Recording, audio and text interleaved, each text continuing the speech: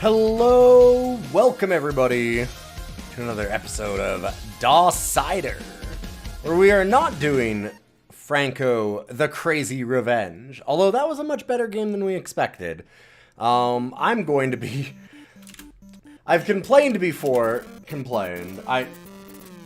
is what I signed up for, about having to do, like, very, very long, manual-heavy RPGs and puzzle games and stuff, because that can be, a little difficult sometimes to keep up with every week. This week, though, I can't really do a lot of platformers or things, so I have the heaviest RPG manual that you can possibly imagine. Well, not quite. We've definitely done longer, but it's up there. That's right, we've got Das Schwarze Auge, also known as the Dark Eye. How many pages? This one was only 100 and some, like 8 appendices. So, you know, only a little bit. Just a little bit here and there. How's my hand doing? Not great. Thanks for asking. But let's go over the list. We got the top 10 and the bottom 10. It's been okay. I'm getting better. Of course, the soccer game, this one specifically, so it wouldn't be another big RPG or adventure game. Hey. I will be excited to do them. I'm hoping that my fingers will be ready in another week or so. At least somewhat ready. I can kind of hunt and peck type with this hand slightly. It's just reaction time's not going to be great. In any case, our top 10, we've got Day of the Tentacle, Doom, and newcomer NetHack, Maniac Mansion, Star Wars Dark Forces Command & Conquer Red Alert, Descent, Warcraft 2, and Doom 2 Hell on Earth. And much like there's a Descent at the top, there's a Descent at the bottom. We've got All Dogs Go to Heaven, First Person Pinball, Jetsons, Flintstones. Actually, I should do it the other way around. It's 10 down, right? Funny enough, Choose an Enemy no longer in the worst 10, right? Oh my god, even Scunny isn't. We got Boppin', Tongue of the Fat Man. Descent 2, Undermountain. It's in the same engine, but it's not Descent. International Ninja Rabbit, Scunny Lost in Space, Terror in Christmas Town, The Flintstones, The Jetsons, First Person Pinball, and All Dogs Go to Heaven. Boppin' was bad and also very weird. There's some weirdness around Boppin'.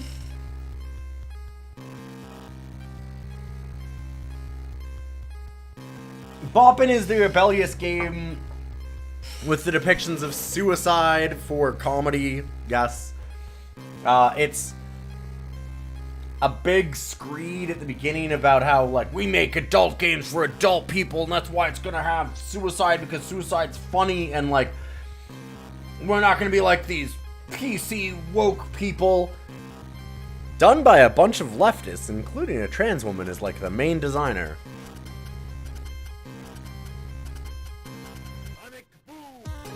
It's a very weird game.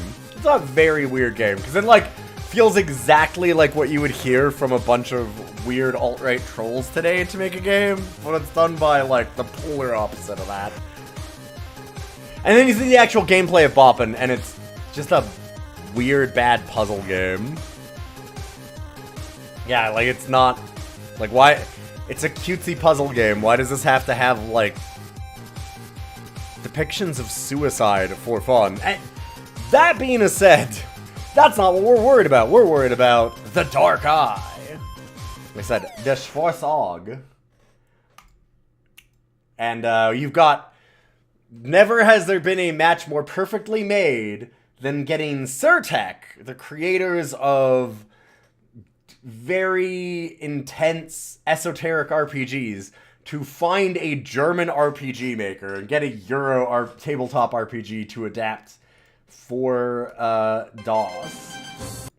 So let's pull up Realms of Arcania. This is the first of a trilogy of games, actually.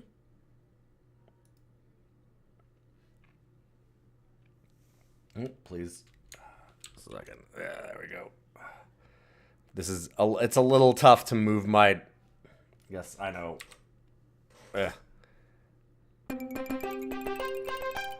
Please. There we go.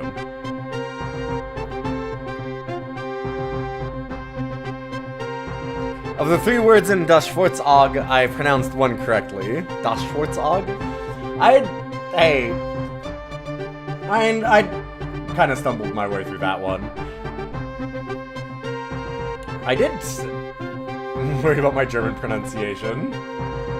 I did do German classes for quite a while. But yeah, it's been a long time. Oh, my family's German, too.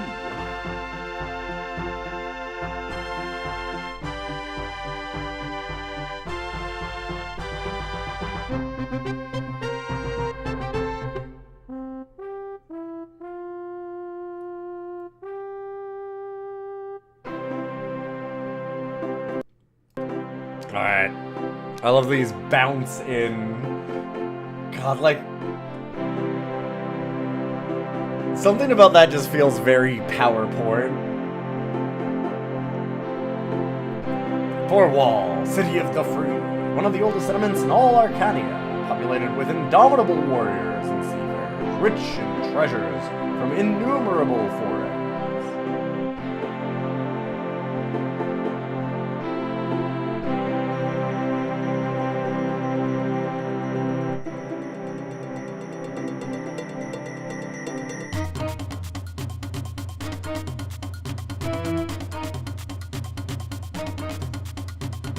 Orcs, bird hunters and warriors, always on the lookout for new hunting grounds. Yeah, I'll turn down the game a little bit.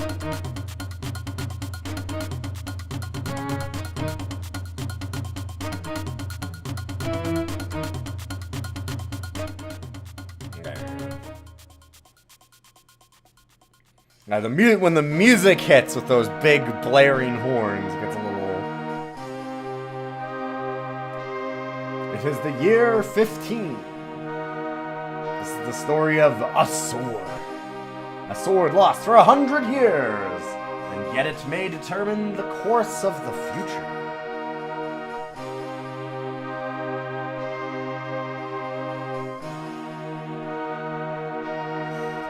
Earth is young, year 15.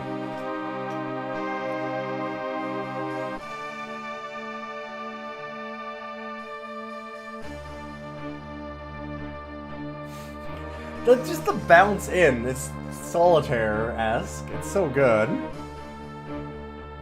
Many years ago, the Thorwallians pillaged the hated slave trader towns of the south. Their captain was Hetman Hugelik, feared all along the civilized coastlines. The civilized coastlines that were trading slaves? Sounds accurate. Civilized, huh? Hey, Blue Magnus, good to see you. You always wanted to get into this game, but it is complicated as all hell. Yes, it is. Oh, it definitely is. Be prepared to spend about 30 hours creating characters. I've looked up a lot of the info. That's why I'm starting a bit late. I didn't feel good this morning. Weird being in the horrible accent I was. And also just, yeah, reading. Loaded with treasure. The dragon ships returned home. All except Hugelix. He went straight to the Cyclops Islands to have a sword forged he was bound to need on his next trip.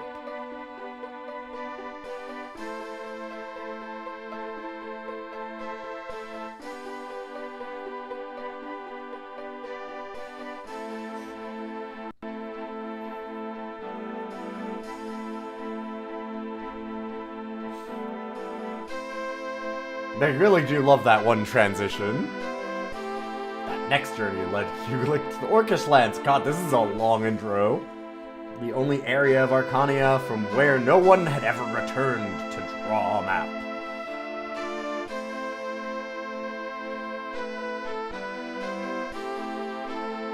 Amusingly, you first played this on your friend's Amiga 500, 9 discs with a lot of swapping. Oof, yeah.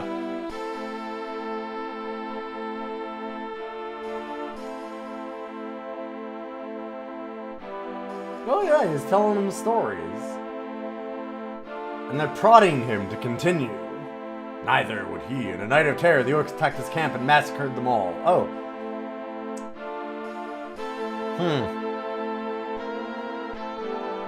Hey, Sirius. Welcome, welcome.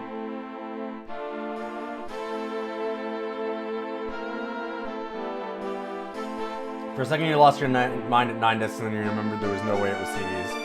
No, it could have been CDs. This game has CD audio if you wanted it. There was a CD release for this.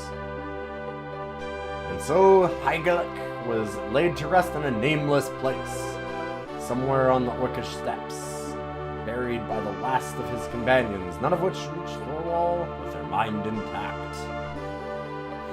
No, it wouldn't have been on 9, that's fair. Although, I do have my Baldur's Gate 2 set that's like 13 discs.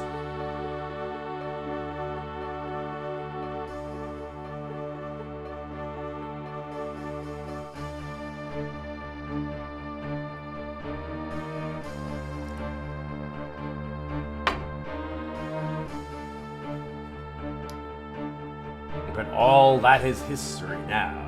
Only the present counts. Present where thousands of orcs are gathering on the steppes to bring death and destruction to the humans of Arcania. Okay. But this time, for once, they are not feuding amongst themselves. They are united under a great chief, pursuing no less than the utter conquest of Thorwall. Alright, we're fighting orcs. That was a very long setup for there's a bunch of orcs that are coming to invade. Oh god, we're not done.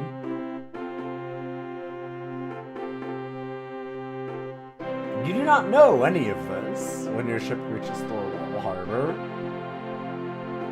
You're dreaming of adventure, of the big city, of hearing your names proclaimed by the skalds and bards in all corners of the world.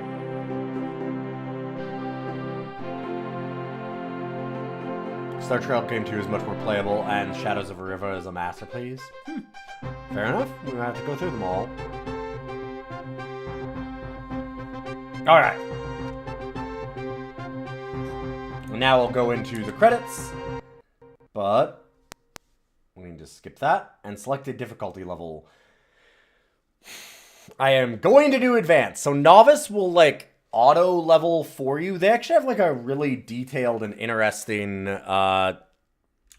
setup for kind of how you want to, if you'd want to play things different ways, which was nice. Hey, Hunter Lionheart, thank you for that 30 months of Prime.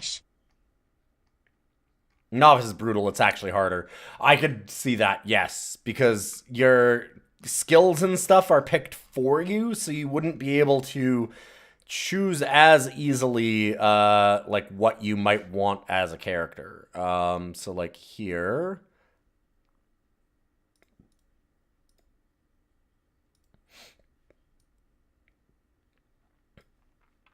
It'll tell you, like, oh, your party's pre-generated, you'll handle the fun, it'll handle character creation, skills, like, it'll do suggestions for the magic and skill increases, stuff like that. There's a really interesting, like, magic/skill setup in this game, in that when you level, you can choose to attempt to upgrade a skill. And you get a certain amount of attempts for it, and it rolls dice for them all the time.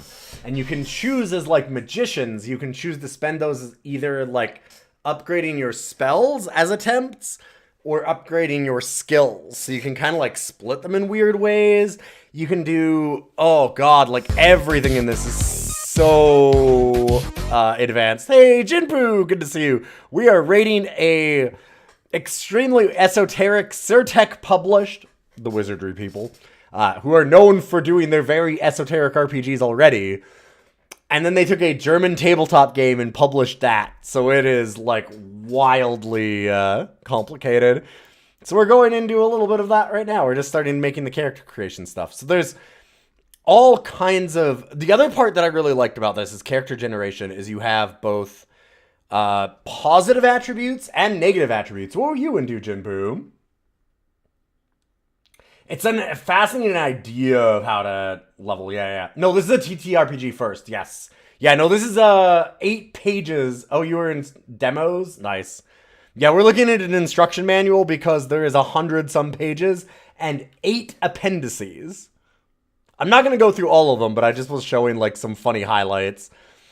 Because we just started doing character generation.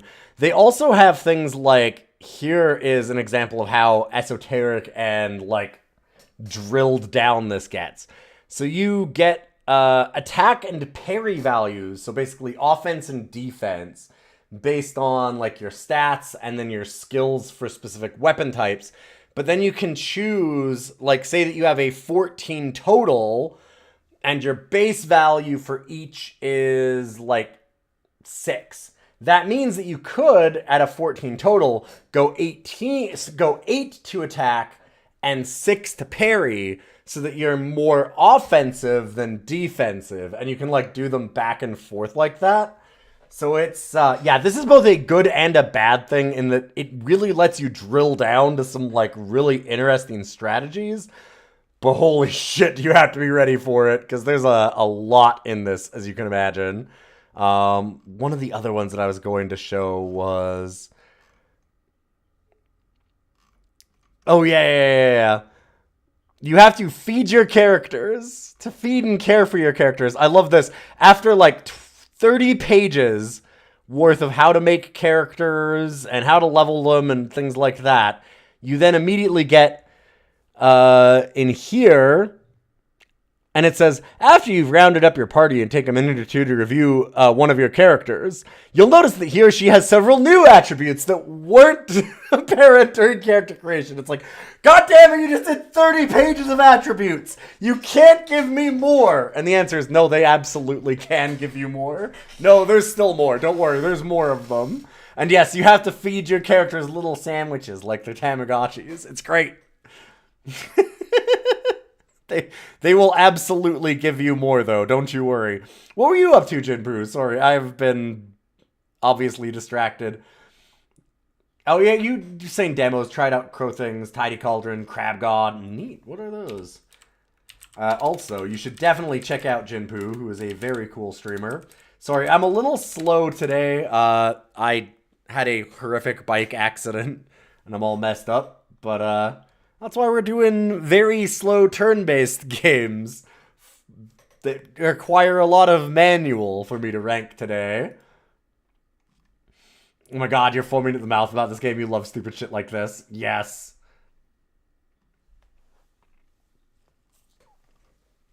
Just Crow Things as chaos. Ooh, that sounds good. Do not forget to have boots, including spares and bedrolls. Yeah.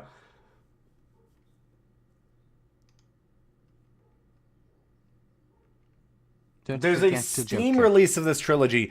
There is a Steam release of this game. My finger is currently straight, yes. That, which is nice. Which is not what it was a couple days ago. But, the Steam one, there's actually a remake, but it's supposed to be really fucked up. Like, really buggy and awful. It was like a full remake, and they apparently dropped the ball very, very, very badly. Alright, so let's start generation! That's right, time to make some characters, baby. There's a lot that you can do in character creation. There's 30-some pages. Yeah, the remake is considered one of the worst games of all time. I've seen a lot of stuff around it, yeah. We get 6 of these, so I'm going to go through them fairly quickly.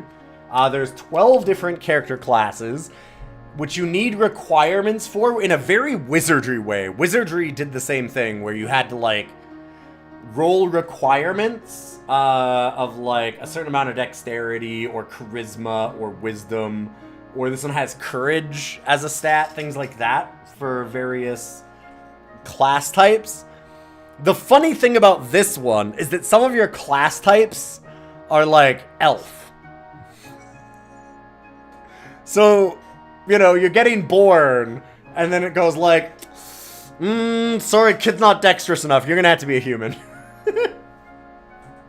There's 3 classes of elves, actually. There are 3 elf types. One that's dwarf.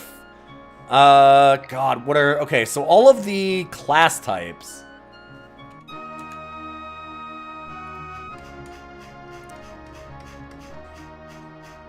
Let me go down to the appendices.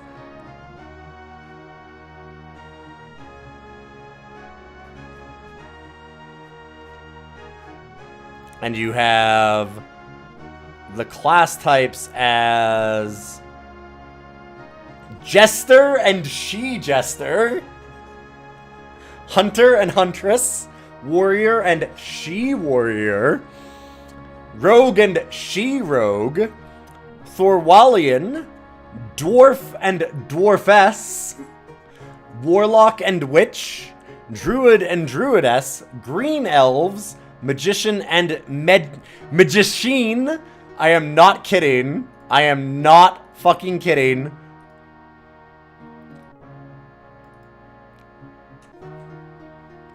Ice Elves and Sylvan Elves.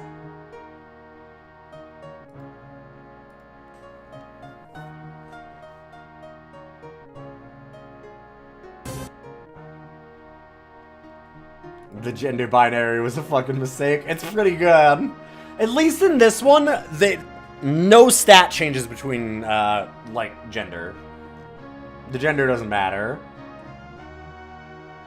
I would wonder if some of that is because German is a, like, gendered noun language, so the translations are probably just done straight across in a lot of ways.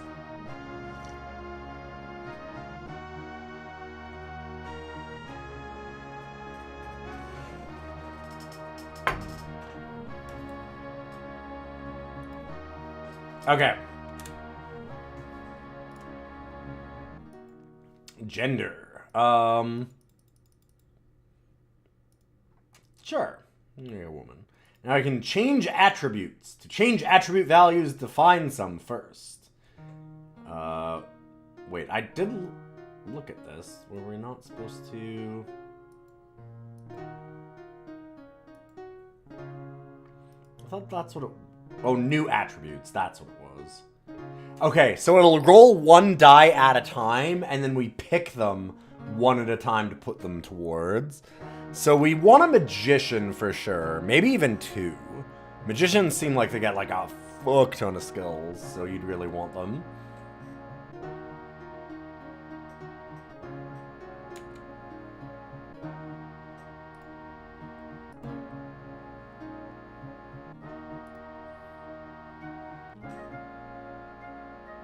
So 11 is not quite enough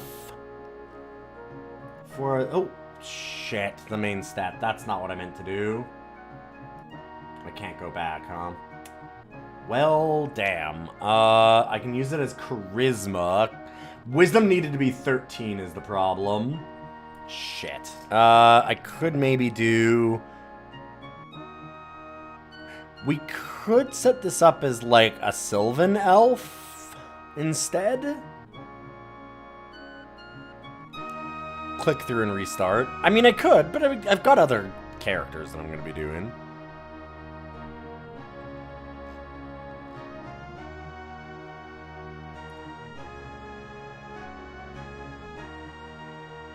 Sylvan Elves need 13 agility and intuition. This is 12. You do get some adjustments that you can make by, like, upping your negative stats, which I'll show in a minute. Alright. 13 is the highest that we can get, by the way.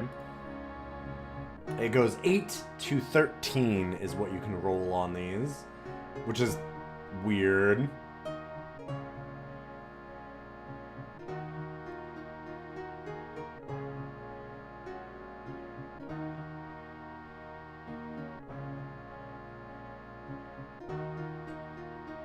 Oh no, there's a whole pantheon. That's one of the appendices, is all the deities.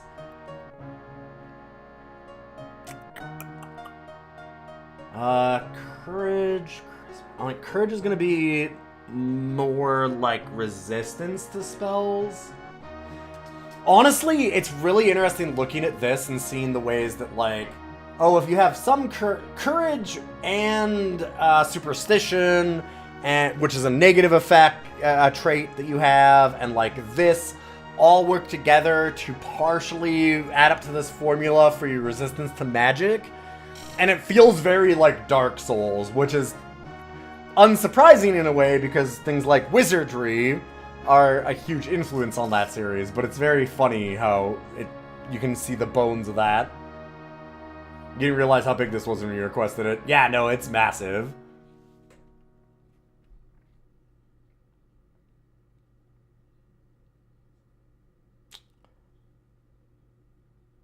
I'll do 9 strength. Another 12, damn. Dexterity? Oof, weak on courage. High on charisma, damn. Ooh, 2 is the lowest we can get, so that's actually great. Less than or equal to 4 for avarice is what we would need for this class. Another 2. Oof. So yes, you actually have fear of heights as one of your negative traits. Fear of closed spaces, superstitions. It's wild.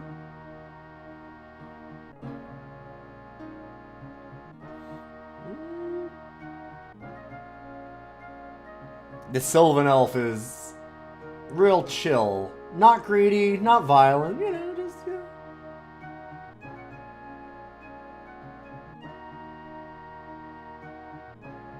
Alright, fear of enclosed space. Ooh, 7. Alright, you're afraid of death stuff, I guess.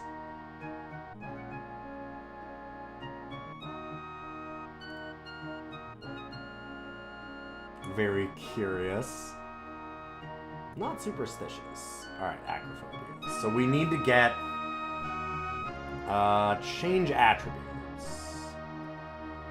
We need agility and intuition to both be at 13, so we'll go agility increase.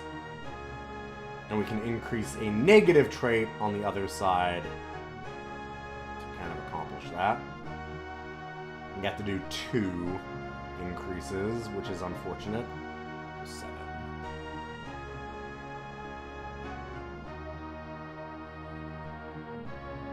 Oh, this extremely seems like the kind of thing where traits will haunt you the entire game.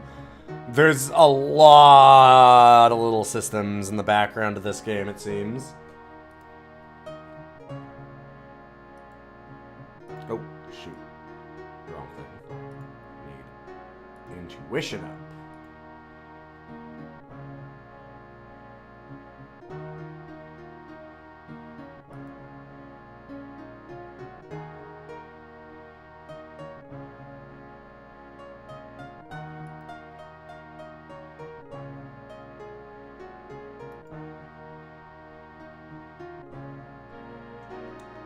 Now we can select archetype. And we can be a Sylvan Elf.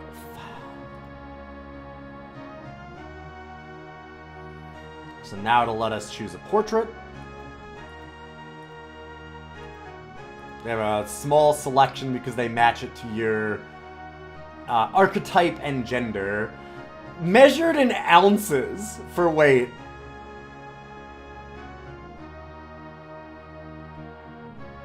What?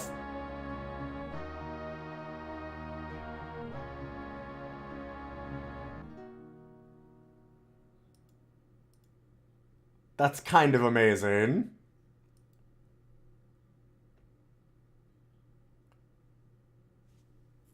Alright, 25 life points, 25 astral points for our spell casting, 34 endurance.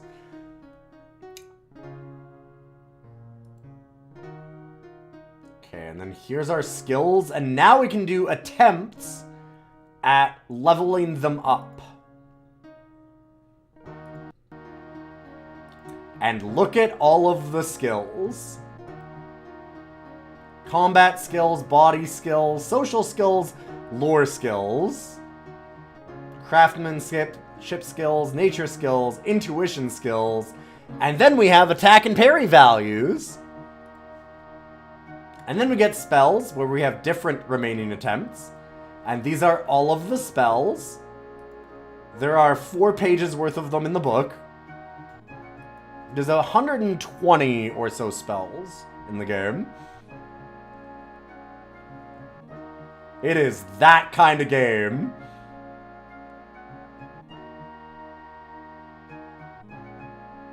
Okay, good with swords and missile weapons. Good at climbing. Good at dancing and hiding.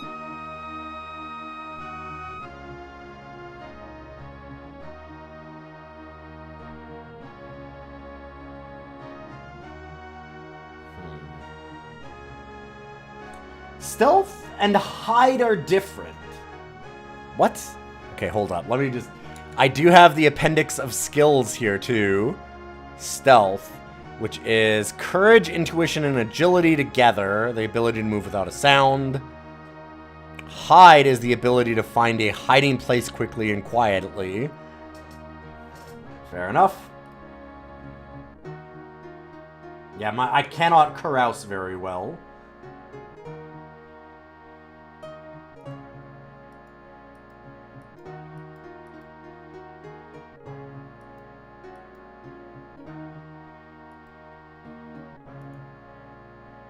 Okay, yeah. So, let's try it up swords? Increase succeeded.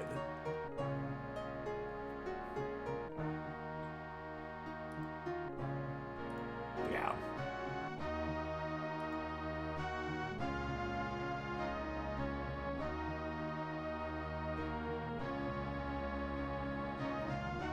Physical control, acrobatics, there's so much.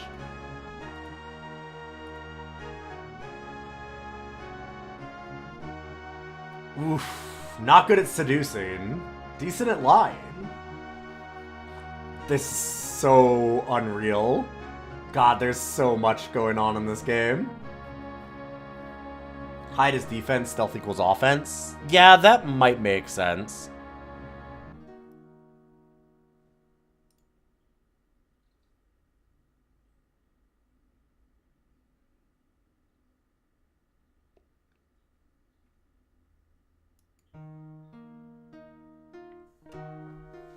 Good at lying, or so you tell yourself. Well, if I'm good at telling myself that I'm good at lying, that means I'm good at lying to myself. Didn't say who I was lying to.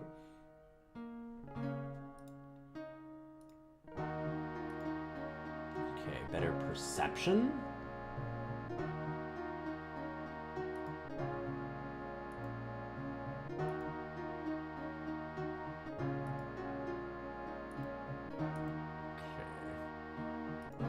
Oh yeah, this character was really chill.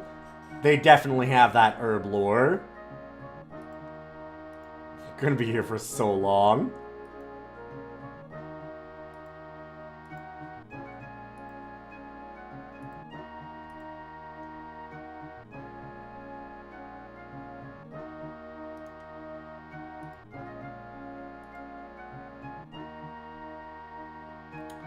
Okay, let's also do missile weapons.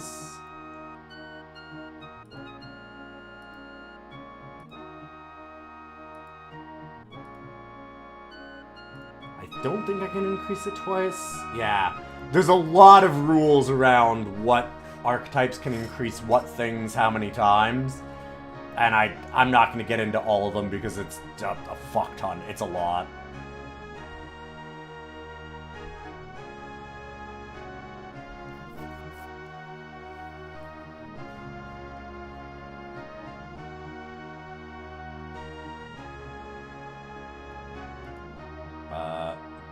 Tracking, maybe?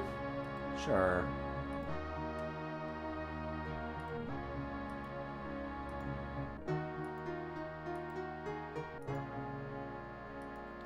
don't think I can go any higher than that. Yeah, only 2.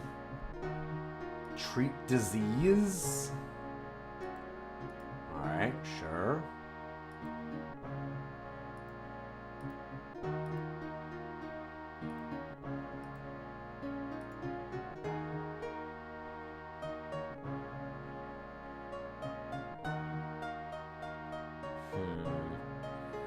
Wondering about instruments?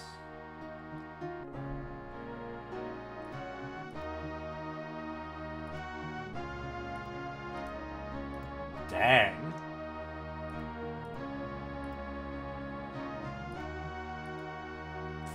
No more attempts possible. Alright. We'll have this character be more towards... Oh, God. Okay, attack and parry values. You can change attack and parry values for every type of weapon? That's fucked. That's so fucked up. Oh my god.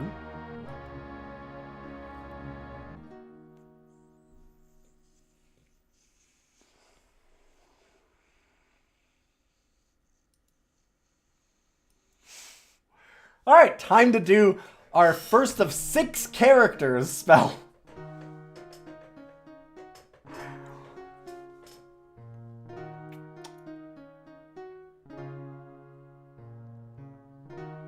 Okay, so I do have the appendices for spells here also. Wow, this is so fucked up. And there's certain lores that elves are better at.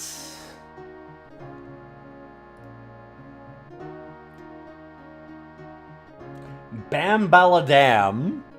What the fuck is Bambaladam?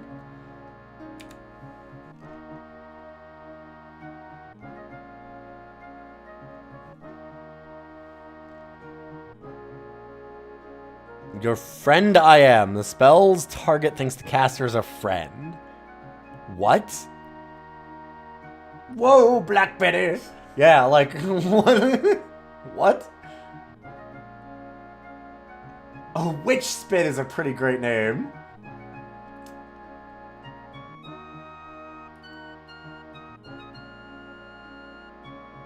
Somna Gravis. Oh man, everything is such nonsense and I kind of love it.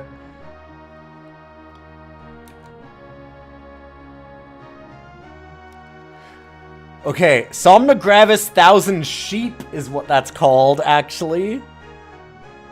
And it turns them to sleep. Okay.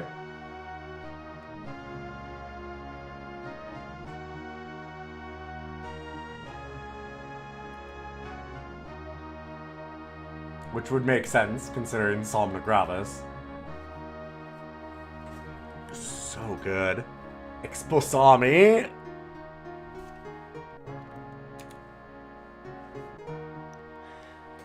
Oh man, Witch Spit is also used to heal. Of course it is.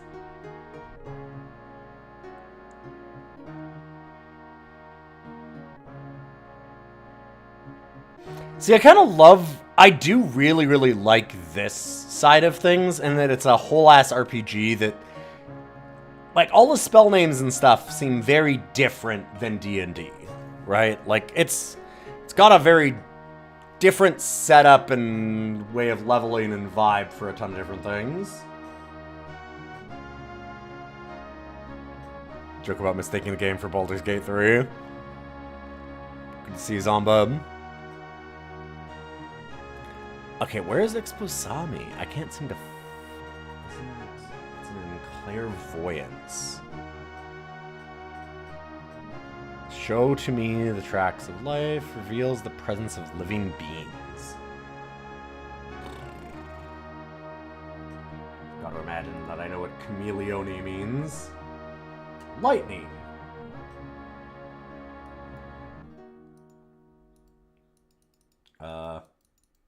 Oh, right. Yeah, gotta right click. Let's go combat, turn up lightning. Combat, turn up lightning. I feel the cosmos. No! Thanks for gifting a sub to Death Incarnate, Sponge. Very nice of you. Maybe you'll catch the end of character creation by cutting the grass. God.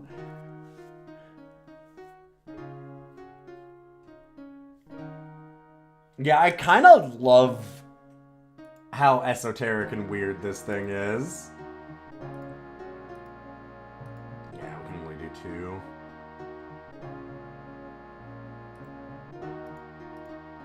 Accurate eye. Fulminix. What is...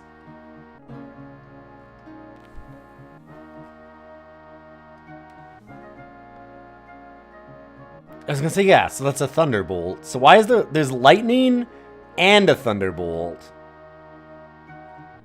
Oh, lightning just blinds the... What? Okay. Fulminicious is a thunderbolt that strikes them with lightning. Lightning does a bright flash they can't attack. You know, like you'd expect.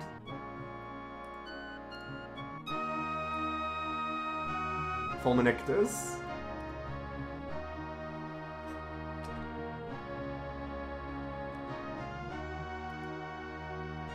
Also, yeah, what is Terror Broom? So, Plumbombarium Brocadad is the name of the full spell. Arms and armament be as lead. I do love that this all rhymes. The arms of the caster's opponent turn heavy as lead, making attacks and parries difficult. Terror Broom lets a witch's broom or warlock's staff move and attack by itself. Alright, fair enough.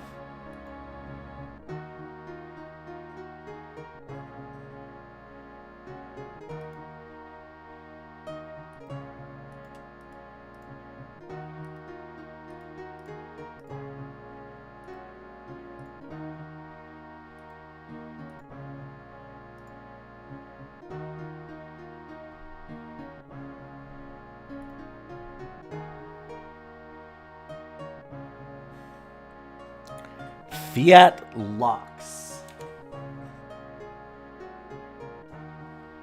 Oh yeah, we are kind of turning people to lead. Yeah. And transmutation. Most of the classes will go a little faster than this because we wanted to pick all the spells. Okay, that's just a torch. Gotcha. Fiat Lux Light. Gotcha.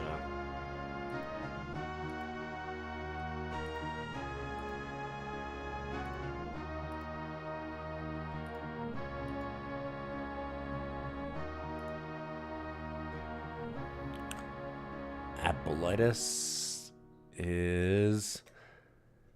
creates a small breeze. It's literally to make a breeze. That's the spell. Ah, this purifies food? Purifying food seems good. Considering that we actually have to care about food.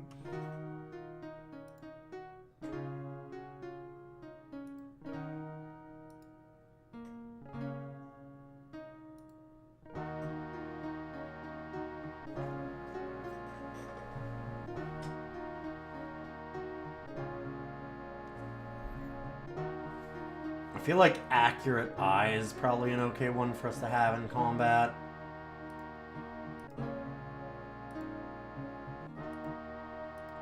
Okay. Got a couple more attempts. 3 more. We didn't do anything for the Chameleone, or... How about Acceleratus, actually? I've got to imagine... Acceleratus Speedy... Oh god, the full name of this is Acceleratus Speedy Steed.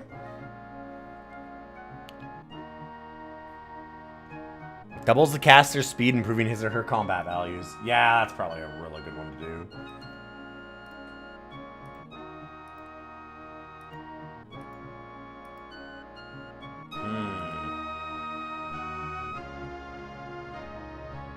An Odom Arcanum is...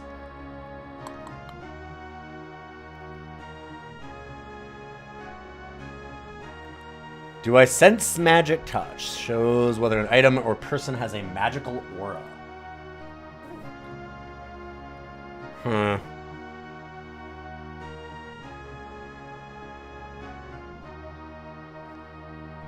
Eagle's Eye ups our perception. Let's do that, I guess.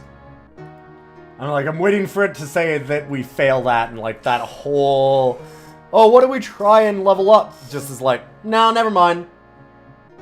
All right, one hero saved. Oh no.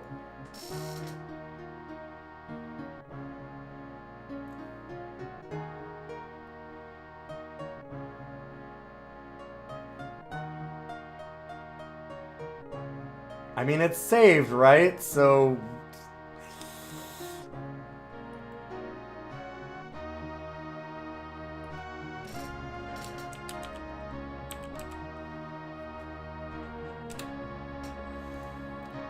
hopefully. Alright,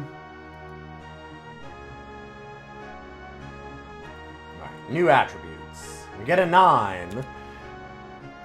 So we're going to be trying now to kind of... I think that I'm going to do my 2 magic classes first. The 2 big ones. 2 or 3. We'll do like a magician now, which is going to take the longest probably.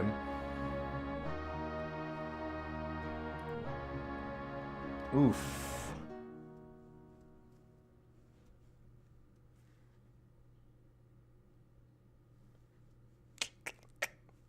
They need a 12 in Charisma and a 13 in Wisdom. So, wizards have to be charismatic in this universe. Which is interesting. Intuition is kind of like more D&D warlocks type stuff. Bad courage, I guess. Oh my god. Ugh. Oh, this character sucks.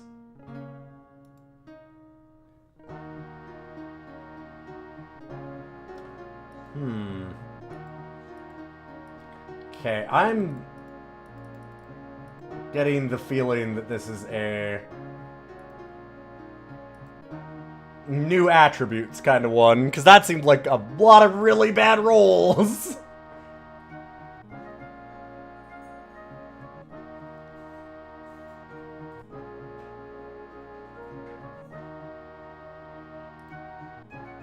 Alright, 12. So we need Wisdom 13 and Charisma of 12 to make this character.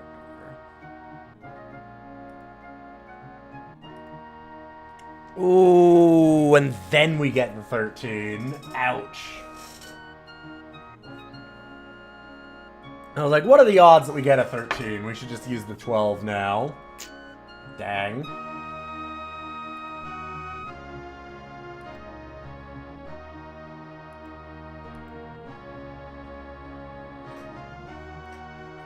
And they have to have a low superstition. Equal to or less than 4. 3 is pretty good. We'll do that.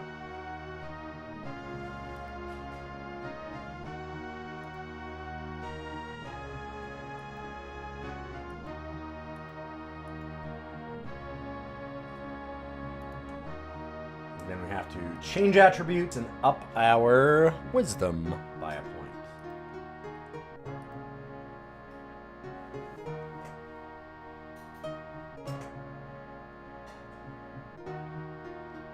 I'll make them more curious.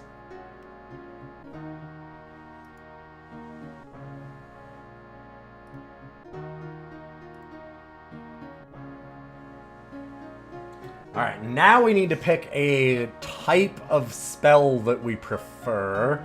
And then you get house spells. There are so many pages of what you can do here. It's, again, pretty wild.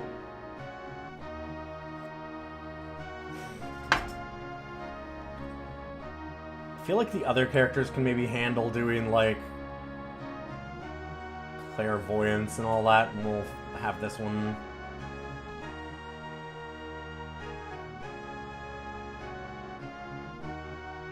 Oh god, I think that the convert increase attempts is that we get 40 attempts to increase skills, or sorry, spells with the magician, but we can shift some of those over to skill attempts instead. So I guess we have to choose that now?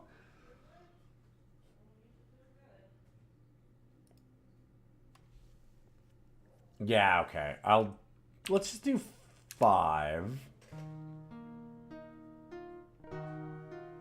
Oh, and we can also make them more astral points so we can cast more spells. That's another thing we can do.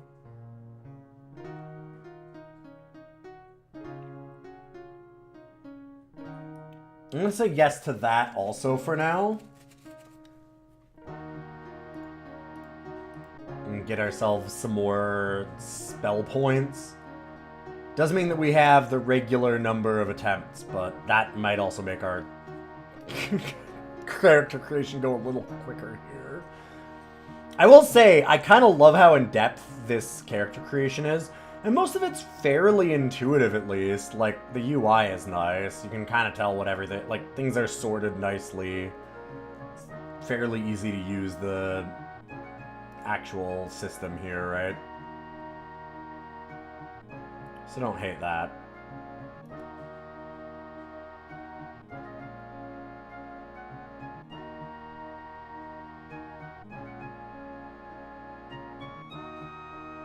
It all makes sense, there's just a lot. But I've had ones where there's a lot and it doesn't make sense. More diner, that's... Right? Like, that's the thing. Human nature. Right next to lie, huh? I see what you're doing. Okay, what the fuck is human nature? Allows you to judge the probable reaction of non-player characters to your party. Okay.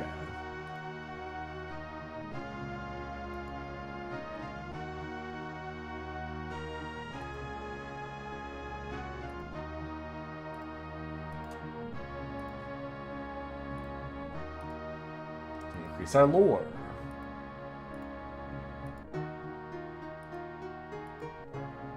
Hey, stop that. Is it harder to increase a high number, I wonder? Oh, right, yeah, you only get 3 attempts and then you fail out entirely. Hey, Samurai Hitman, good to see you. Tongues is probably a good one.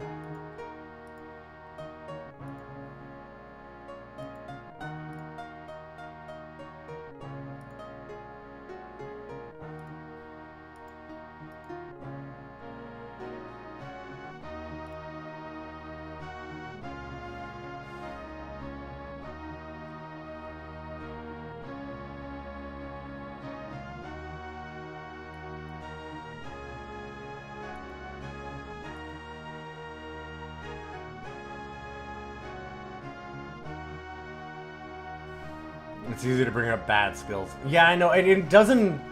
The increased check is rolling it and seeing if you fail. I just don't know what the fail is. Is it a d20 and that's, like, has to be higher than the number that you're doing? I don't know. That's the thing. It doesn't tell you any of that. Let's do read.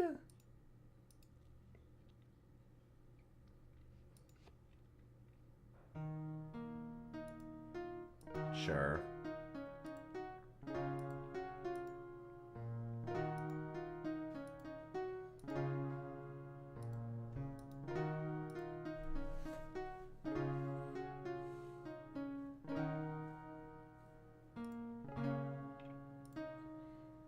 All wizards know how to do is eat hot chip and lie. Or maybe not. And now we can't increase it again because we failed 3 times. What an incredible system. It's very weird. But interesting, I suppose.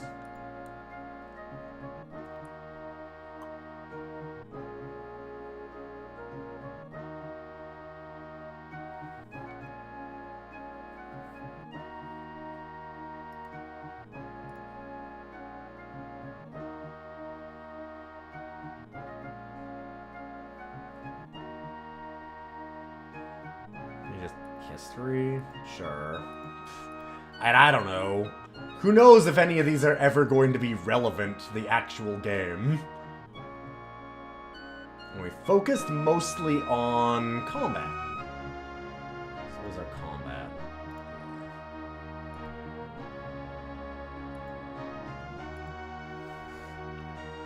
Also, if we look at the combat spells again...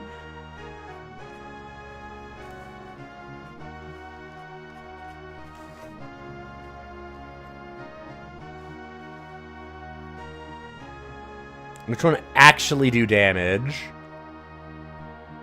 Ball and chain keeps those target from wandering away. Astral theft withdraws the... Oh, those are domination ones. Where's combat? Accurate eye and hand that's true. Makes us more likely to hit with arrows. Ecliptifactus Darkness's Might. Fighting comrade from the night. The caster's shadow turns substantial and fights at his or her side. That's not what I expected, but sure. Ignifaxis Lance of Fire. Although much is unknown about the spell and its origins, witness says it conjures a lance of fire that burns the opponent targeted. So I guess we could do that, sure.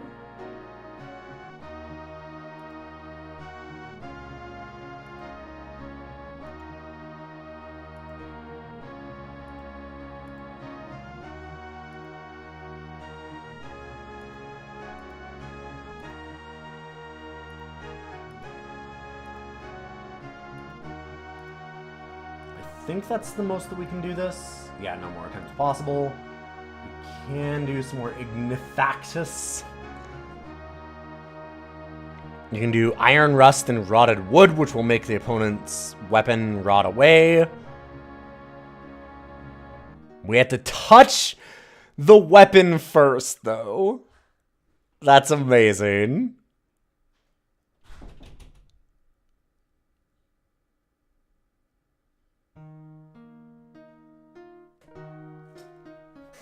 Huh.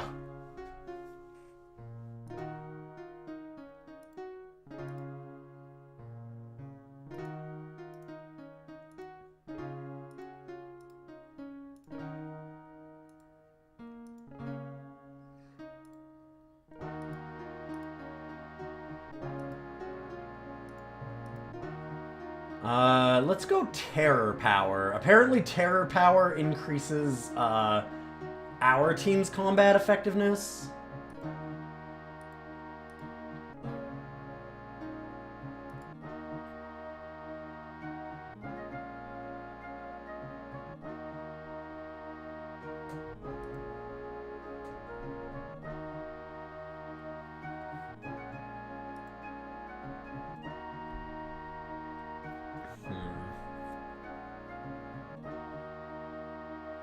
Hey, Media, good to see you.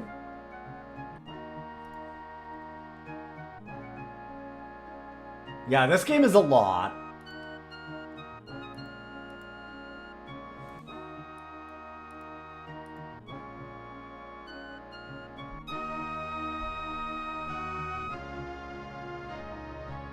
Sensible. What is sensible? Sensible, clear and well, all feelings. I can allows the character to read an opponent's feelings. The duplication one. What is the duplication one?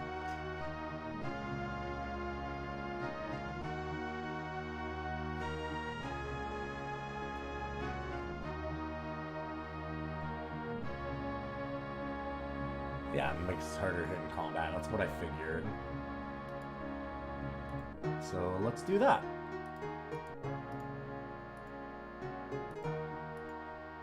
And that's all that we can do. Two, yeah.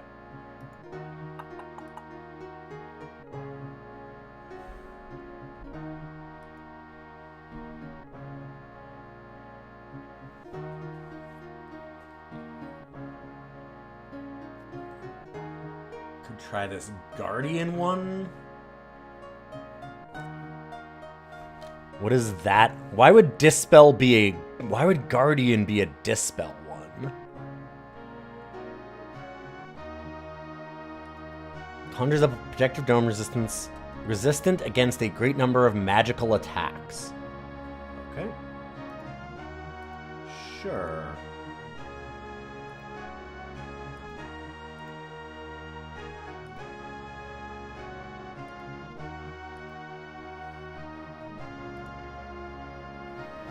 And healing spells Balm. Turns the astral points of the casters into life points of the patient. Sounds good. So apparently our wizards are our healers in this. A lot of the time.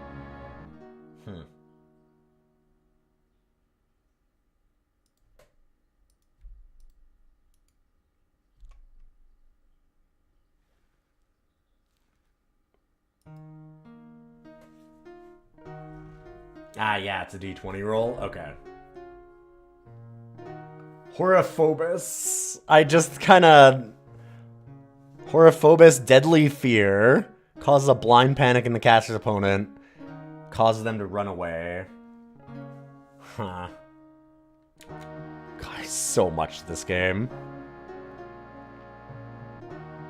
Oh, Respondami makes them tell the truth.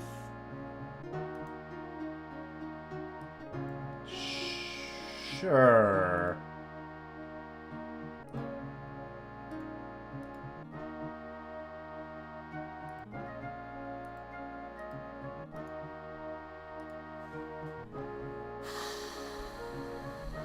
Penetrating clairvoyance.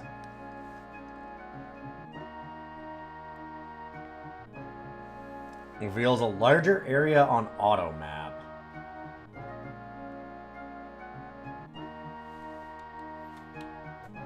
Movement, the foramen one. I feel like we did that one on the other character. No! Foramen low opens up locks. I could do that, maybe. I was gonna get a thief, but it's not a terrible idea to spend a little bit there since we've got so many attempts, apparently, at leveling things up.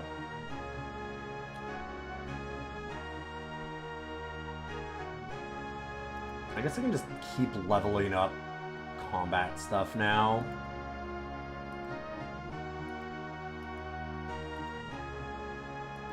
I'm not quite sure why these go at, like, negatives in whatever way. Alright, done attempts. We're good.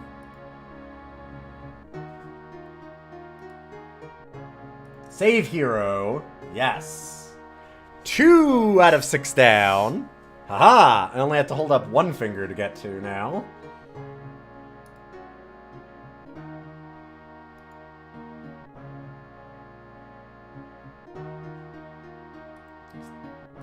Save again.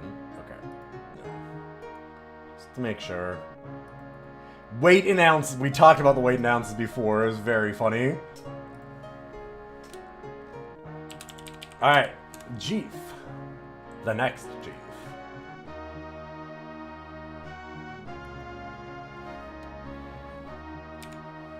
I think we'll do a druid. I get the feeling that I might actually play through all of this game at some point, so I'm kind of building a full team.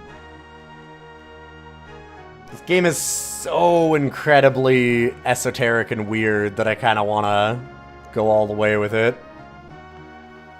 And then we've got choices of our 3, like, frontline, kind of more combat-oriented, or, like, at least melee, non-magic oriented characters.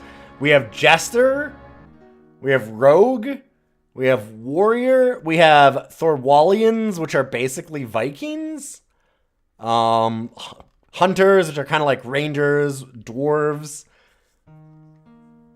So do a Witch or a Druid as our last one.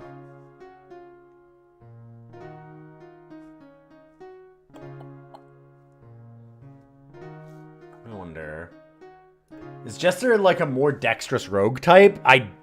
Honestly, it's very weird because the Jester says their special training is in survival techniques. But it seems like rogues are offensive stealth types and Jesters are defensive ones. Because, like, these men and women of the road are well-versed in all kinds of survival techniques, having a fair share of experience with rogues and pickpockets. They well know how to protect themselves and the party. So that's my guess.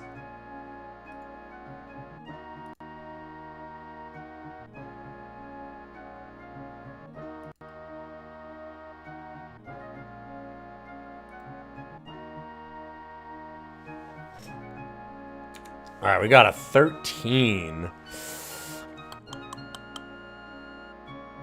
Highest that we can possibly roll.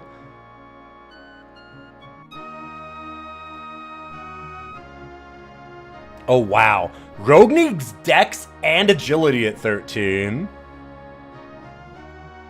So maybe it's time to go for a Rogue if we already got a 13 as our first roll. That is the most extreme that it needs, yeah. Because it needs 2 13s and a 12.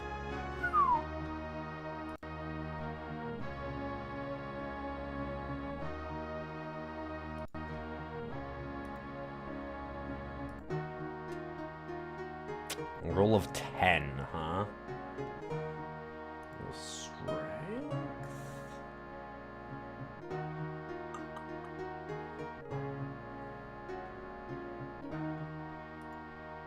Uh-oh. Uh-oh. Oh, second 13. Yeah, and then an 8 for courage. I need 4. Oh, that's so brutal. Well, I'm still just gonna do it. Fuck it. I'm not gonna just keep re-rolling forever.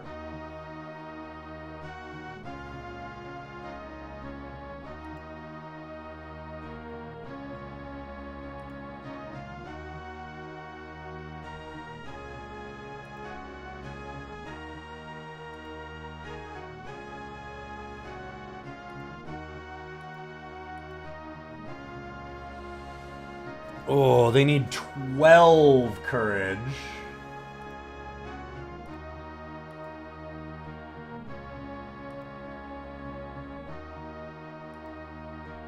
So they're max superstitious.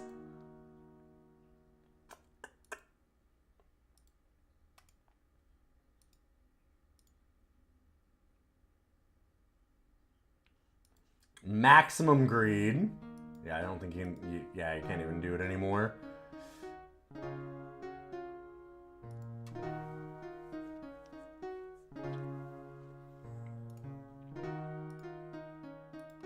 Man, that is brutal.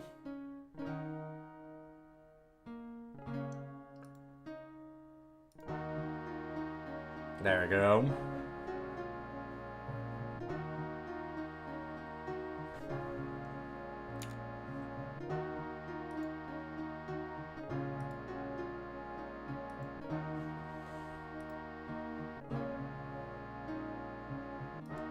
Alright, select archetype.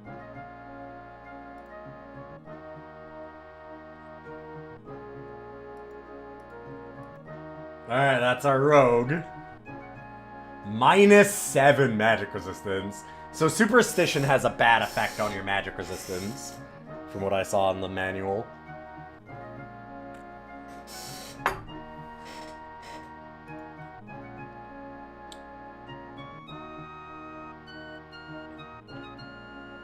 Pointed weapons are daggers, EPs, rapiers, things like that, so I think we'll go with pointed weapons.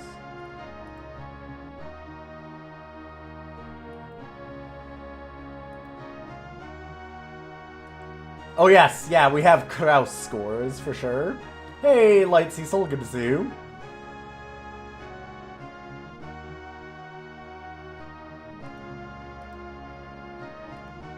I don't think I can increase. Oh, I can increase it twice. Only combat ones can only go up once, sure. I think that's what it is. Wow. There's a lot of RNG in your character creation in this game, like way more than most of these.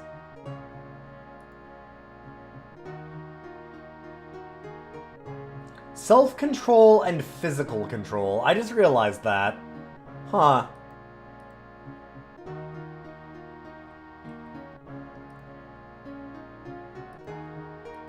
Well, obviously we know how to party.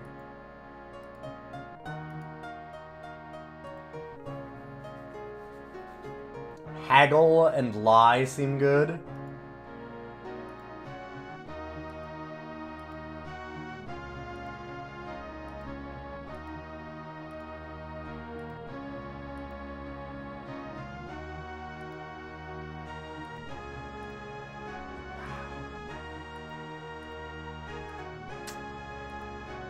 Oof. And that means we just can't increase it anymore. That's such a weird system. If you fail 3 times, you just can't, you don't even get any more attempts. So it's very, very RNG dependent as to how your character turns out.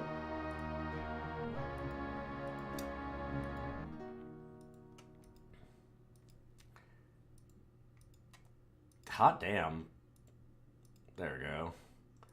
I was being mean.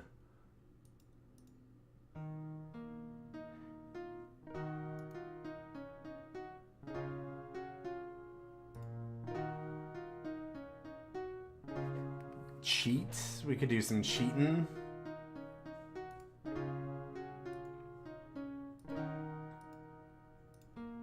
How about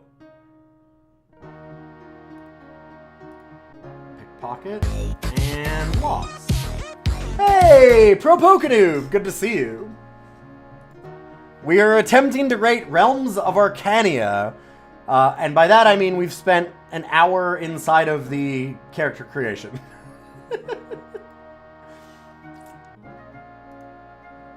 It's okay though, we're halfway done all of them.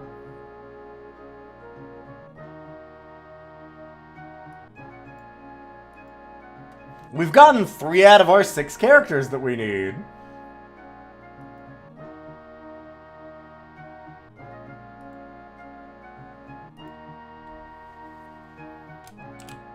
Alright, let's get another Jeef up in here. So how are you doing, Pro Pokenoob? Also, for those that don't know, you should definitely check out Pro Pokenoob. A very, very cool streamer. Sorry, my typing is a little slow right now.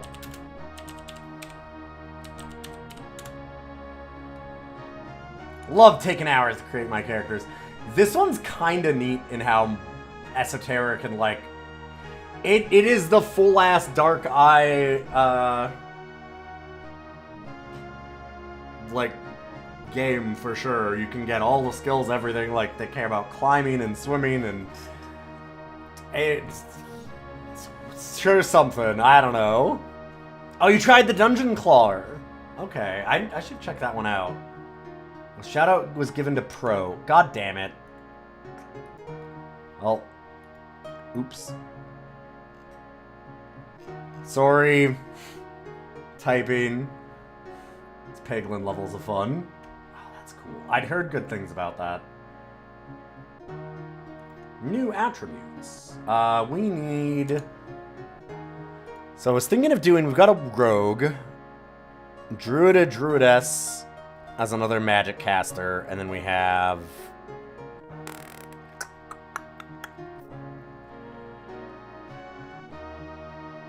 Probably like a warrior and a Thorwallian or something for some combat stuff.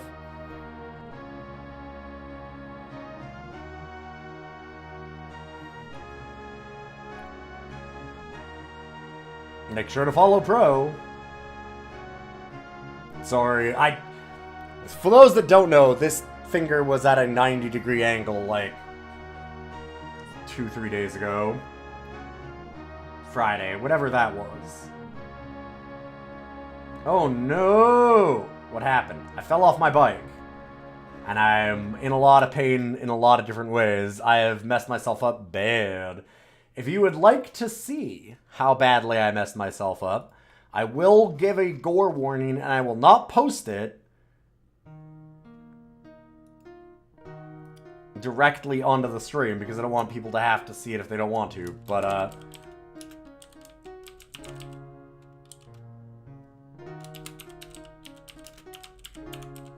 here is my finger injury, so you can look at what I posted up in my Discord, and you can see how bad it was. It's not great. So we need high courage and strength if we're doing any of the combat classes. If we wanted to do... Dwarves need high dexterity. Huh. That actually kind of makes sense, because they're doing smithing. Which is very different than like a D&D kind of thing. And courage and wisdom is needed for druids. Oh, yeah, it was painful.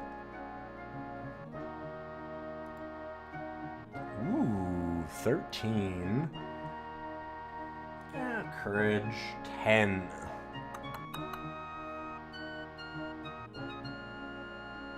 Charisma, another 13. So we could do the druid now. Sure. Oh, wow. Agility?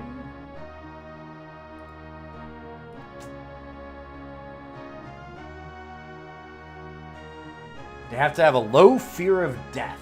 Okay, so there we go. Low fear of death, done.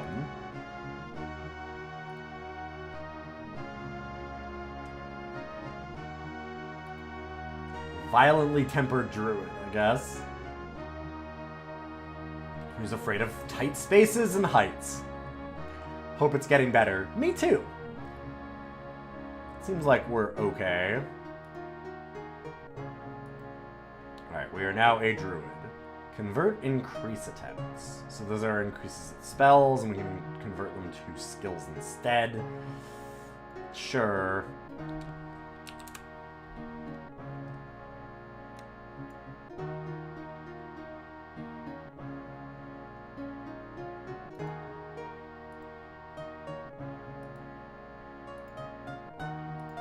I think we only get the one, yeah. So what is self-control? The ability to take damage without letting the pain get better of you. With a high self-control, characters feel the wound, note its presence, but don't react to it. Ah, gotcha. So it stops you from being interrupted. Physical control is like grappling, apparently.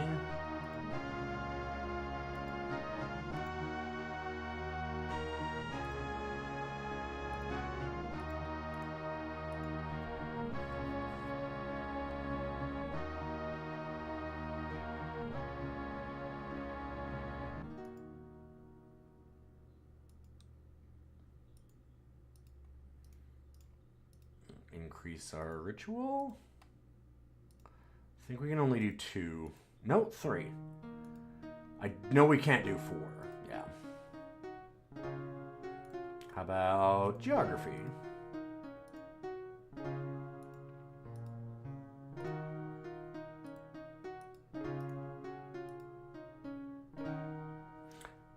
I also just noticed drive, which is very funny to me. Let's do treat poison and wounds.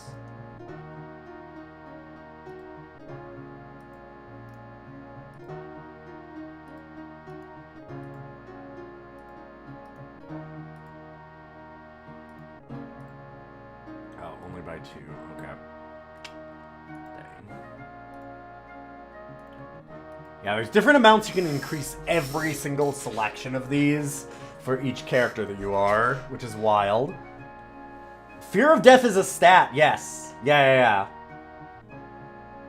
A stat that affects if you get stunned from a hit, that's actually pretty cool. Yeah, no, there's a lot of, like, really... there's a very in-depth possibility to this system, anyway. Like, I don't know how much that's actually going to come out in the game, and eventually I'm sure we'll try and get there. But, it's very, very in-depth as far as, like, all the rest of this goes. And you can change your attacks and parries so that you can go more into attack or more into parry and be more or less offensive or defensive oriented. There's 100 and some pages worth of manual for this game. It's a full-ass TTRPG that's just not over in English, right? Like, it's the Dark Eye system from Germany, and they had a cheaper time licensing it than D&D.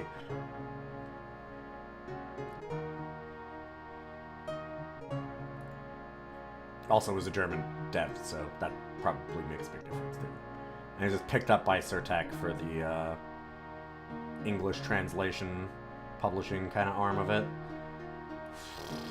I don't know.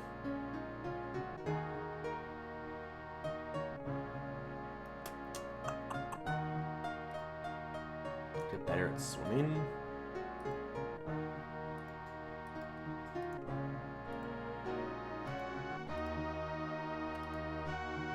Yes, we have a Kraus stat, for sure.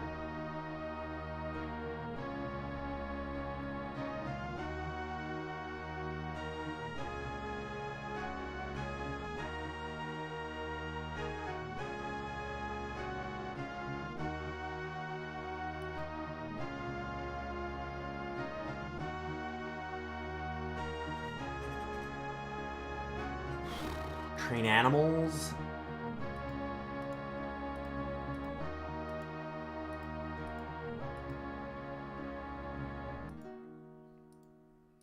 We haven't done any orientation. Let's do orientation then.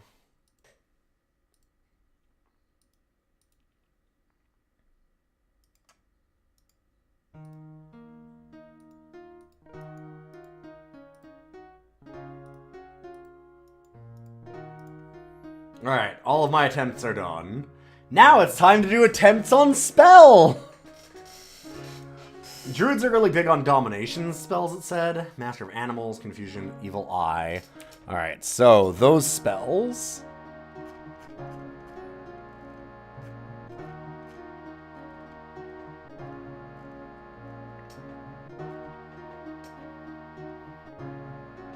Evil Eye turns an opponent against his or her own companions. Okay, a character must be at least one square away to cast. Master of Animals, same effect as Bambaladam, but only animals. Bambaladam makes the caster a friend. Okay, so they won't attack anymore. Gotcha. And I assume Confusion is Confusion, reducing their effectiveness in combat. Alright.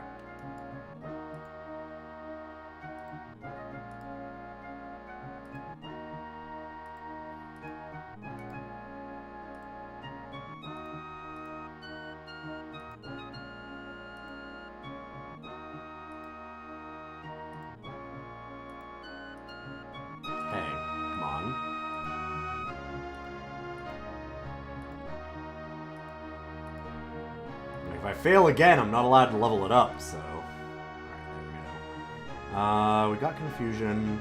Could do the Master of Animals. I'm sorry, Bambaladam? Oh, yeah.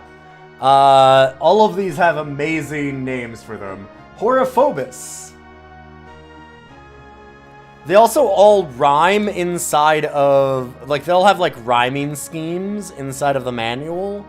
So, like... Rest the body, rest the mind. In healing sleep, new strength you'll find for a healing spell. Or, like, Bambaladam, your friend I am.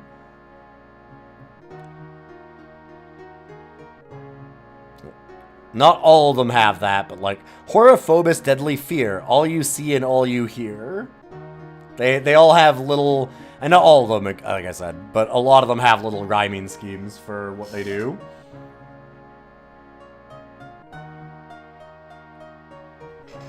Alright, so what the hell is dance for domination? And I have to imagine that I got a little bit of an idea. Forces the target to dance until exhausted. Great, what does that mean? I don't know, let's do it.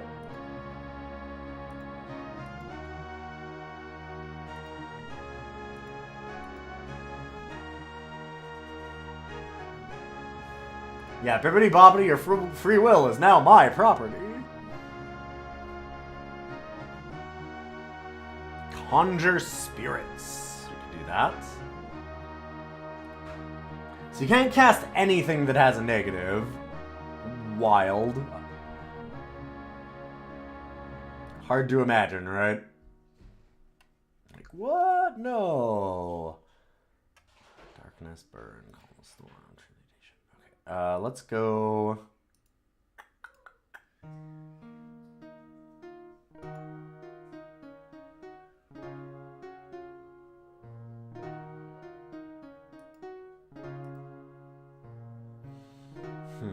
I'm gonna do Conjure Spirits.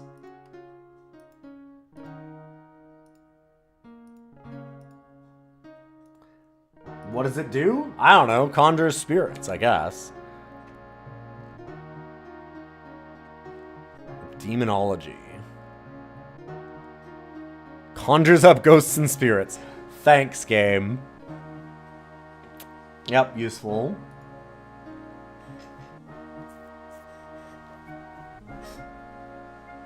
Hey, Avion.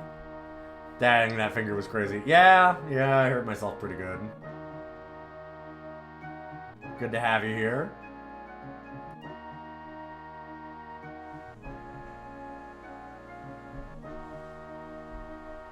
Let's try Darkness's Power. Slowly increase that one so we can eventually cast it.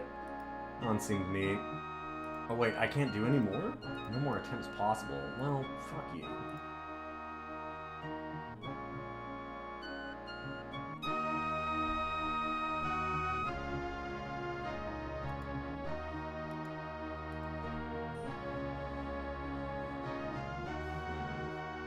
We can do the Master of Animals.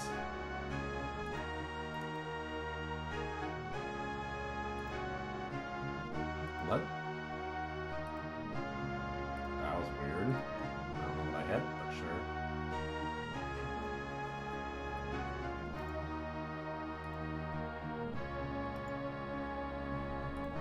Let's go Horophobus.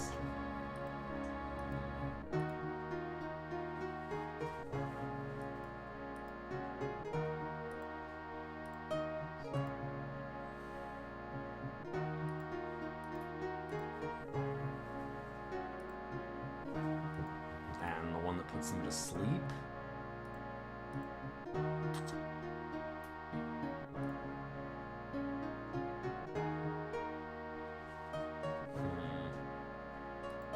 Yeah. Guess we could do Meekness. Summon Crows, Banish Spirits. Let's go Banish Spirits too. Alright, cool.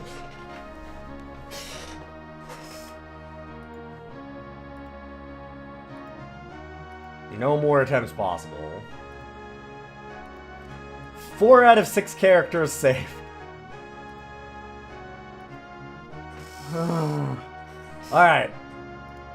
These ones don't have any more magic, so we're good to do some fast ones, I think.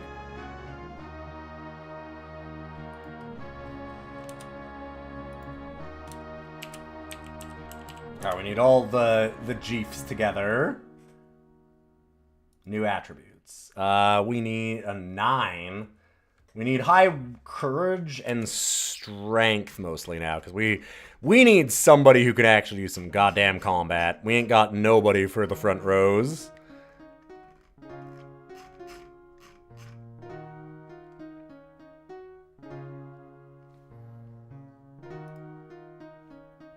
Yeah, honestly, the thing with my finger now is, like, yeah, the recovery and stuff sucks, but one of the biggest things is I'm not looking forward to the ambulance bill. Luckily, I'm in Canada, so it's not, like, tens of thousands of dollars. It might just only be, like, 1,000. Need a hero whose deal is just summoning crows? You can do that, apparently.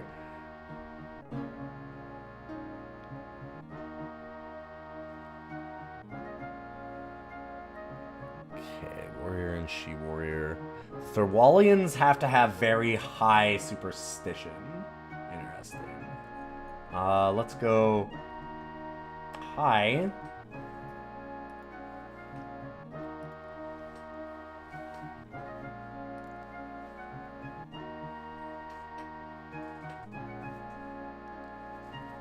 Be nice, buddy. Yeah, oh, that's nice. Yeah. We could go 12 dex and strength and go for a dwarf also. Hi. What you doing? Let's get a Thorwallian. I like the idea of a Viking. Let's have a Viking. Hi. That's nice.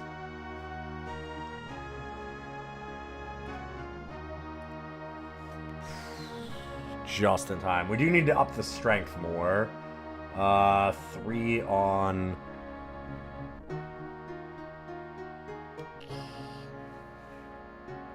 low curiosity.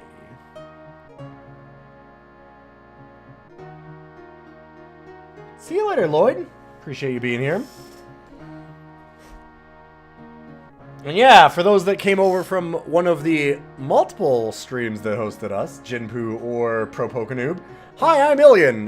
Normally, I do a lot more roguelikes and stuff. I'm a little busted up right now, so I'm not using my controllers and things.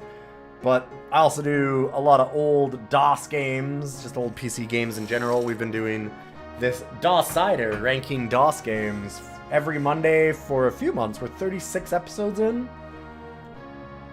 Otherwise, I have like a really big Rogues Day thing, and a lot of just variety stuff. On top of the podcasts and stuff that I do. I've been doing a lot of content for a long time, essentially. 6. Okay, that can go to Superstition. Because we need a high Superstition for this character. Has to be 7. I like that it can't be higher than 7. It has to be exactly 7, by the way. Alright, you're afraid of death. Oh my god. Terrified of heights. I'm not afraid of that. Alright. So let's go. Strength has to go up by 1. Which means we need to up Superstition and... Sure, Curiosity.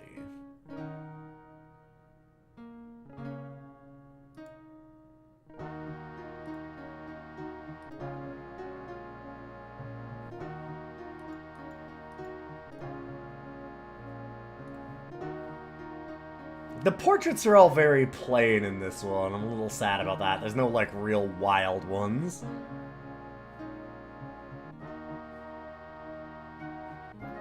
Have an unarmed Viking. That sounds like it'd be rough as hell.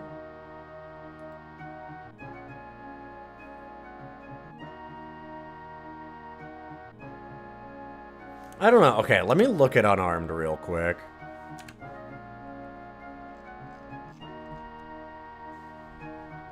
Boxing, wrestling, kicking is a skill to fall back on in case the character's weapon breaks. In other words, you don't want to actually try and main it. Gotcha.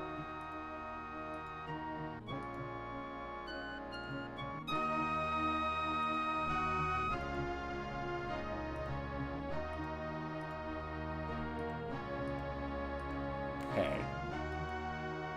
Be nice. Hey. Okay, well, now I'm not allowed to, because we failed 3 times. The RNG in this is so just unreal to me.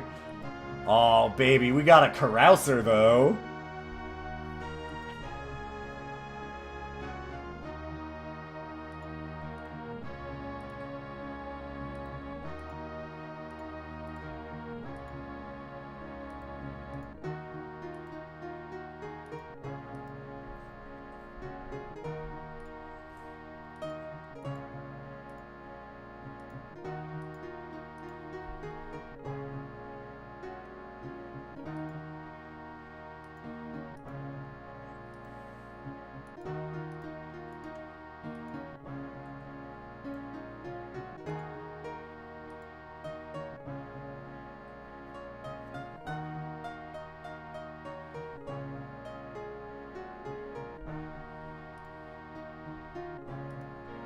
Oh, they actually have really good orientation.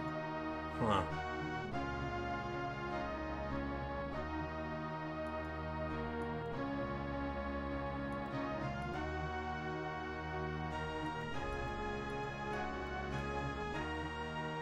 Oh, yeah, here we go. Yeah, so you can alter those there. That's what you do.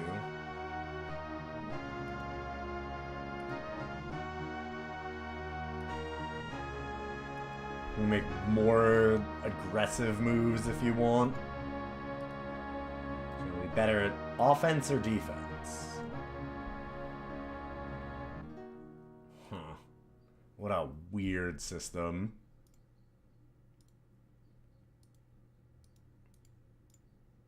Let's up bind because we don't think I don't think I have anybody else that does that.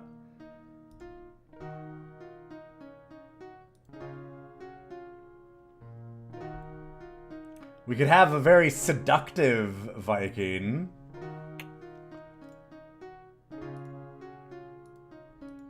Hell yeah.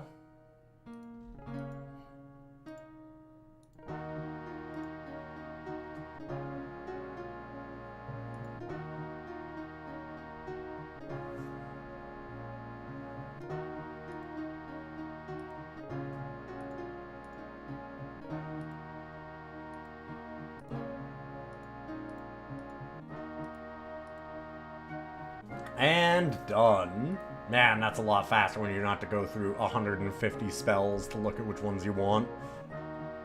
And last one. Fine, sure. Yes.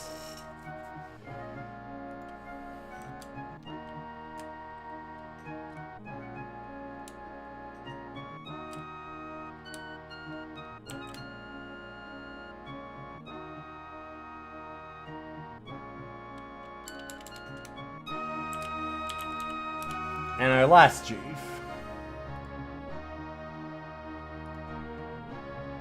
Oof. Good old 8. 13. If we want a warrior or a dwarf.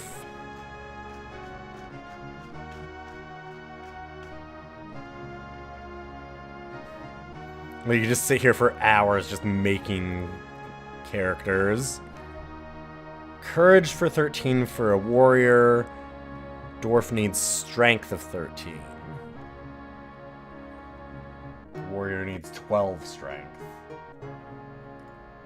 Kind of want a dwarf, although they're specializing in axes, which are Thorwallian already is too, so I don't know if that's good. Maybe.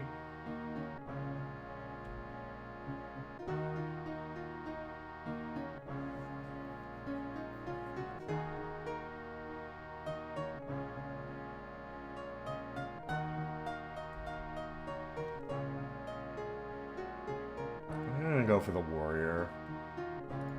Sure. Wow.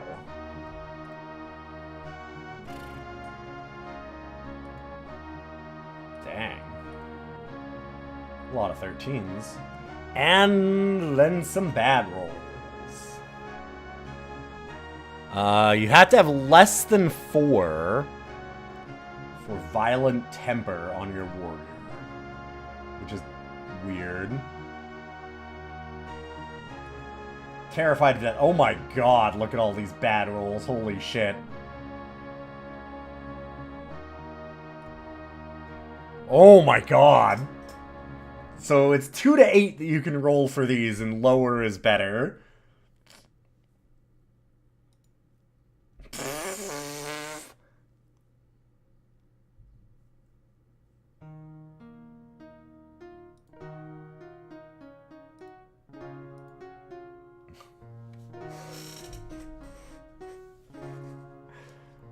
Ouch.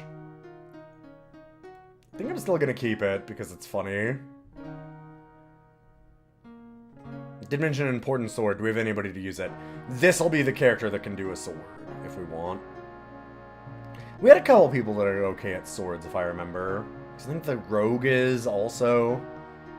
Or, no, there was somebody else that we had that had some sword points for sure. But, whatever, we've got lots now.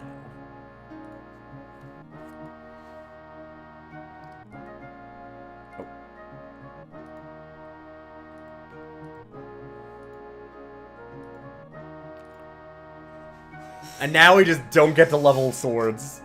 Because you fail 3 times and it won't let you do it anymore. Man, that's fucked. How about 2-handed swords? There we go. Fine.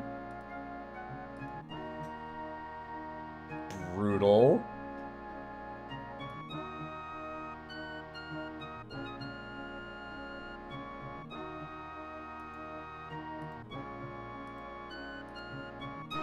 God damn.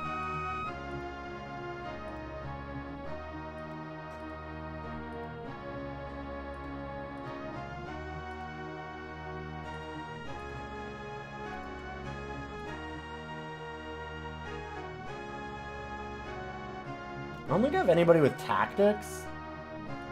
So sure, we'll learn about tactics.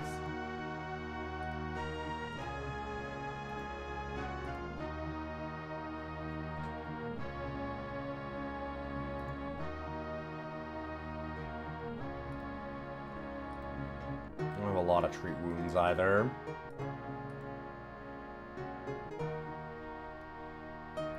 No more increases at character creation. When we level up, we get more attempts.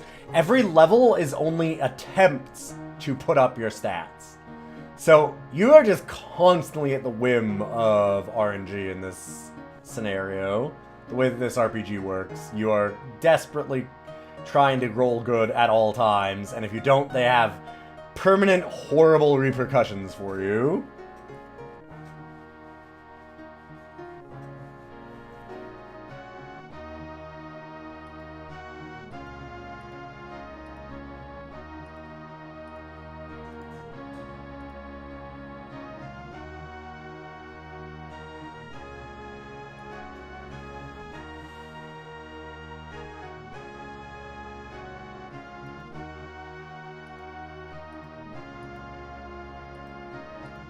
Sure.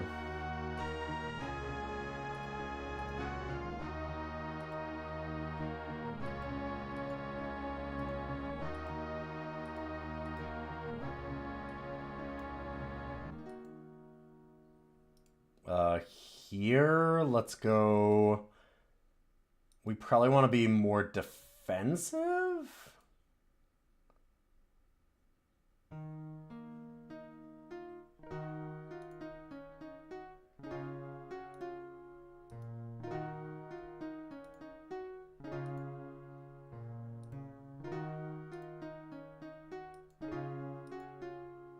Okay, so we can only go to the base value. But that'll give us better defensive skills. Okay, save hero, yes. And now, exit program, yes, we really want to quit.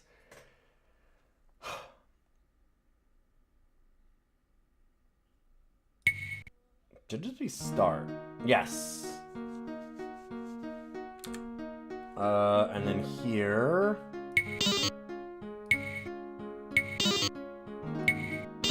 we start letting go of our characters.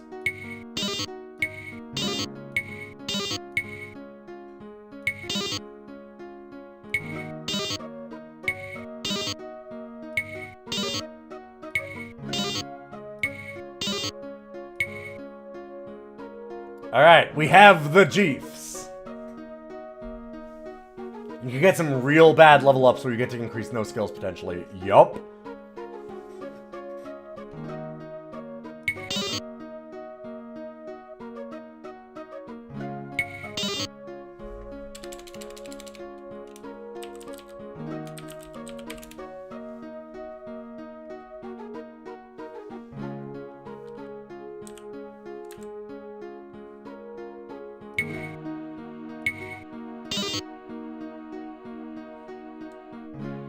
So you can also always ask for a miracle.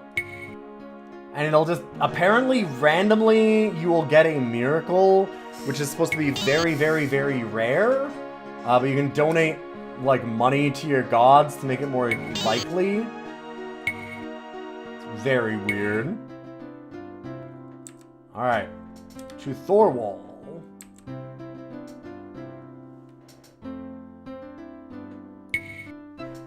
I'm probably just going to control with keyboard. And now we get into all this esoteric icon nonsense. Gameplay! It all just took us less than slightly 2 hours. Yeah. I figured it was really important to go into the character generation of this game, though, just because of how much there is to it. And how much, like, it's integral to the system and different than most RPGs you'd think about, because a lot of them are more D&D based. Another thing here... Did you miss all the action? We literally just started the game, missing. We finally got our entire group together and started. Here's a thing, by the way. This... split the party. You can make as many teams as you have characters and send them off solo and just control them one at a time. Which is, like, kind of wild.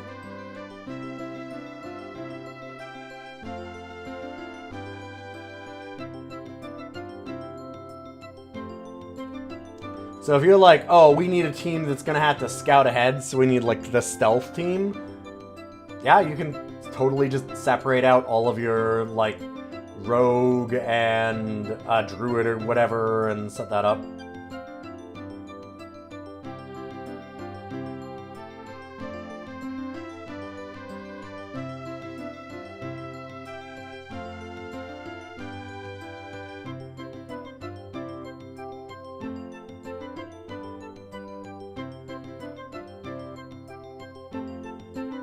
God, I just gotta remember these.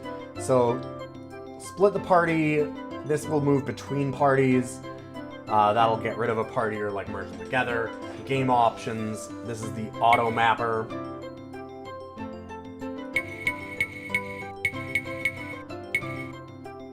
We have, after that, use our magic. We can sleep.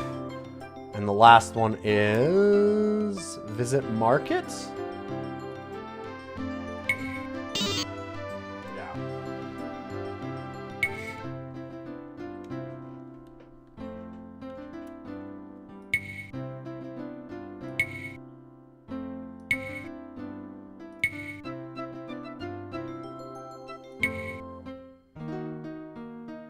Temple of Svafnir. Nah.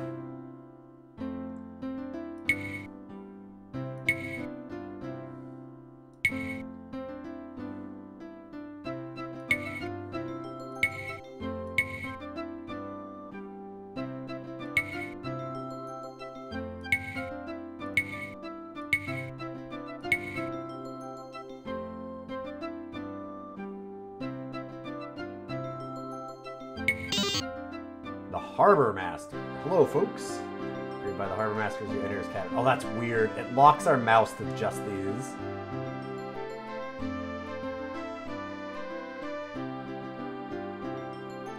I'm gonna leave this money-grubbing shark.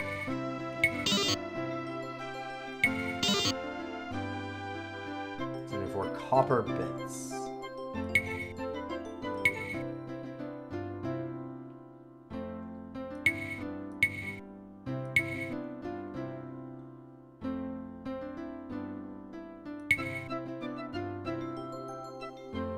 So I don't think we can just open that door.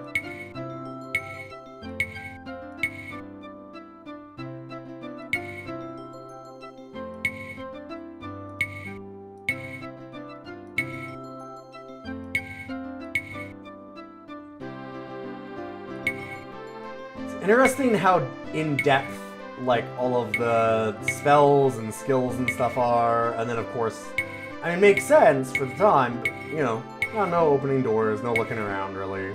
Not in the same way.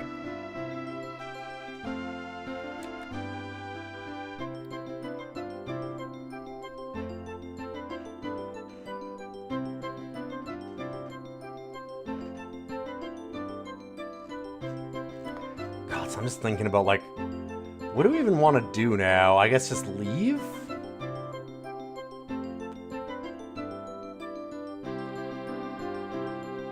We do need to buy that we have enough rations and stuff, too.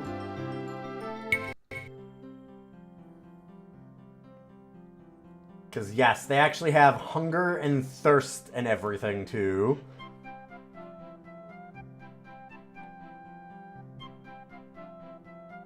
And you actually have to feed them in their mouth. They have a mouth and an eyes. They can look at things. Or you can feed them. This is a water skin.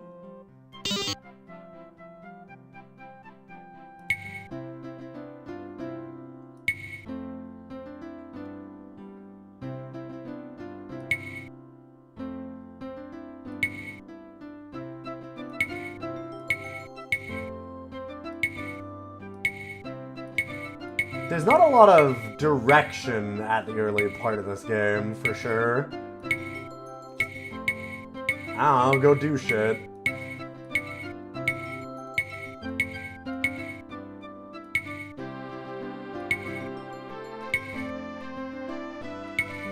Can I just... You can go no further. Gotcha.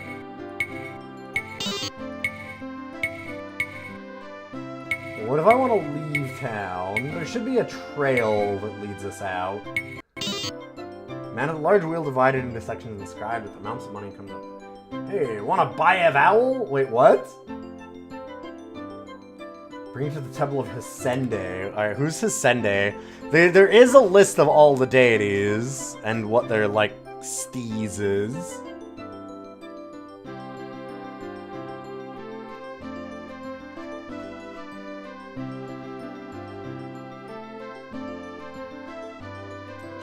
Wild.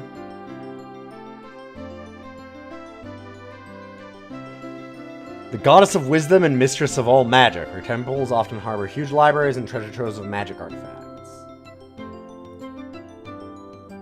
I gotta get one of those vowels, man.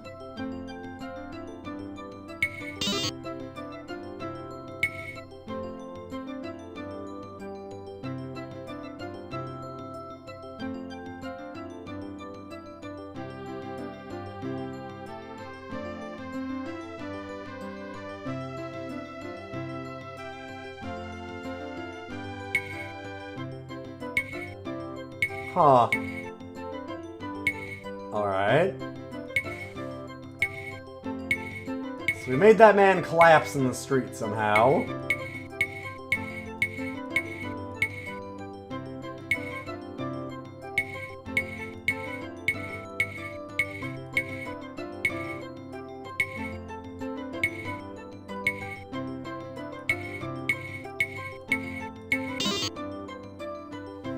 Would you believe it? Someone just stole Jeep's purse. If that friendly lady by the curb hadn't drawn our attention to it, we never would have gotten a glimpse of the culprit turning the corner.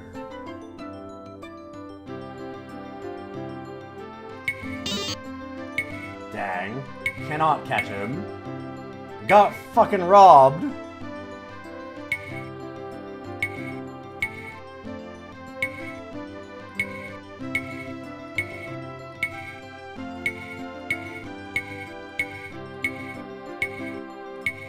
I like the music.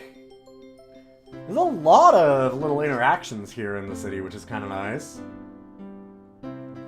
Alms for the poor? In the name of Travia. Travia, the goddess of the hearth and protectress of the home, who is also the patron deity of marriage and fidelity.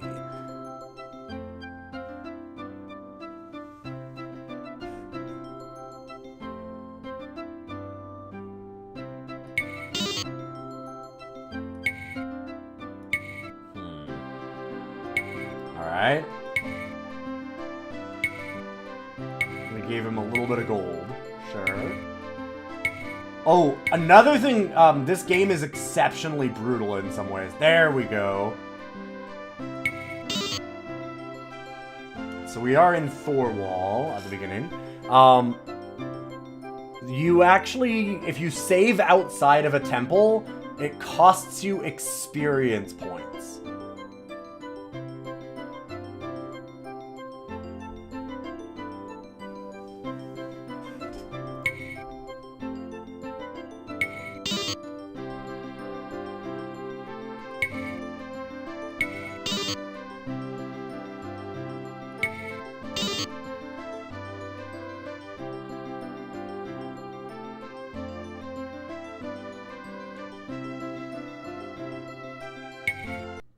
Alright, let's go to Surska. You are standing on the bank of the Bodir. A none too trustworthy ferry is waiting for customers. The ferryman is quite gruff. You want to get across? It's 5 bits per head if you want to get the ferry. You play 25 bits. Okay, 25 bits per head? Or... because that's the same, it's actually cheaper as the full 25.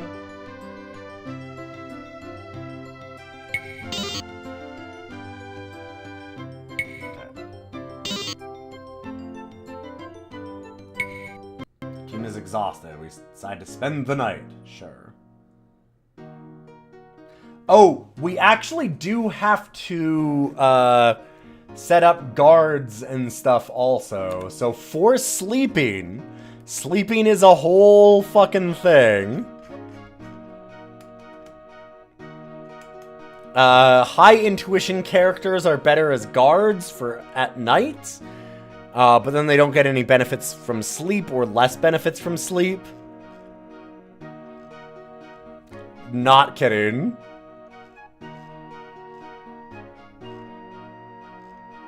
Where was all the sleep stuff?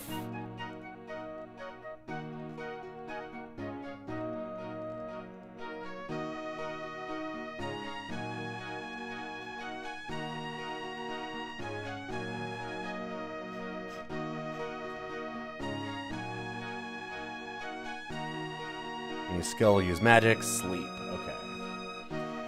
That is... Okay, yeah. So now we have a whole bunch of adventuring things we can do. We can try and replenish stocks. We can use a skill. So this is replenish. This is use a skill. That's use magic.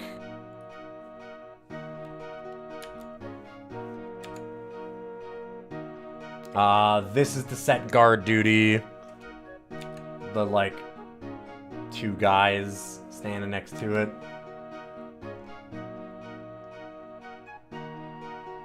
And we can gather herbs.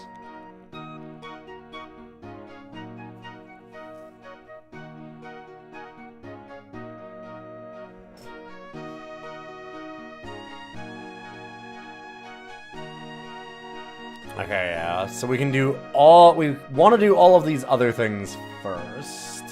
Replenish stocks. As your party travels through Arcania's outback, they may use their rations and drain their water skins dry. Whenever your characters make camp and you're running low on supplies, it's a good idea to try replenishing your stores. Select replenish stocks in a character to do the hunting. Generally, characters skilled in nature and perception have the best chance of success. Keep in mind, though, that you can captain 2 expeditions in a night, and each character may only hunt once. If all goes well, though, the Grubs will tell you about the grub you found. Food and water will be used immediately or stored for future use. Depends on the needs of the team.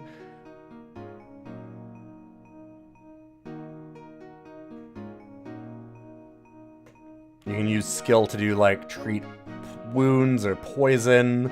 You can meditate.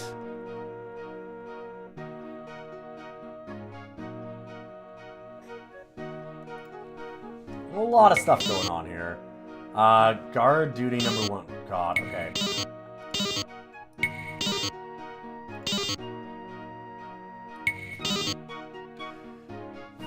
Fuck. So I gotta remember who's actually got intuition is the problem.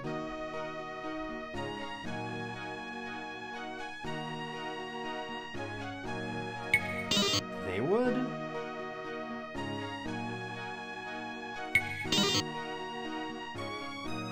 Sure.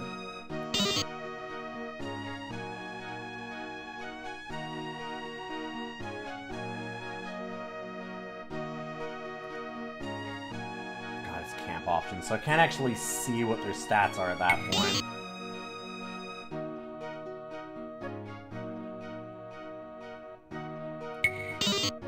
Can't do 2 things at once. So it can't be set up as a guard duty and do something like that. Well, let's just...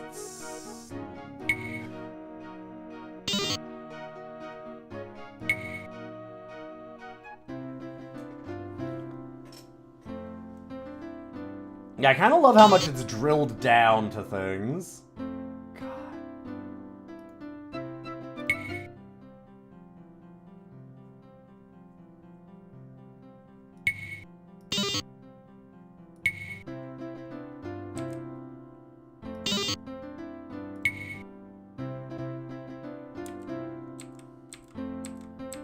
Alright, new city.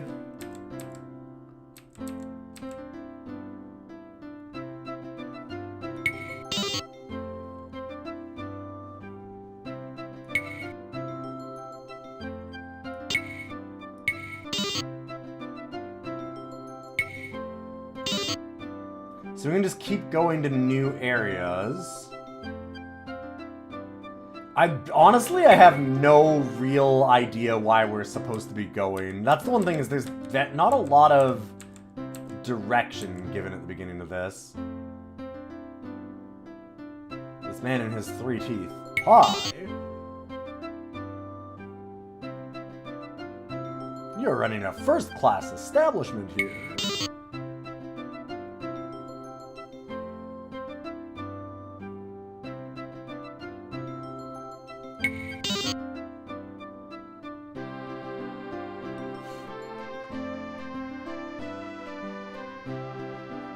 I'm still at your service. Do you intend to use it? Wow, just the rudest possible thing to say. Alright then, what is this? What? It might be helpful if you knew this. In the south, the wide merchants road goes to... What? So somehow we answered so that he liked us. Because you do actually have charisma and everything also, so you can try and, like, convince people to your side.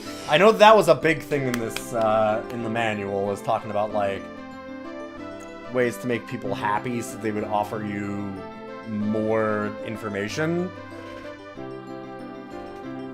I feel like there's some translation problems here, though, because, that was a weird conversation. To put it lightly. Oh, hi, buddy.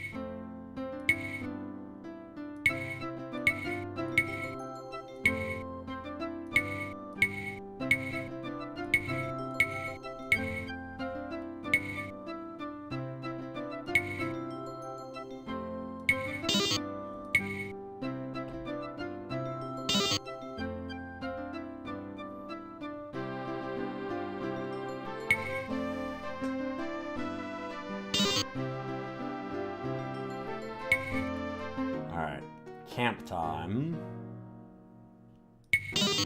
So we learned that you're not good at guarding. Maybe we just switch to the other group?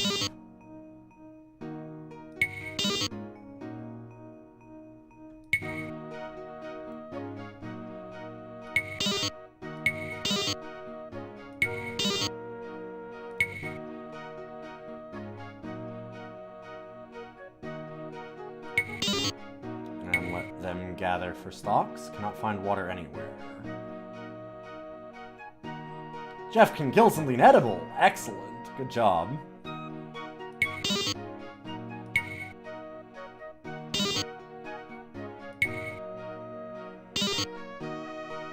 See an inviting clearing by the road. It seems ideal for a rest.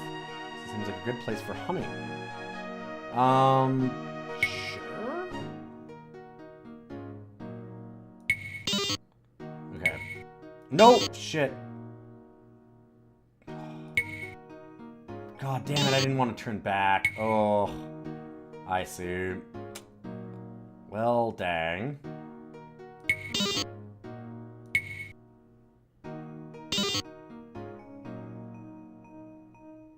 So is turn back now to turn back to the city that I wanted to go to first? Yes, it is. Alright.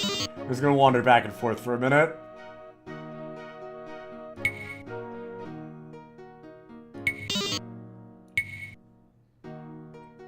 G finds water and cannot find any game. That's right, this elf has no game. Here, no guard duty. Fuck it. So now is carry on. Okay, carry on is now forward. We got lost in the woods. Lose 3 days.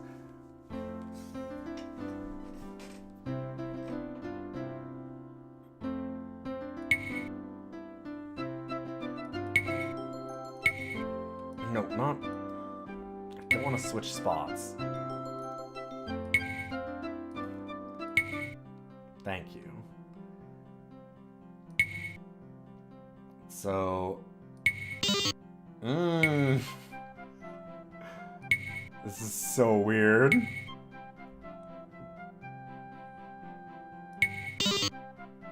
The taste that refreshes. Like, we actually have to go through each individual character and do this, by the way. Gotta feed our Tamagotchis.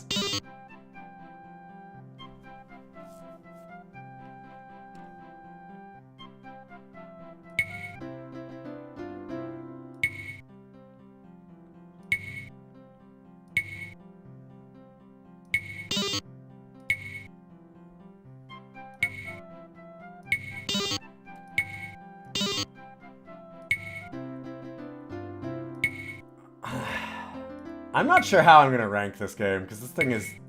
It's so weird, and it requires a lot of patience, I would say. I mean, we've been playing for hours, and we haven't gotten a single combat encounter yet. Like, hunger and thirst and things are really big in this. Sitting here and feeding all of our characters, finding water.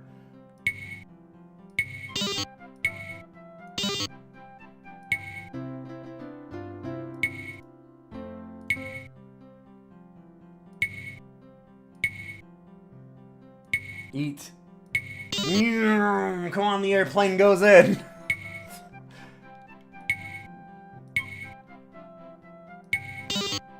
God damn it, Doof.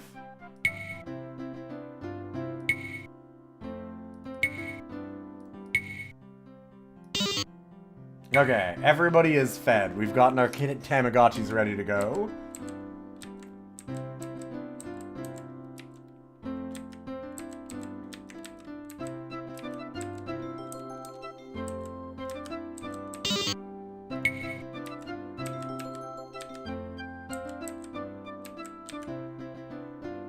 Oh shit.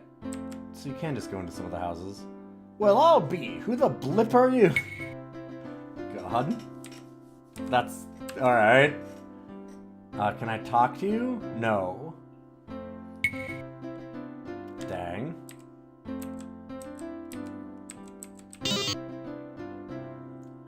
Oh, wow. Huh.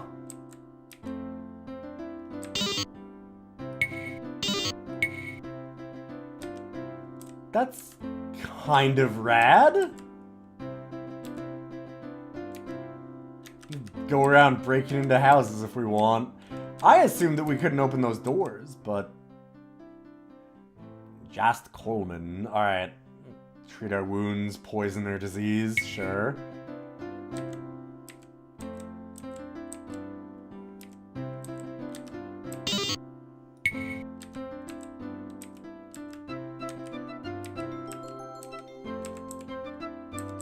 The level of detail in this thing is pretty absurd for the time. Honestly, it's kind of absurd for now.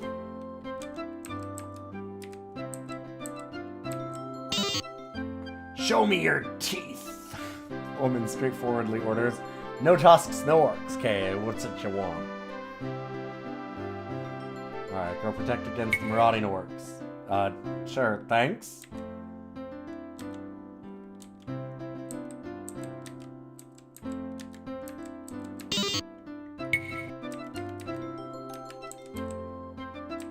Definitely suffers a bit of, like... What am I supposed to do here?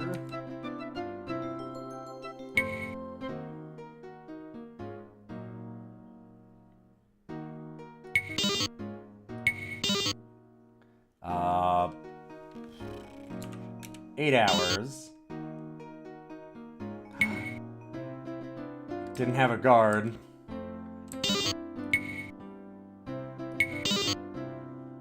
It's 5 a.m. This is our 6.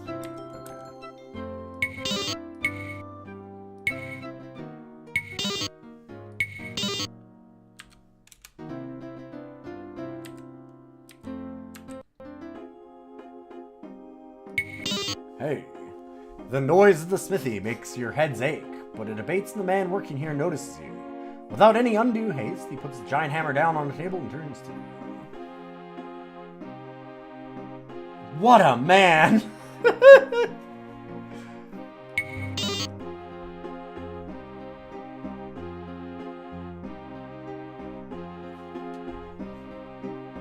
What is happening?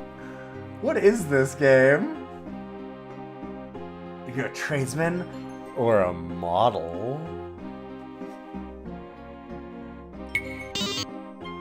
Some of us have it and some of us don't. Yeah, if there's one thing that I can say about this photo of this man is he's got it.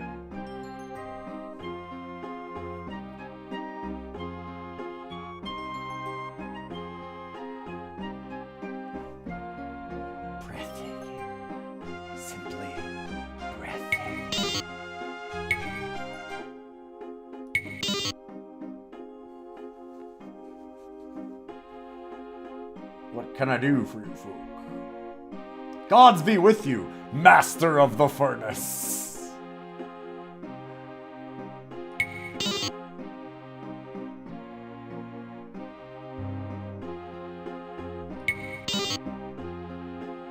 You are pitiful indeed. But if I can help ease your miserable lives, let me know. I'll give you a special price to ease your pain. Well, nice hammer. Yeah. You a model?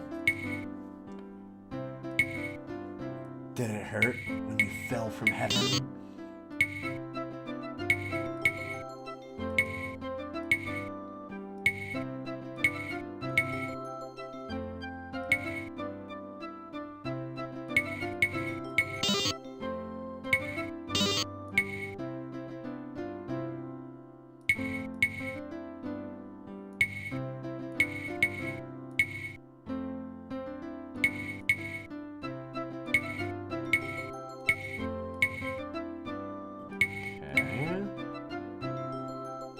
Map, actually.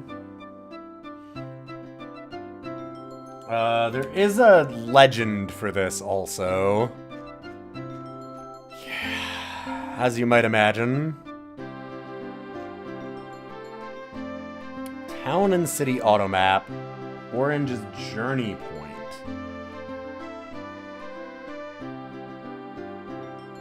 Dark gray is street or path. Black is unexplored. Orange is temple, bright orange is journey point. So what's... Wait. Orange or bright orange? Which one is that?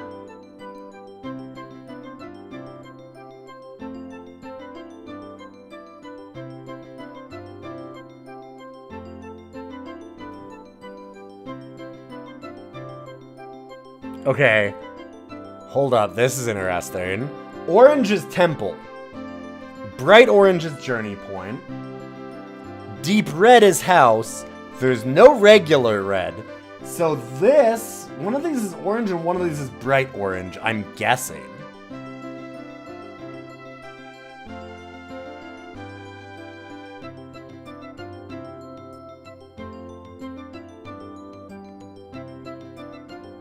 And it just says it in writing. It doesn't actually have the colors in the manual.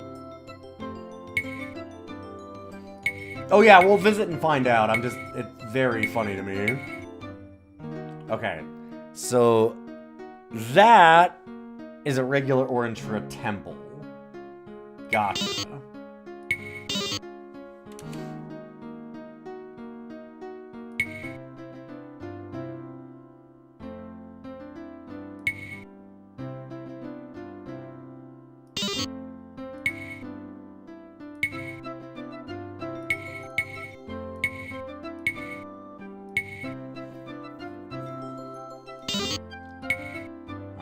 All the way down.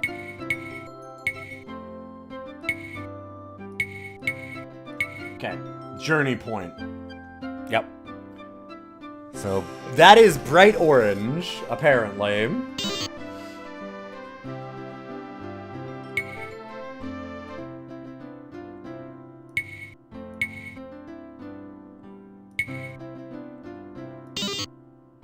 What is the pink?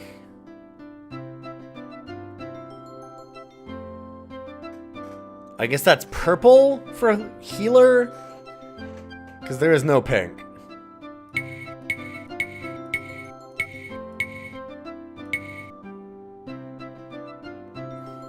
Light blue is tavern and or inn. Deep green is smithy, so I'm guessing that. Light gray is merchant, that one. Okay. Starting to get an idea. Hey, by the time that I have to rank this game, I might have an idea of how to move around a city.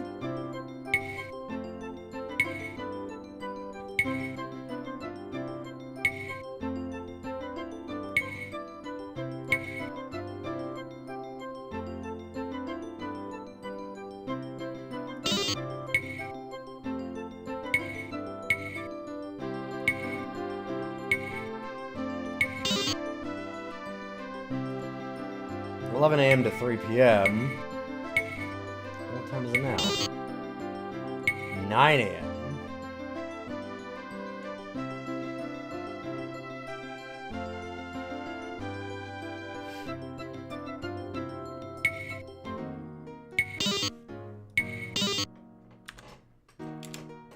Two hours of sleep.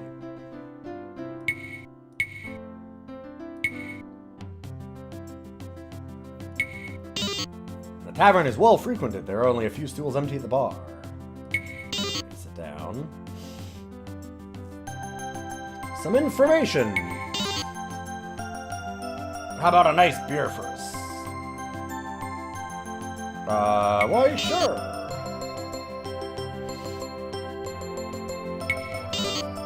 Well, I know a lot of stuff. For instance, a wide range of wares certainly has its value. If you're looking for something out of the ordinary, take a look at the place owned by Storbrand and by Marriage.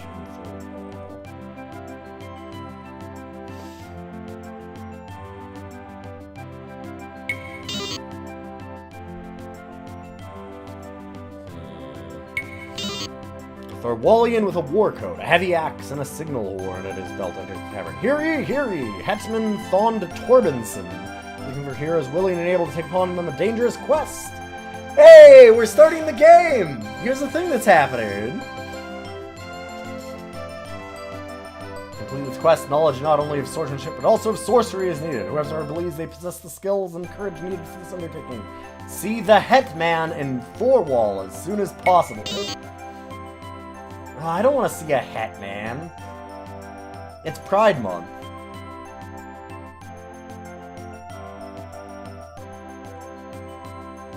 Treat us to a beer. Why, sure, anytime. My name is Hasgar Jorgensen. You interested in weapons? I can run your dwarf fellow Gumbaldson in Thorwall.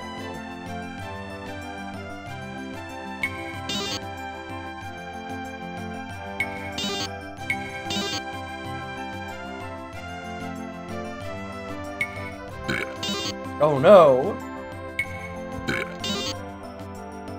A bunch of us are drunk.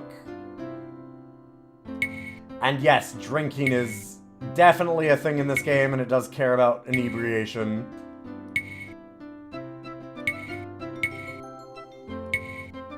So I guess we want to go back to the starting town now, since we know who can go there. 2 beers got them smashed. We got a few, like, low endurance checks, okay?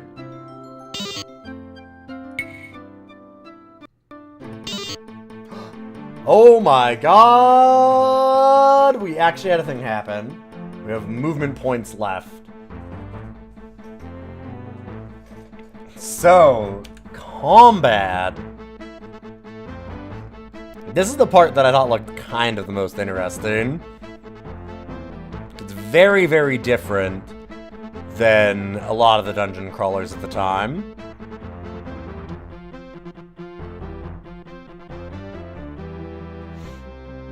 Okay, let me just see.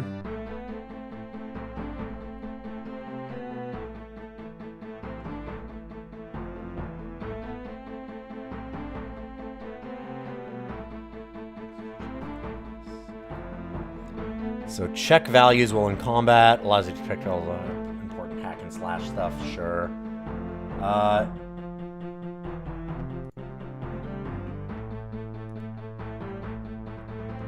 This character is almost certainly our mage. So let's cast spell.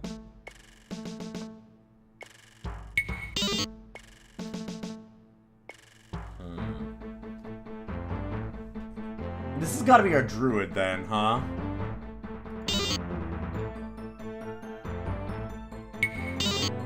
Yeah, druid, level 1. Alright, gotcha. Only 2.5 hours into the stream.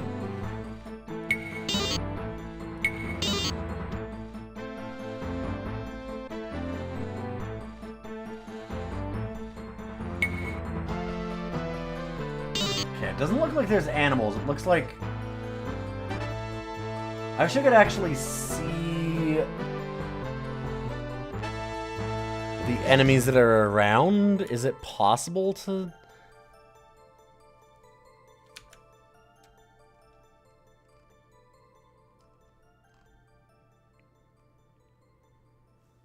Hmm.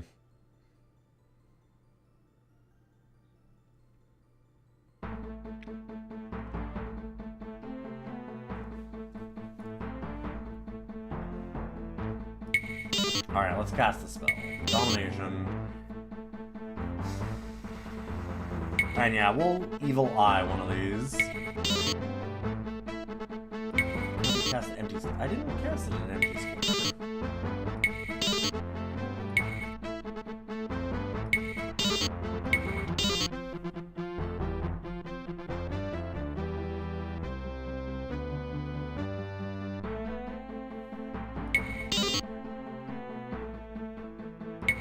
What?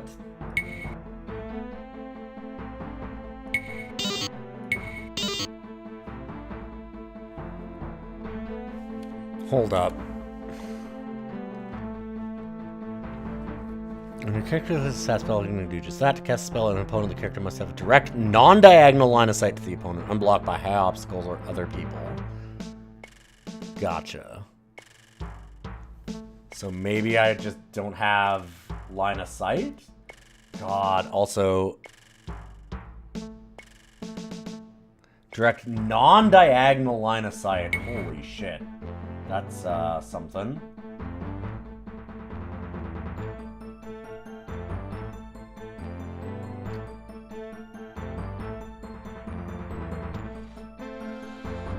So I could go here and then cast it.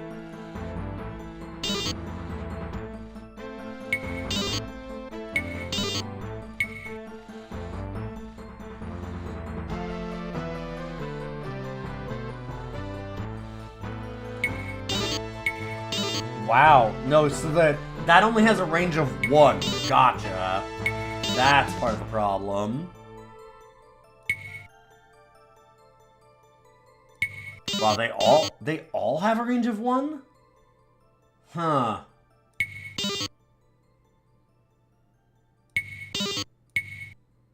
Yeah, looks like it. Oh no, this one actually has range. There we go. Goblin is blinded. Alright, that's neat. I really like this tactical map. This is great.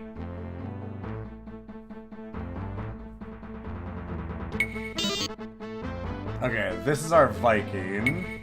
Thorwallian.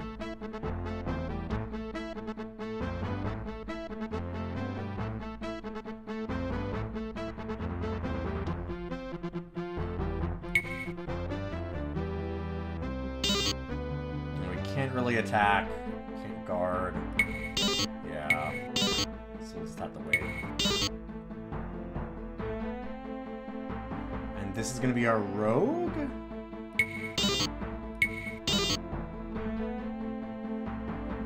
Yeah, no diagonals is not amazing.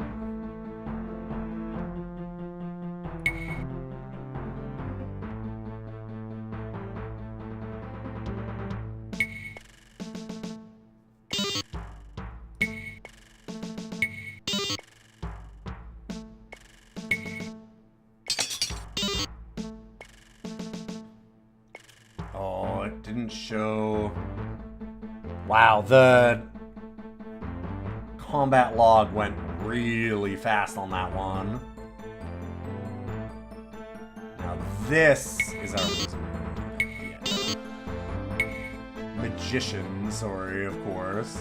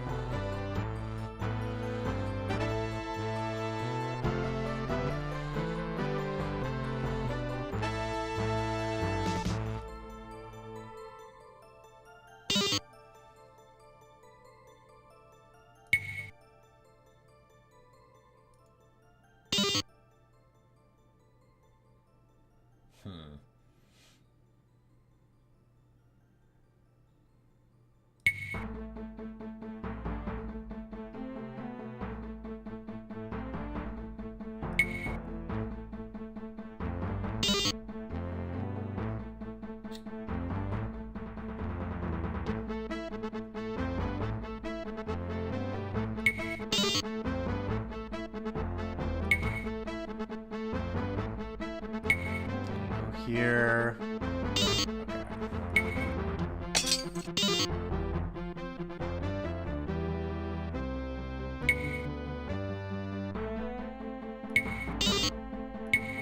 Close. Oh, what weapon do we have? Gotcha. So we could go back one and then do our attack.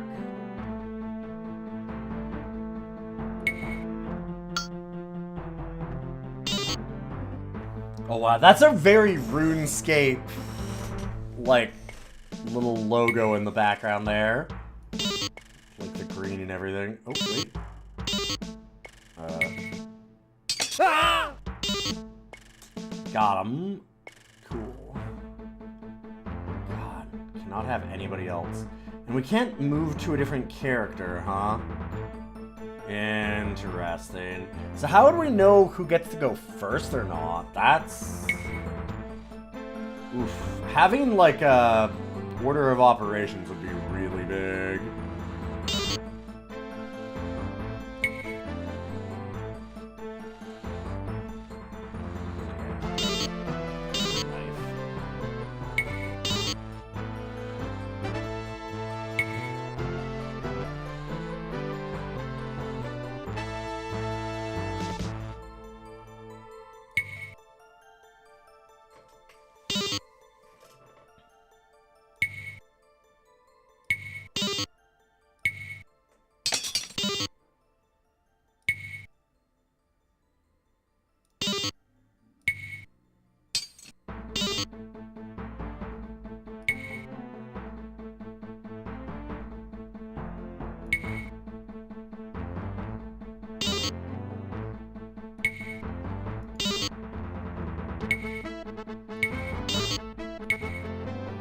Ah! 2 damage. And now I gain 114 experience points, sure. Neat. I kind of love that combat system, other than not knowing the order that they go in is kind of a nightmare. Because it's easy to block, like, your spellcasters with an earlier character. And not know because it's going across to the next turn, and your spellcasters then go first, and you're like, fuck. Can't move them out of the way.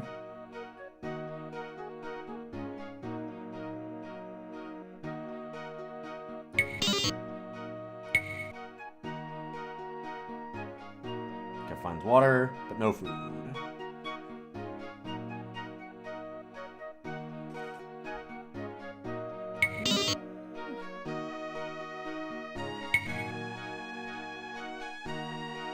Hunting? Nice. And get some game.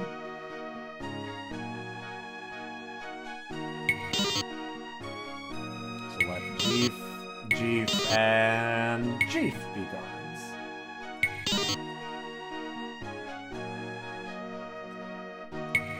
Is there any initiative or something in our stats? Probably somewhere. Just it'd be very nice if it was more obvious.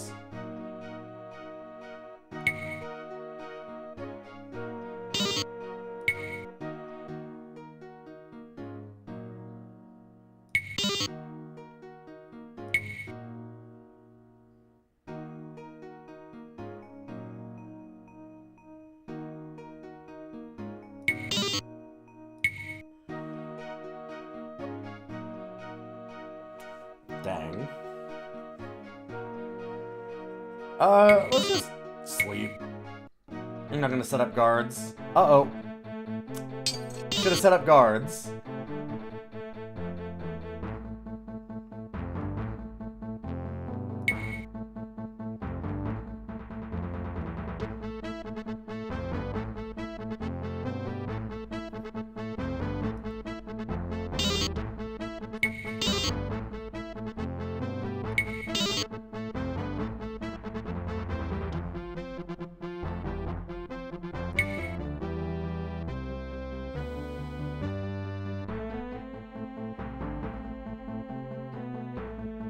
Oh, wow, that's considered blocking our line of sight.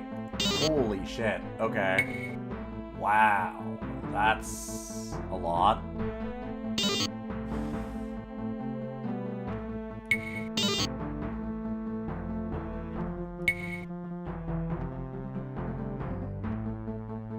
Oh, we can choose the fleet. Interesting.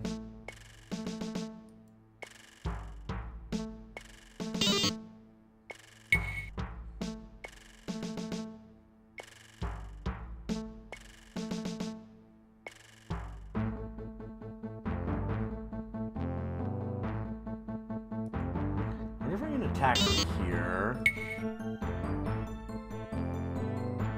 Yep. It occupies 2 squares.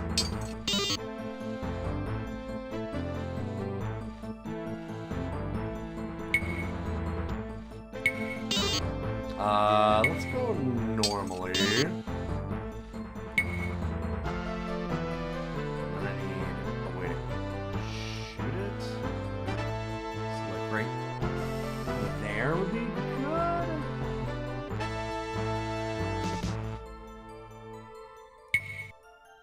I think that's in line with its back end.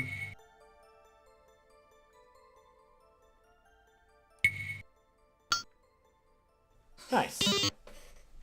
It's both a neat system and a really cool tactic system, and it's also, like everything in this game so far, just kind of slow and esoteric as hell.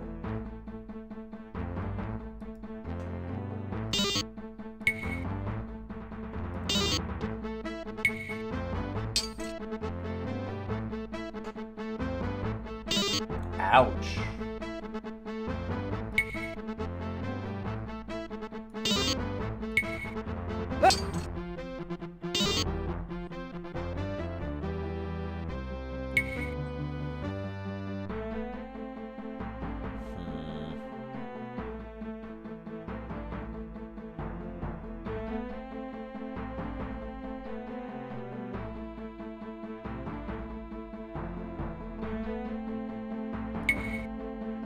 I'm gonna look at one thing with the combat, if there's like...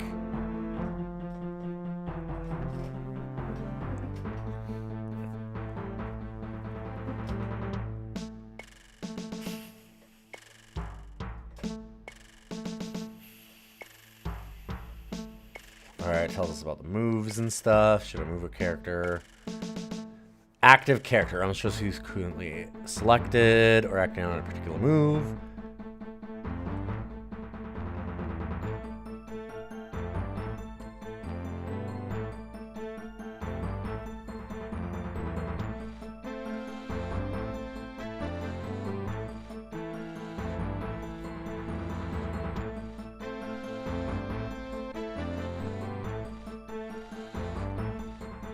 Character position. Harm, damage inflicted, sure.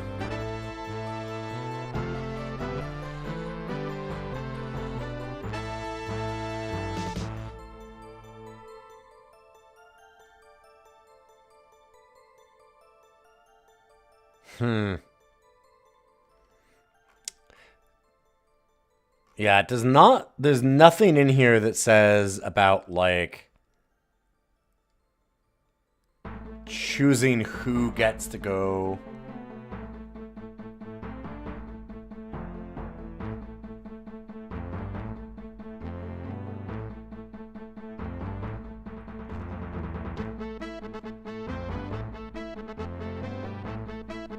Yeah.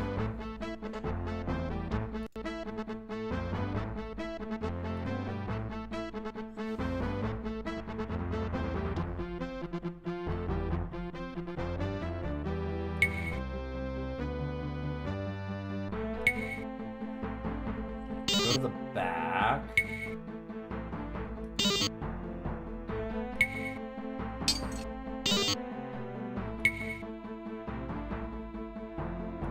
Give some line of sight for our actual casters.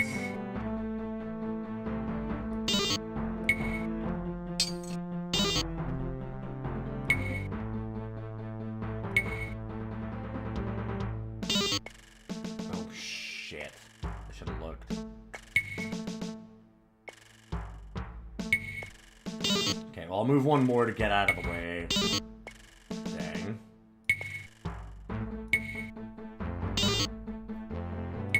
past our first actual combat.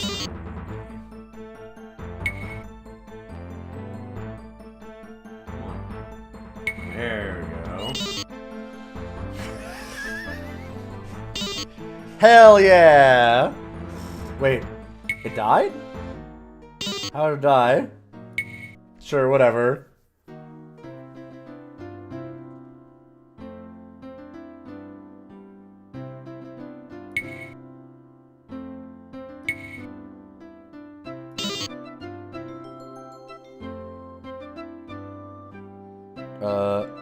Why can I not go back to... Oh, there's another journey point. This is the way to go north. Gotcha. It got bored and left. That might have been the case, yeah. Yes, there we go. Now we can go to Floor Wall. But yeah, as far as our stats go, I don't see like an initiative thing. Because this is intuition, not initiative.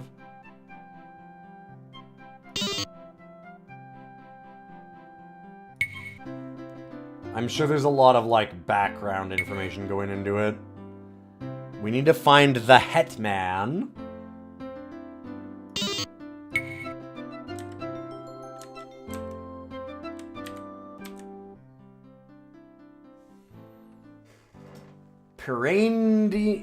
Pyranidan Bulker. Okay. You know, it's got the RPG names down pretty good. Have you heard the latest news? The orcs are said to have taken Frexacare. Give me a break, one of you answers. The orcs may be preparing for battle, but none of them would dare to show their tusks in Fexcare. Okay. What's...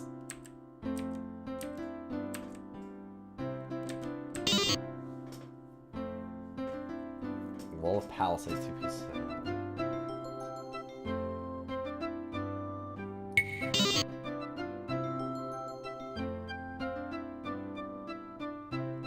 Strangers are not allowed to enter the Storm Children's Autoskin.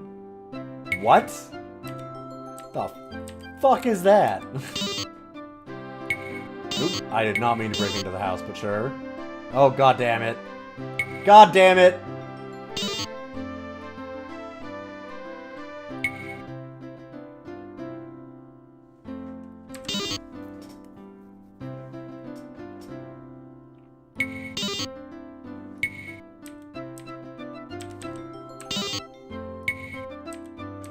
Huh.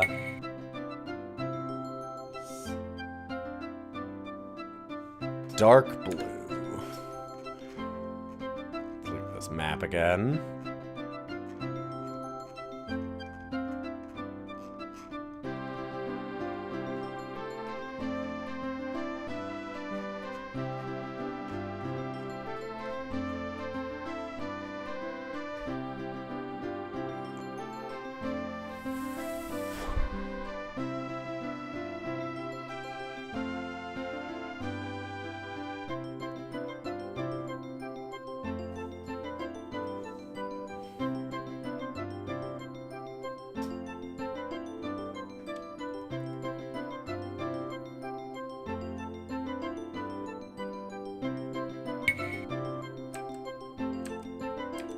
Yeah, at least it was just a night in a cell.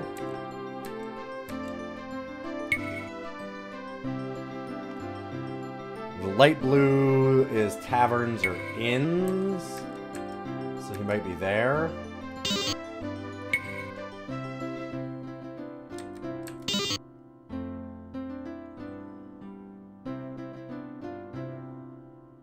Sure.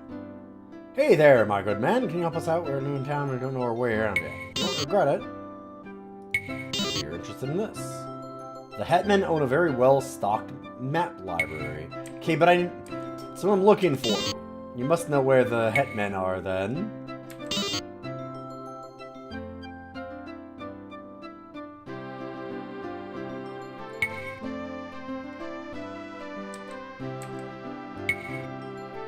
It's a little confusing in that it spits you out of a building that you've just been in, facing the opposite way, but when the buildings are identical on either side of the street, like this one, you gotta really pay attention to your orientation here.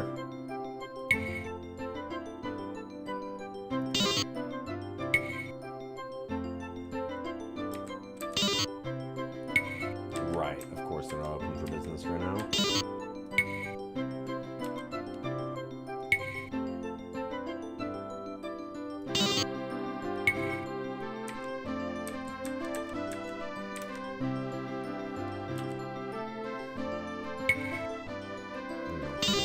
Look, sure.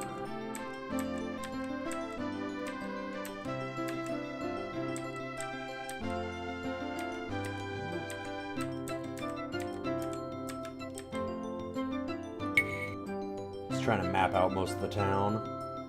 So another merchant, another gray for a smithy.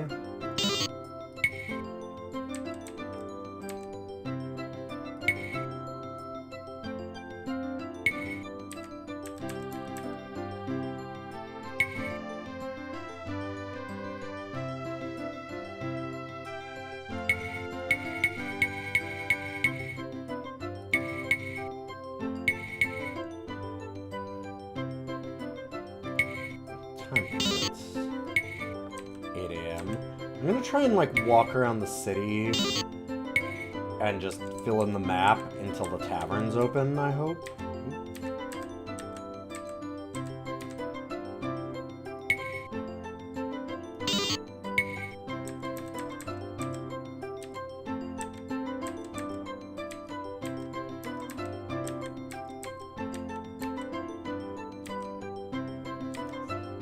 It is easy to accidentally spin too much.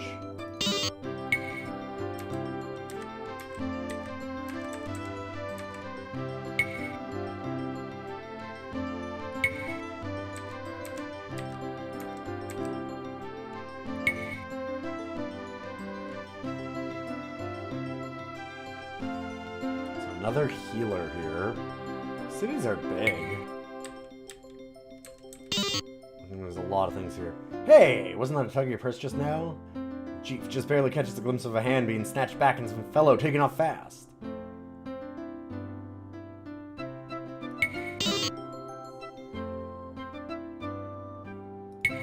Chasing down a cul-de-sac. In an enormous effort, the thief jumps the high wall blocking the passage.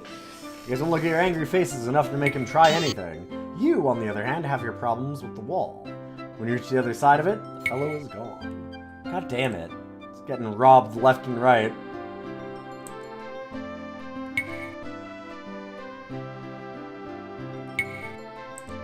We've been robbed like 3 times now. Hi. From the back of the room, you hear the steady thok-thok of steel hitting wood at high speed. As you prepare to close the door, a bell sounds, the woman appears, throwing daggers in her hand. Ingram be with you. No, don't say anything. And so you're looking for weapons worthy of heroes like yourselves. Your blades are as honed as your speech.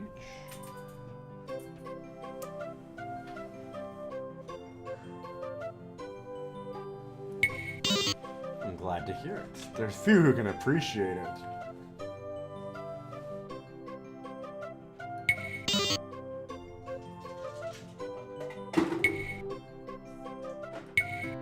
Alright.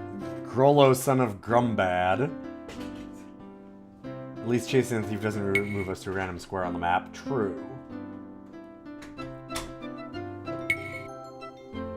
Let's fill out this side of things, I guess. 10 a.m. now.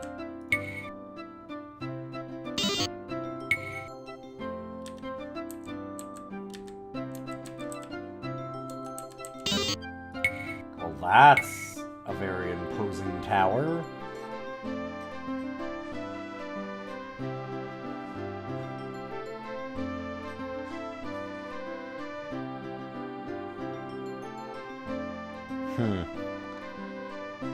That color does not show up on our legend of what things are, which is kind of amazing. A lot of inns. Every light blue square is apparently a tavern or inn. people in this town know how to fucking party. Hot damn. There's taverns everywhere. High above the town. Oh my god. This guy's very happy to see us, and I would like him to not smile anymore.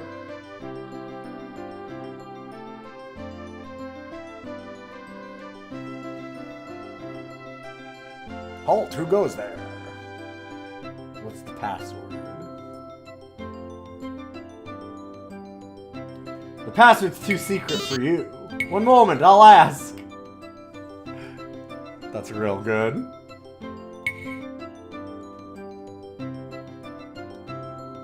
Yeah, there's definitely some weird translation problems with this game.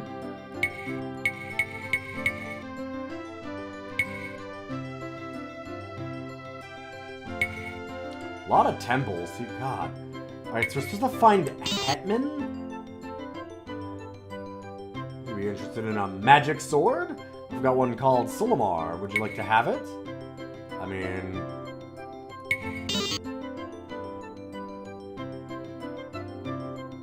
What? What? So I think I clicked and it was loading, so I clicked again and I did an option. And I don't know what option it was, but I can't imagine what option would get her to exclaim, "Cheese toast!" and faint.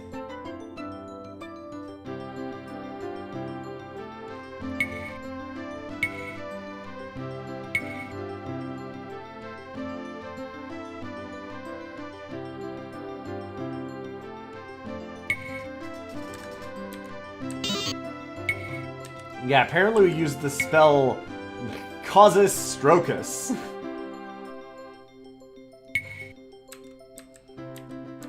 It's normally banned, but our party has very few qualms. Visit the tavern. Okay, sure.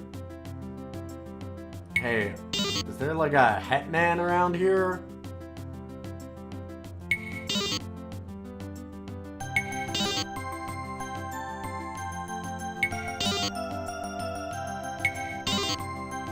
The hetman lives on top of the cliff.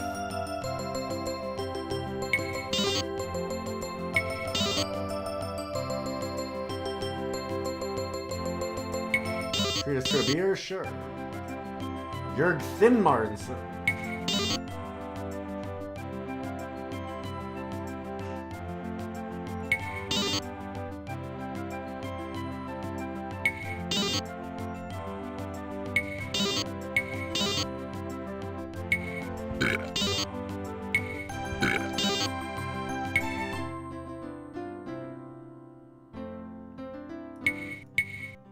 What is our gold at, anyway?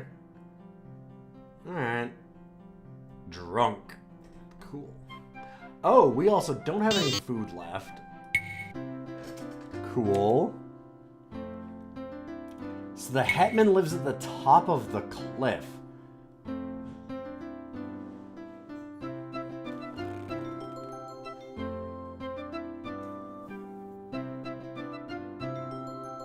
That doesn't seem helpful.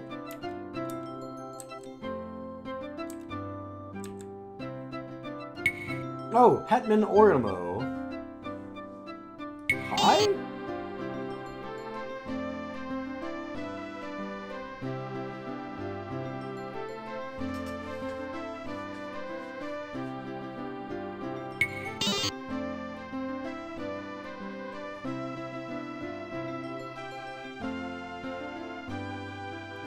You don't know how to make somebody feel at home.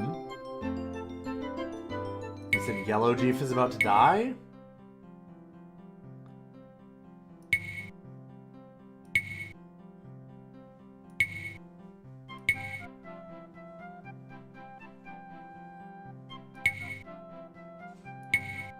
I mean, our hunger's not good, but I don't think we're about to die. Could be wrong. I'm not even sure what you mean by Yellow Jeef. Oh, making it... Yes, sure.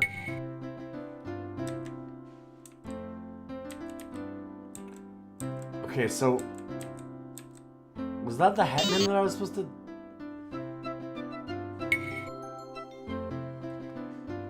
Supposedly, I'm supposed to talk to somebody in here to get, like, a quest and start the journey, which we kind of still haven't done.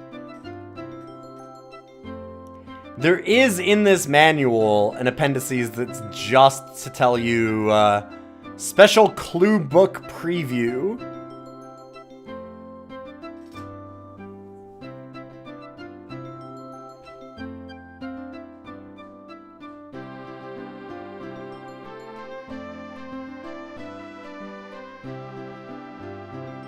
In the beginning of the game, your characters should use their time in Thorwall to equip themselves with better items, get a feel for the merchants, and generally explore the town. The better supplied merchants include the arms merchant, and it just actually has a map of the whole town.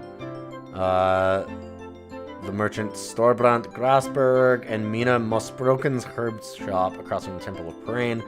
Use your nights resting in the inns to build a magician's wand spell. Spend some time talking to the barkeeps and patrons of the town's local taverns and distant gossip. You will soon hear an important announcement from the Hetman, number 46. We did find a Hetman. There's so many Hets around here, I can't keep track of all of them. Number 46 on this map. Where the fuck is that? There's a lot of stuff on this map, considering it goes up to 50-some. 52 I see on here. Yeah. This game is in depth.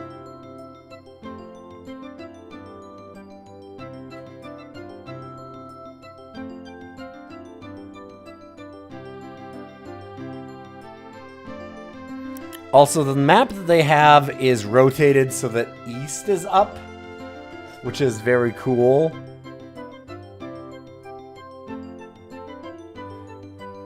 Alright, so the Hetman is in the far west of town.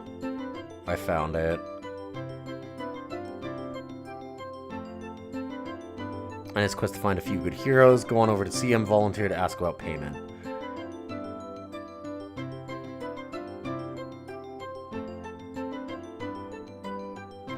Wow, so also, this is literally how the game is supposed to start. You're supposed to get an announcement from the Hetman and his quest to find a few good heroes. Go on over to see him, volunteer, and ask for payment. You receive a writ that allows you entrance into the armory, number 42.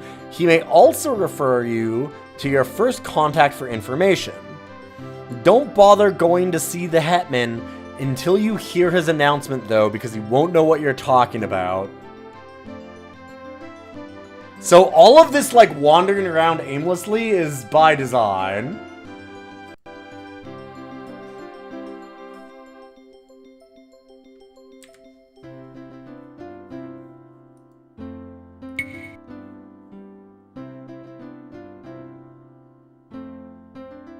Okay, so he should be this shop?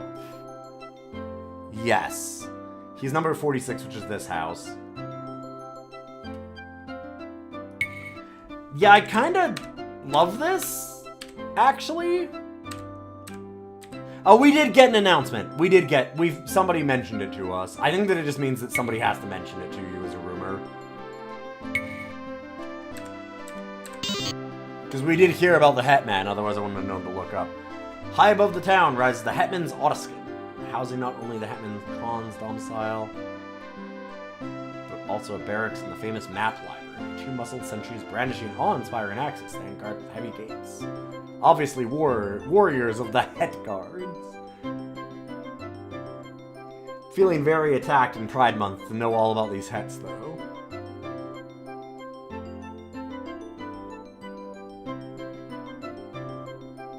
We came because of the appeal.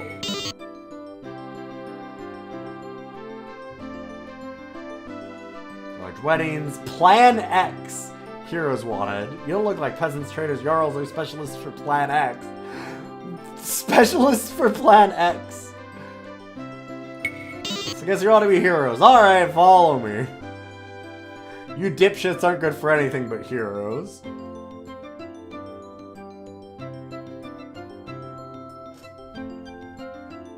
After we have formally introduced yourselves, let's dispense with formalities. You think you can fight your way through the wilderness for months, trying to find something you know nothing about? Well then, that's courage for you, right then. Send you off to your death! Thorwall is in terrible danger. The orcs are massing in the upper Border Valley. It looks like they've united under one chief. If the sages were correct in their predictions, it's going to be an army of thousands. We must prevent the orcs from reaching Vilnholm. If they do, war is certain. I've studied the old legends, and I've reached the conclusion you must try and dominate the orc chieftain. The cowardice of the chieftain should be enough to make the entire orc army retreat. Magic would be best for that, of course, but you know how it is. If a sorcerer isn't incompetent, he's on the other side. So we have to resort to other means. There's a weapon that was lost in the Orcish lands dozens of years ago. Grimring, the sword of the famous hetman Hyglic, who led an expedition to the Orcish lands, but who unfortunately has never returned. The two must be somewhere in this enemy territory, and with it is probably his sword as well. So the sword put the fear of the gods into the orcs and the shamans, for whatever they're called, the religious leaders. Excellent memory, stuff like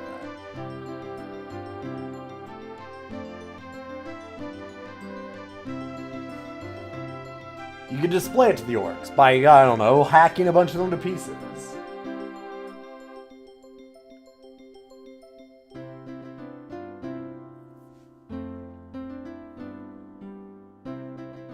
Alright, when do we start? As soon as possible. Get your bags packed, get your supplies for the wilderness, and off you go.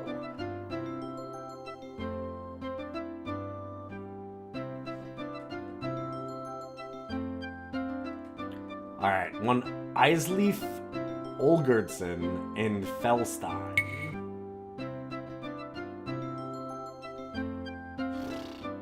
So I need to find where the fuck Felstein is. There was stuff about maps. We get pieces of maps by exploring. So, like, Overworld map is meant to be a little bit, mysterious, which is... I actually think that's kind of cool. There's a lot of really neat stuff about this. Like, it's so in-depth. But that's kind of made it really, really neat. Just also not for everybody. I feel like we've barely scratched the surface playing this for hours. Huh.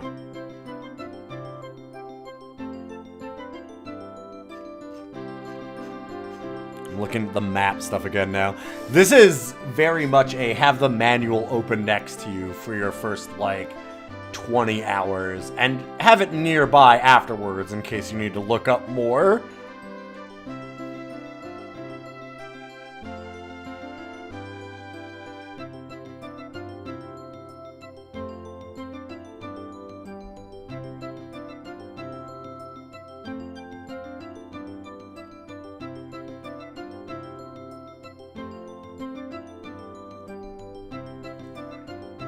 Yeah, so you actually do have elements things that matter too, so like weather will make you cold or hot and you have to deal with that while you're traveling places, and that's why you can have certain spells that change weather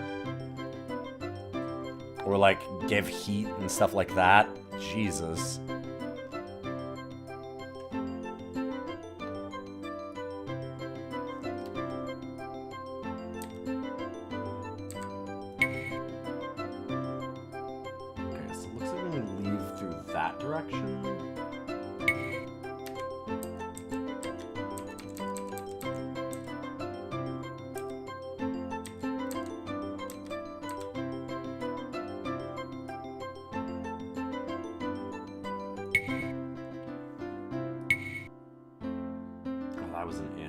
Actually, I should stop at a merchant, too. Because I should probably see about buying some food. Oh, this is the temple. Did I misread the map? Oh, it's the other side of the street. Okay. So, yes. But now we're here. Hi. Ah, the herb man. Nowadays, they're called bud tenders, but you know. The herborist.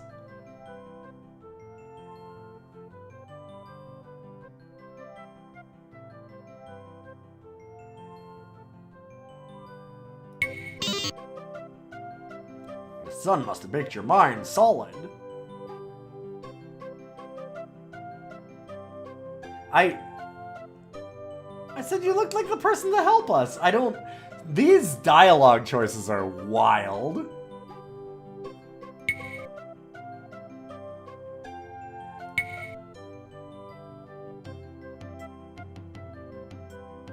Oh boy. So there's a full alchemy thing here. For us to buy herbs and stuff for it. Good God. Okay, we need to go... I think that this one is like the supply merchant? Oh no, this is the weapons.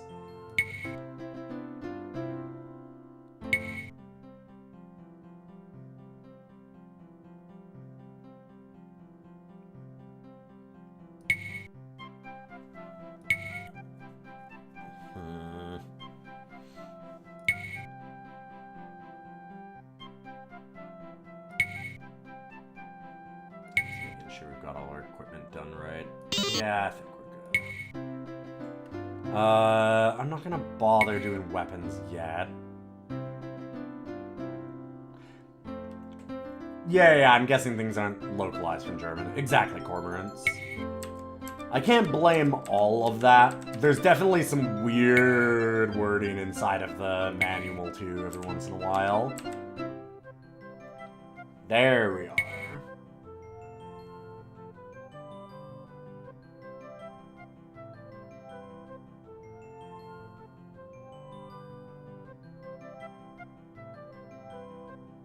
Food packages. I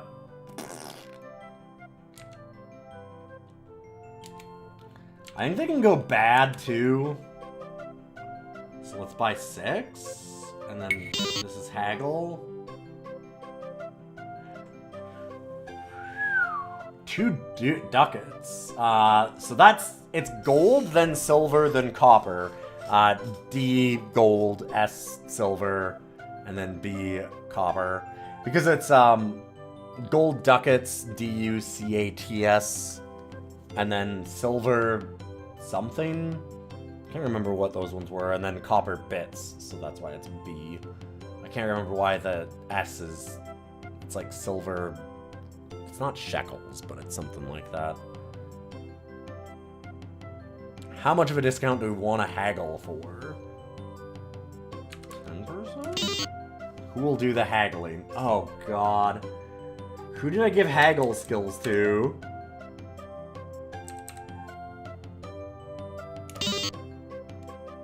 Okay.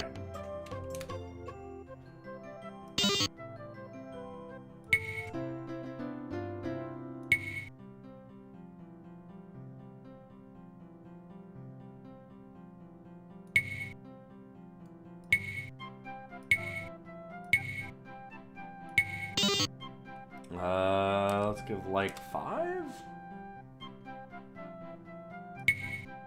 Alright, so everybody kind of needs to eat, so... Let's feed our Tamagotchi.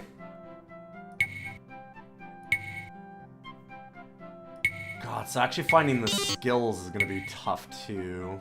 I have to look where that is.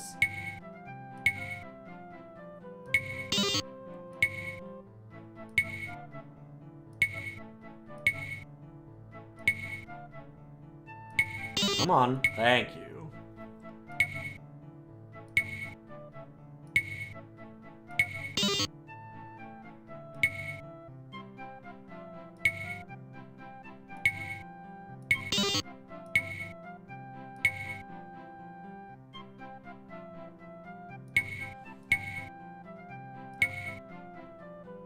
Alright, so let's give like 2 to you.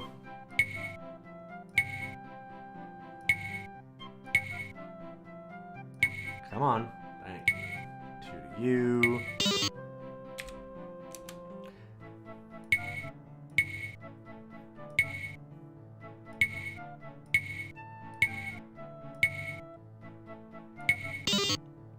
This game has been very compelling to me in particular.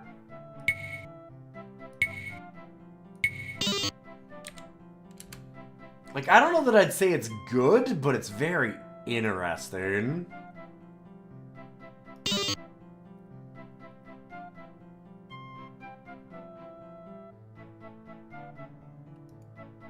Right, we can right-click in here to look at skills. Okay.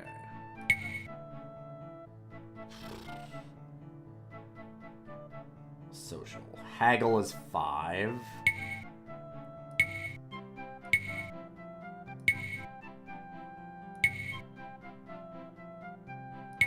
Okay, I was right. Our rogue is the best one.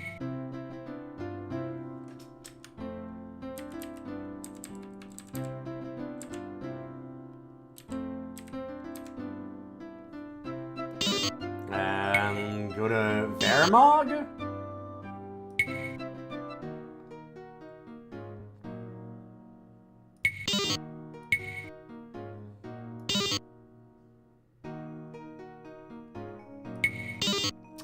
We'll have Chief look to replenish our stocks. Hey, water. And got something edible. Neat.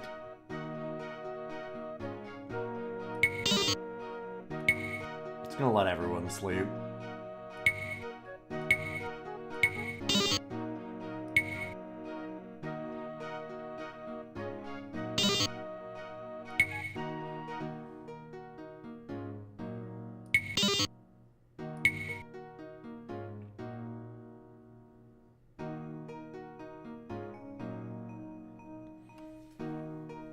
What a weird game this is. Sure.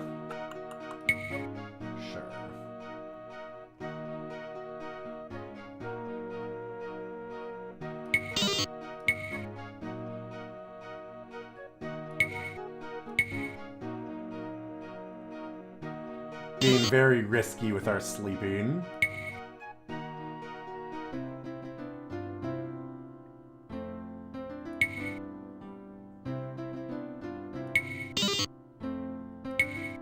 Okay, so we can actually see what some of these places are from here. So we're looking for Feltzvin. We also need them to not invade Varmholm, they said. That was the one where we said they'll never be able to invade. Which I'm assuming means they're definitely going to invade. Got a really big map. Ah, there's Felstein. Felstein? Sure.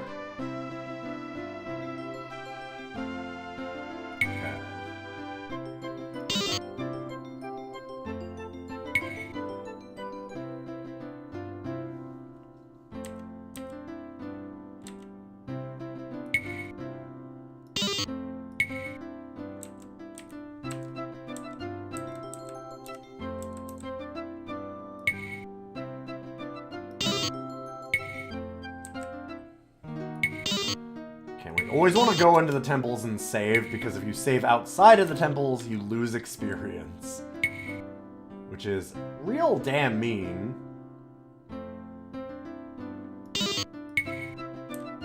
Just in my own personal opinion.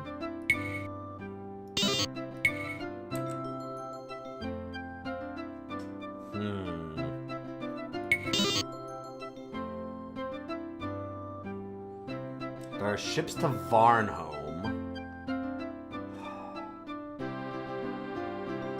I think that was more north.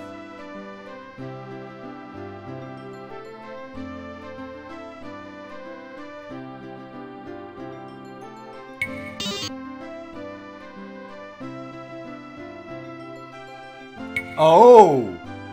Wow, we had to be here at the right time?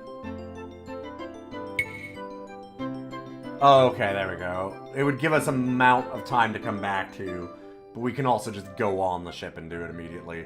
That's... God, there's so much that's kind of neat about this game.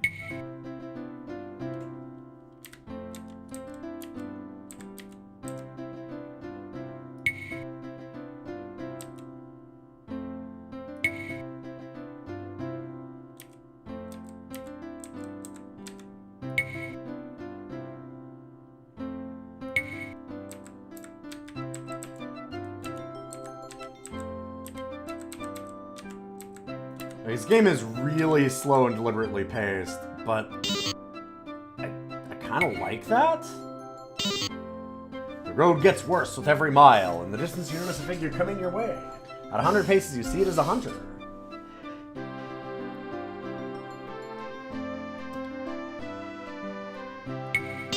Oh yes, you should avoid DOScider. The place is completely inhabited by pirates. Such a danger that the hetman himself is thinking of leading an expedition there to clean the place up. It's a horrid place. Great. Well, we're on our road to DOScider.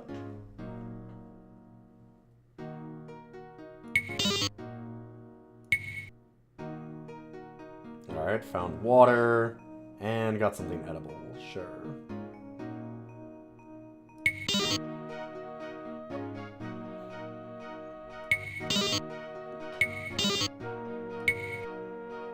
Let them get their astral points back.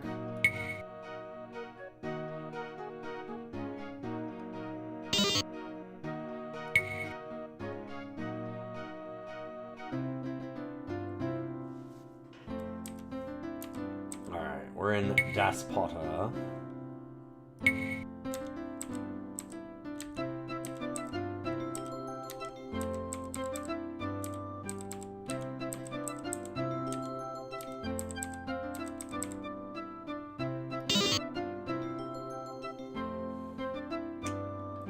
I wish there was a way to know. One thing is I don't love how the map stuff always works. Like now, where do I go? Ribon. Okay, I mean we kind of want to go east, right? North might help.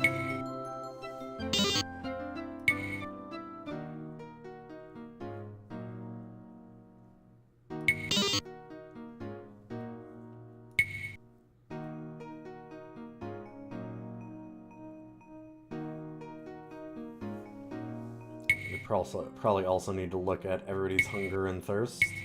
Oh, everybody's good because we managed to get supplies? Cool. Our deity is Efford.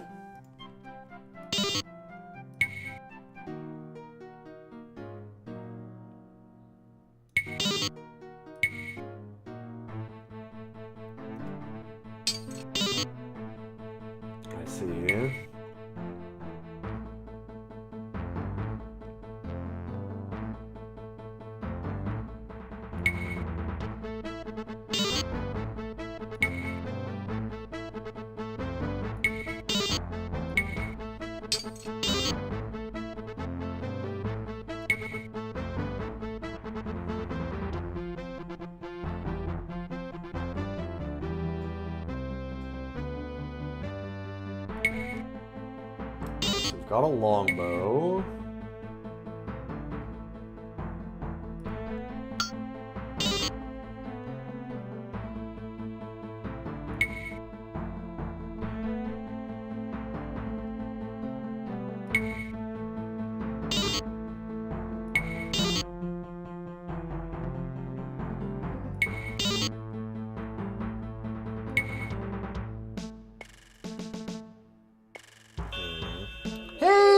The cosmos.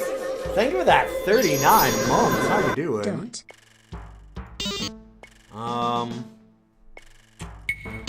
So I could cast. Yeah, could do terror power, I suppose. Don't forget to Joker. Oh, we had to be touching. Okay.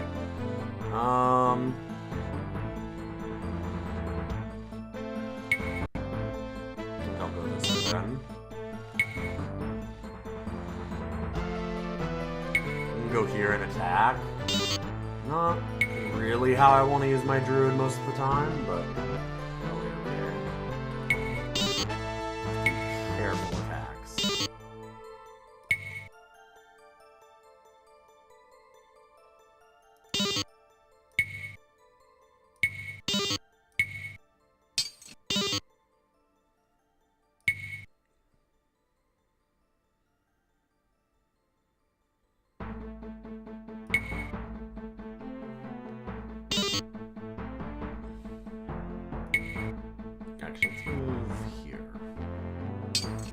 Attack parry.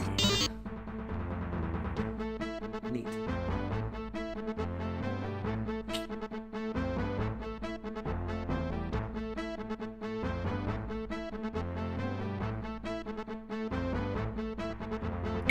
Okay, we can go 1, 2, 3. And that'll allow me to cast a spell. And that can be the Accurate Eye. Do we have to be touching for accurate? Oh man. All the buffs have to be touching, huh? Okay.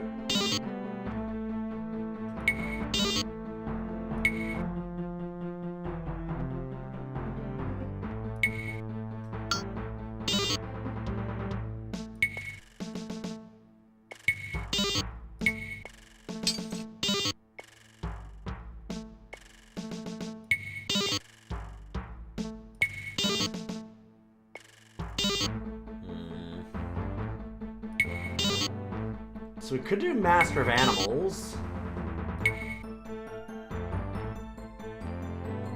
Haven't gotten a chance to do that yet. I like the music in this game is pretty cool too. I've really been enjoying this thing. It's really esoteric and super involved, but that's part of its charm.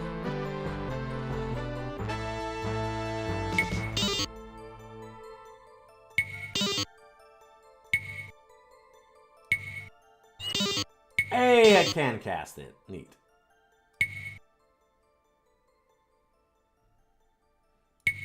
Unless I can fail casting it.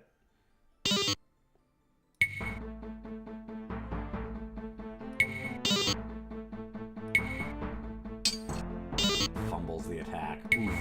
Unfortunate.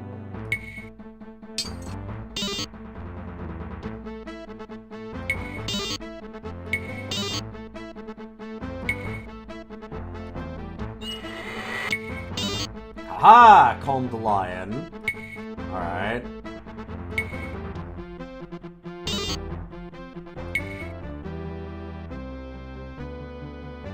So, attack.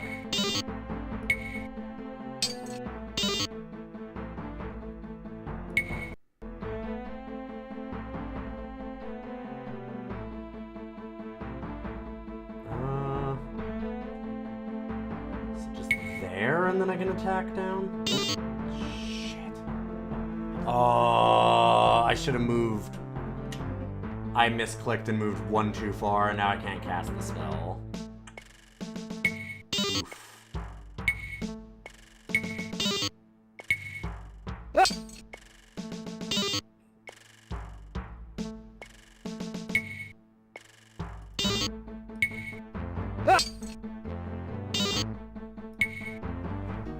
Hey! Alright, we did it. Someone stumbles down the narrow path towards you. You're about to step aside to let the drunkard pass when you notice it's a woman, and she's not inebriated, but quite seriously wounded. She's bleeding from a number of sword cuts. Before you have a chance to react, she grabs Jeef's shoulder and falteringly wheezes, 10 miles behind Rybon, the despotic treasure. Esoteric the swine, traps everywhere. Ah! Covering up blood, the woman collapses in a lifeless heap.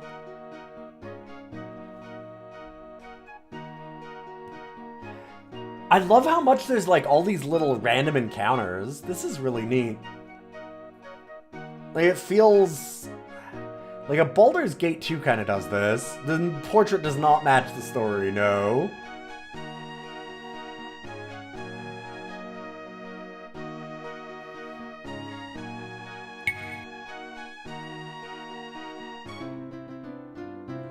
Like, why do it... It doesn't say anything about why burying her or not burying her, like, what effect it has. Just nothing. Which I kind of love, because it's like, gotta find out. Such an interesting game. God, I need to get out, you thieving beggars. Dang.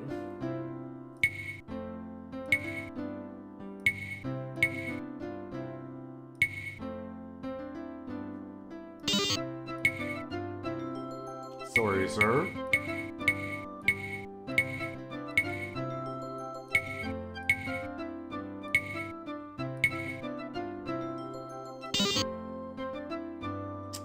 Dang it.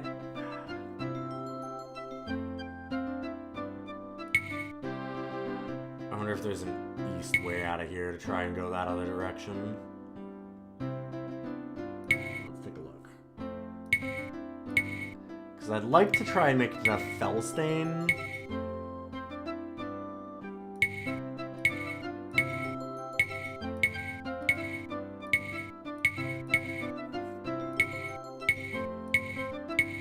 The game is really ambitious in its scope. Because this is like 92? God, when did this come out again? I do have it here. Yeah, 1992. Wow.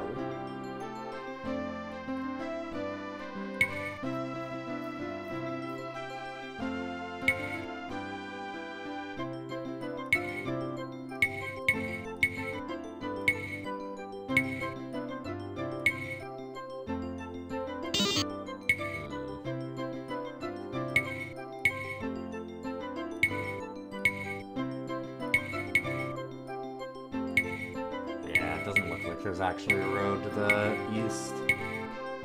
So maybe we have to go north through the mountain pass and then make our way back. We need to... I kind of see the idea of how the travel works. Like, you need to follow roads. Which actually makes a lot of sense, too.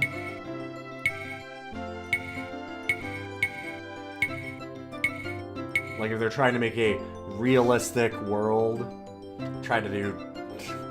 with this hand and realize that was a bad idea. I can't really bend that finger yet. It's done all the bending it should do for a while.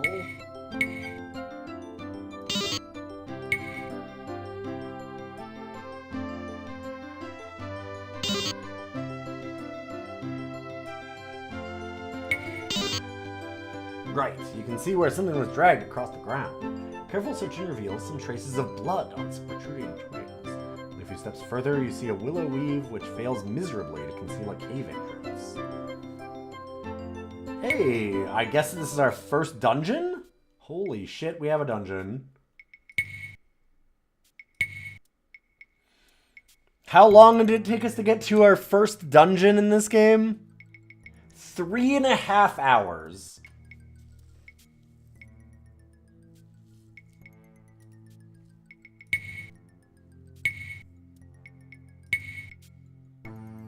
Hey, Esco, good to see you.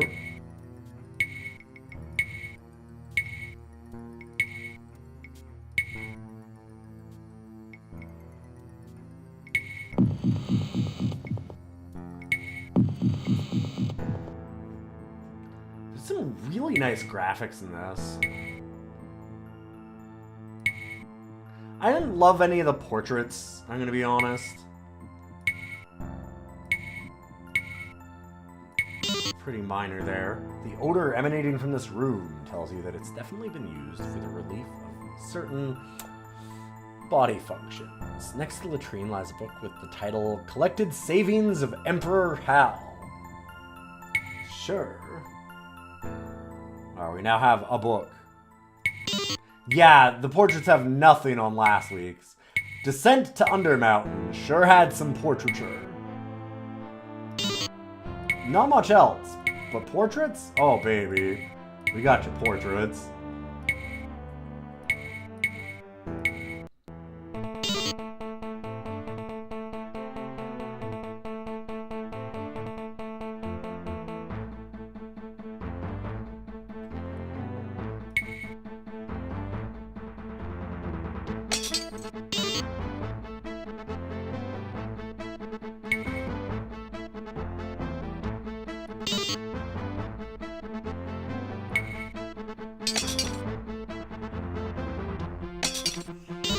Oh, Jeef's in trouble.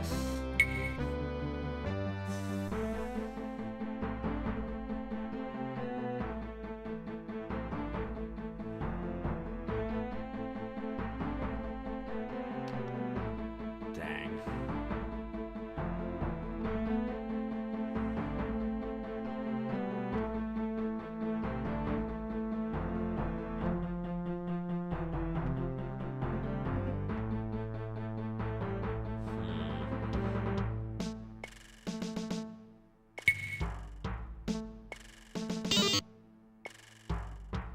So we could change weapons, but no.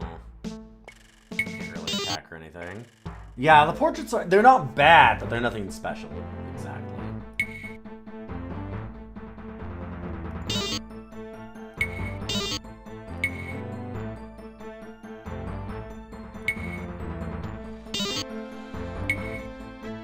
Actually, let's move around to the side, make it easier for them to attack. I really like the, like, tactical combat here, too.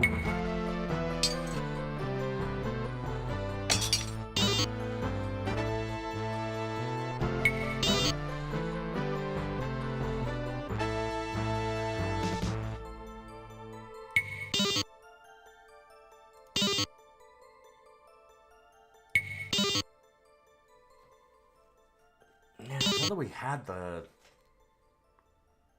I thought we had some healing. I'm very concerned for our rogue.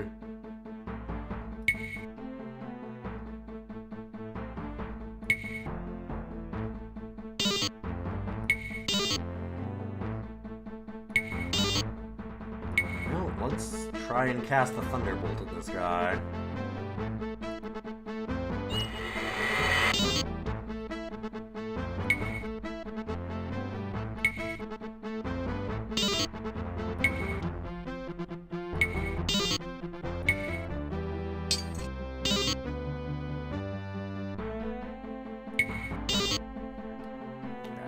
Seems like a good idea.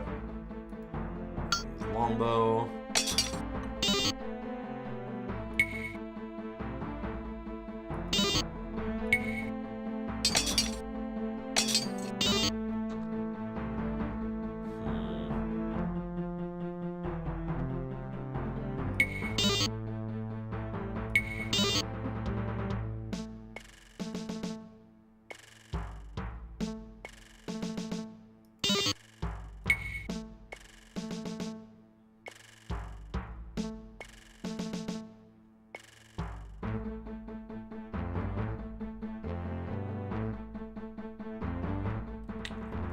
Deciding where I want to go, I think I just have to do a regular attack here.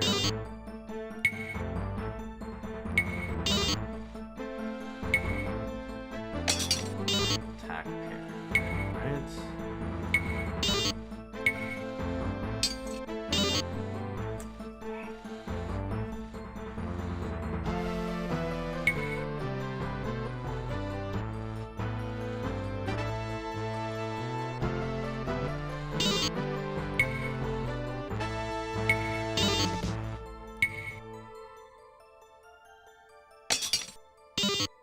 Ow, for 8 is pretty nasty.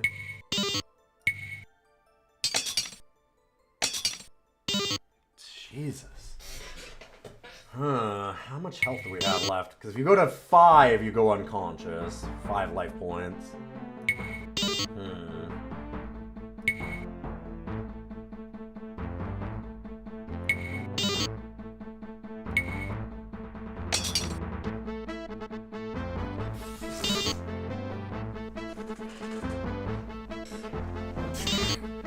We attacked carefully, fumbled, and smacked ourselves in the face. Alright, well, dang.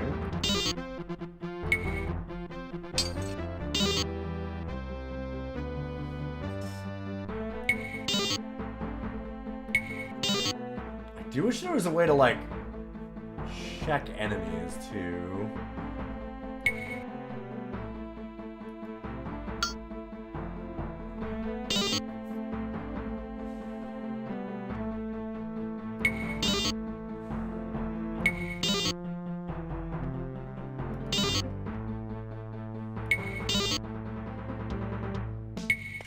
Nope, fuck. That's not what I meant to do. Domination spells.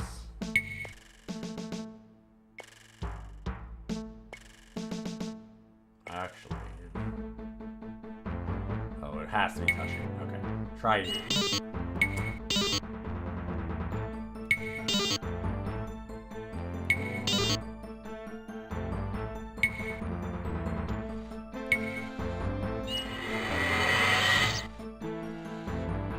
Oh, that one fled. That's actually good.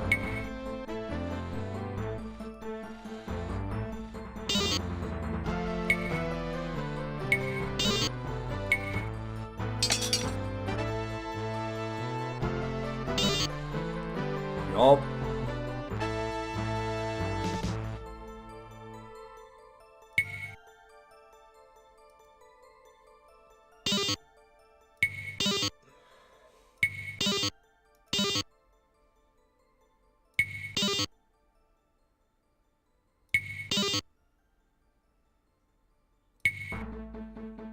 Alright, let's make him dance.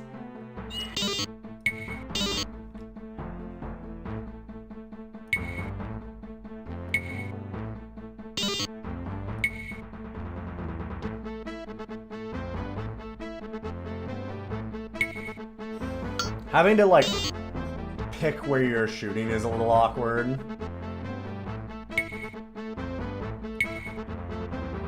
Just in how it sets it up.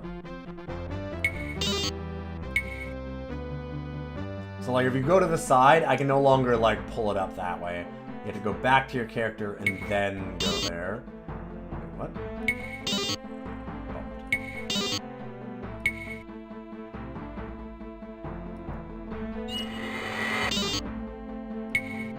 It doesn't let you, like, freely go around unless you're on the move.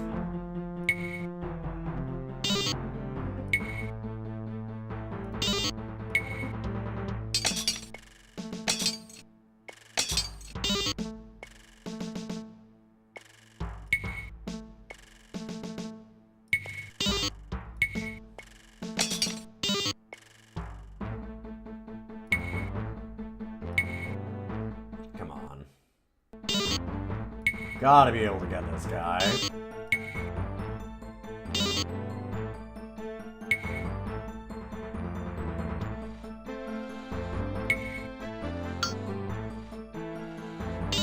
Hit for 7.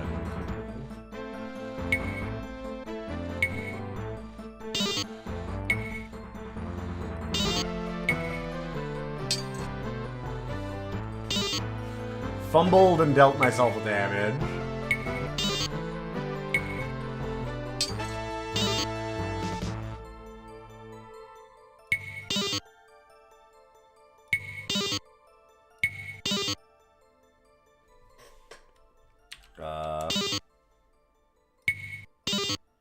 Sure.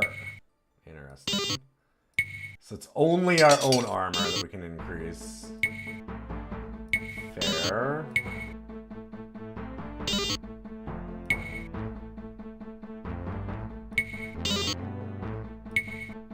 Ah! There we are. Which of these items do we want to take? 'em?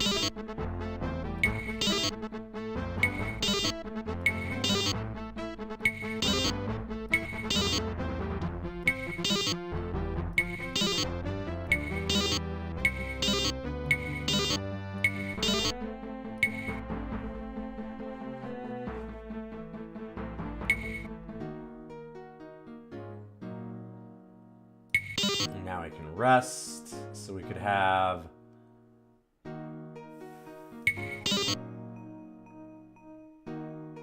Oh, and this is where we can use the wand spells and stuff. Gotcha.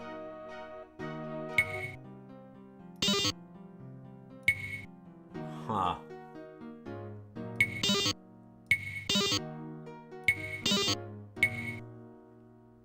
So I guess you can put a spell to your wand is the way that that works? Interesting.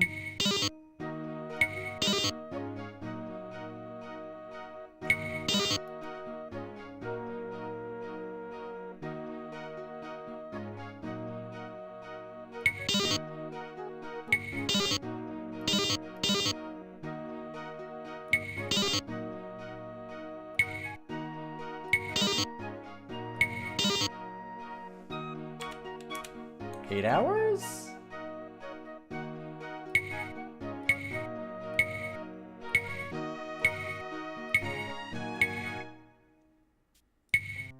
So you're still unconscious then?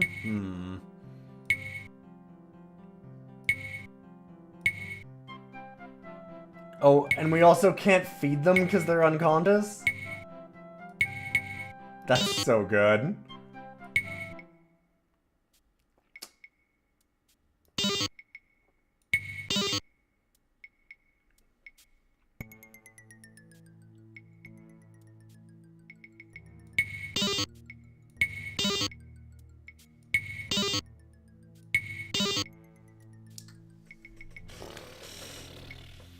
I... Two? Are you conscious now?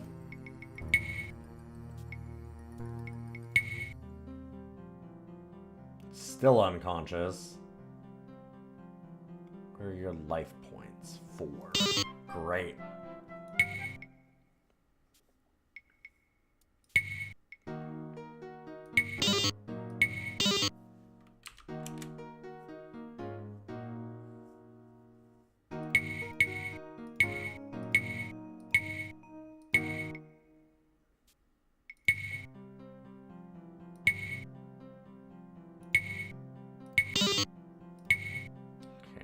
Conscious, so we can actually feed all of our Tamagotchis.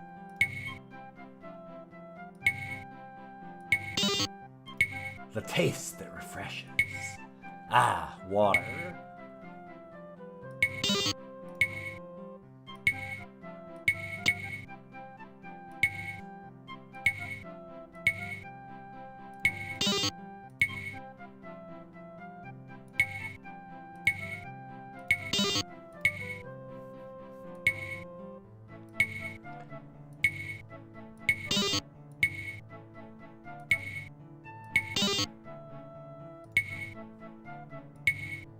Gotta feed your Tamagotchis and give them all the, like, walkies they need. Send them into some fights every once in a while.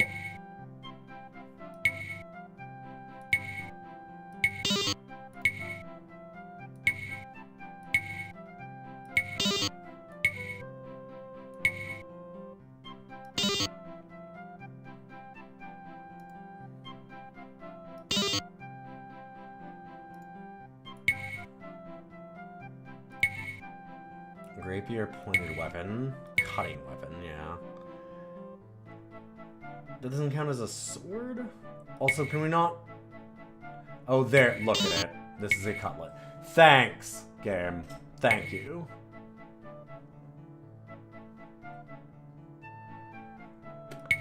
Don't know what I was asking for.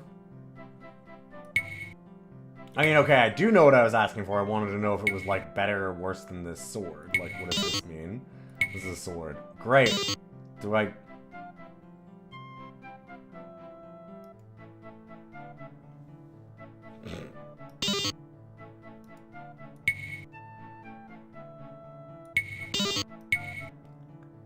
So how do I identify items so that I know more about them? I wonder.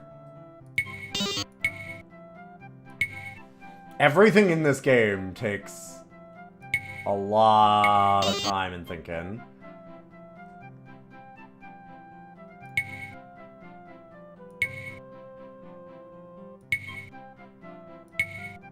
What?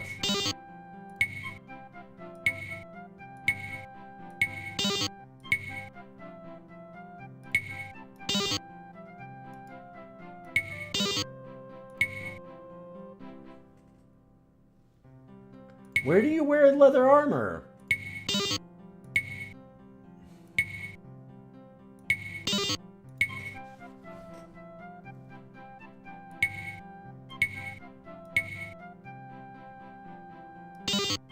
Like...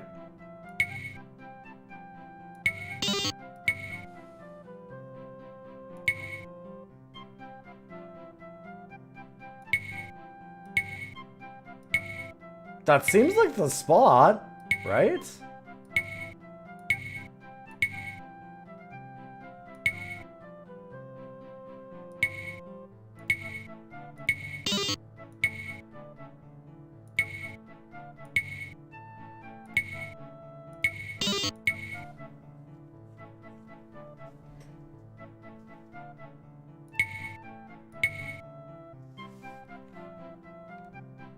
This is left hand, right hand.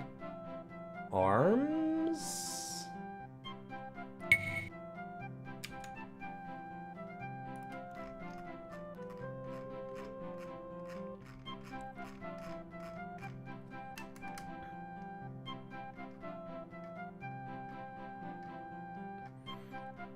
I feel like I haven't actually figured out anything about this game. Despite playing it for 4 hours.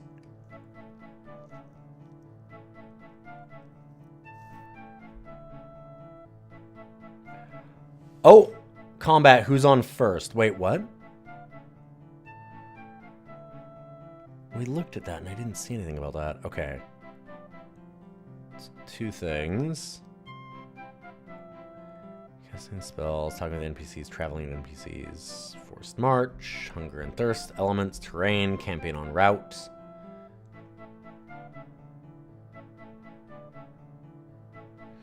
Items on the body and equipping characters is 31. And the other one was 59?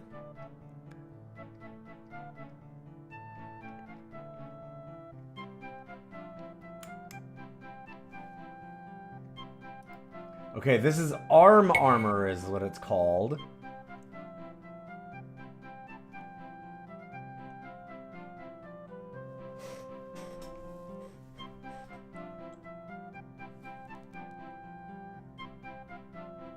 This slot is called arm armor, and this is called chest cover.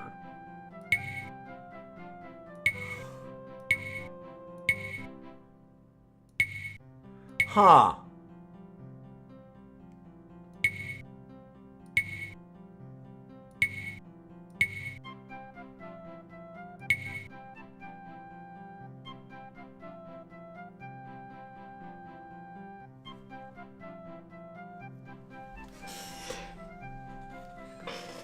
This thing is so...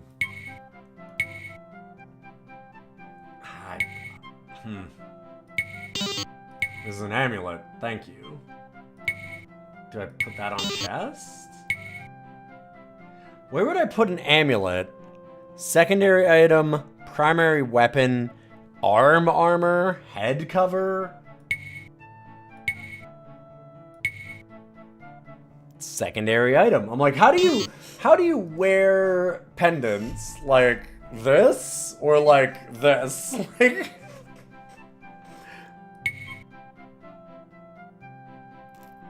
huh.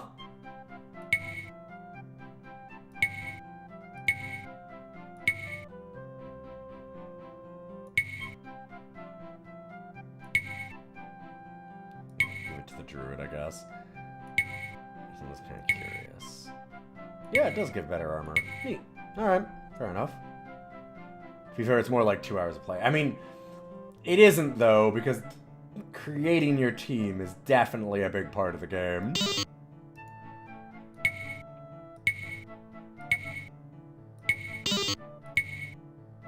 This is a book.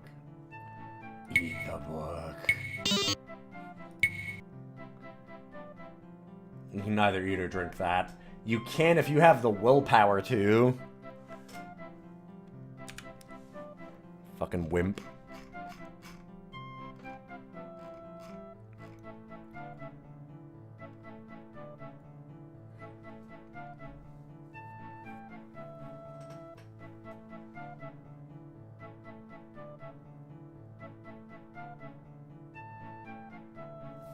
Oh, okay, there is a thing about initiative here.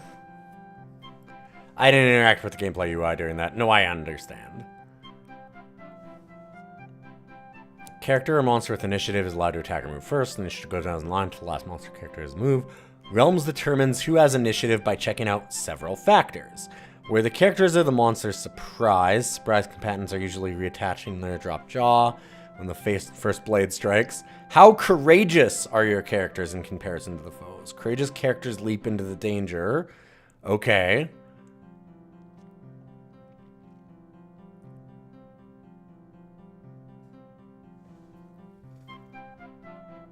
Character automatically parries around. Sure.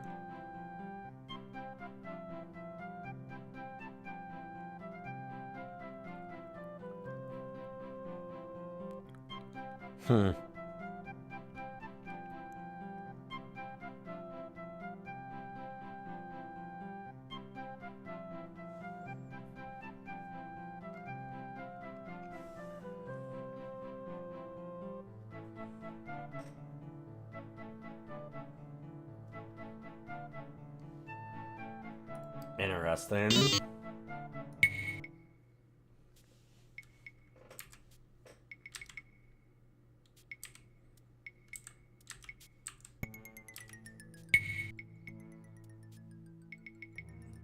So now, of course, the problem is... I don't like this side of the game at all. Not being able to save...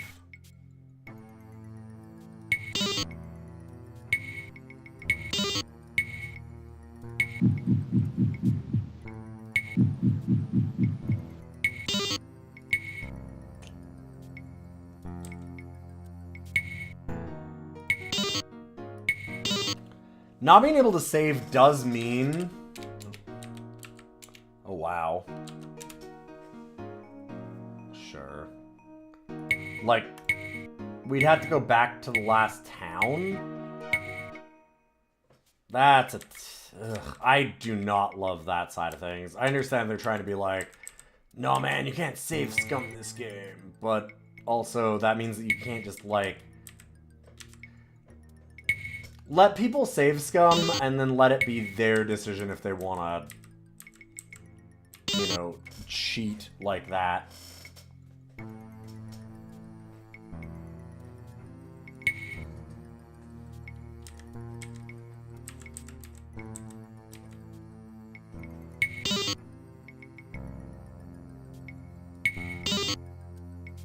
Okay, we do have...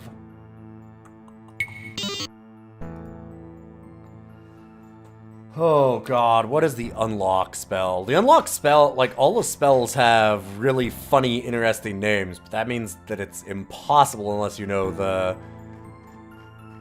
Like...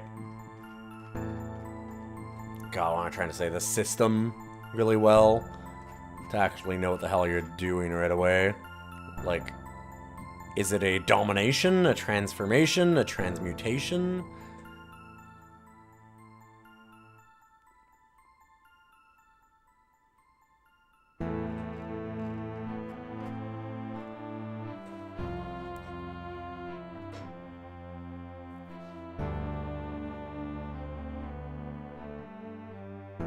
Foramin for a minor. It's a movement spell. Right, it's Foramin. Yeah, like... Foramin does not... Like, what the hell does that mean?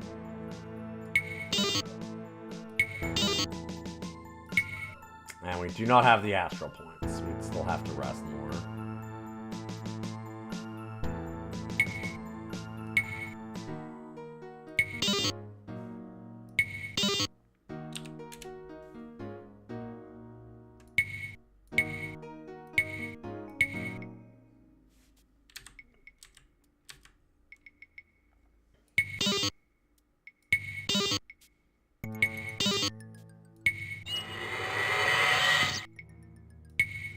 So... What? Oh my god, did I use it on the wrong spot? Yeah, I guess so. Yeah, oh man, alright.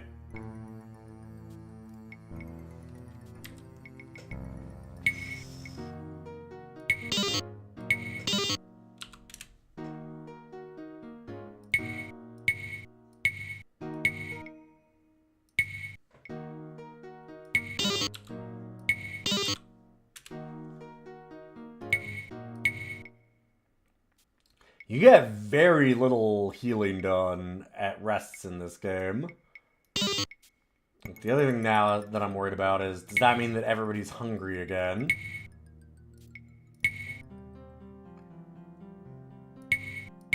And that's not too bad, at least. Thirst isn't great.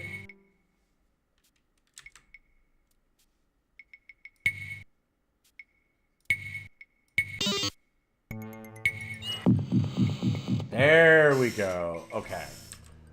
Wow. Oh no. And it's still locked again. Do it again. Wait another 9 hours. No way.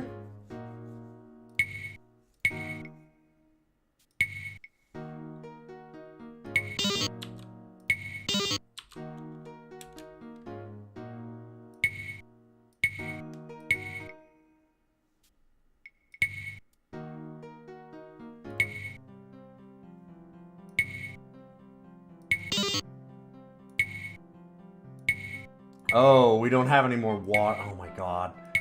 We have no water.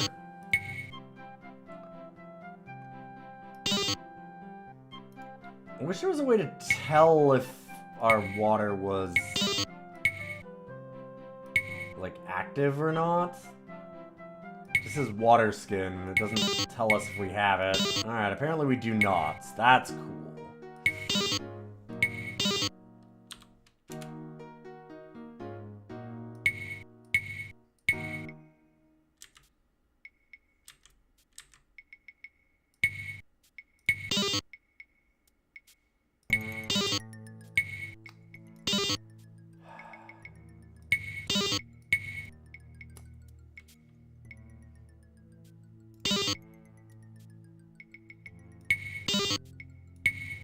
Yeah. Oh boy.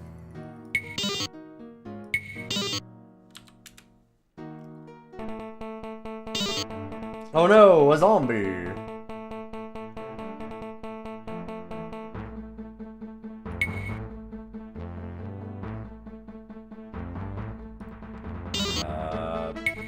Blinded, I guess?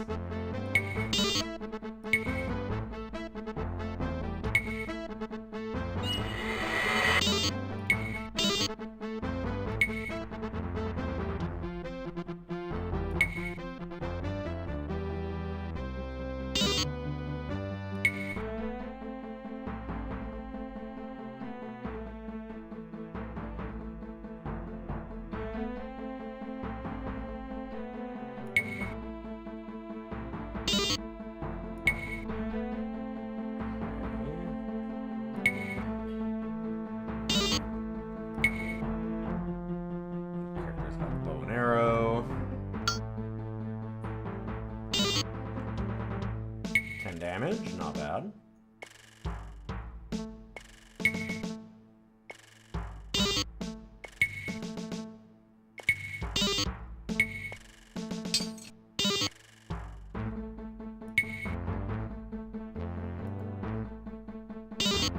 Not want to use any spells here, because then we run out of AP, and then I can't unlock that door again.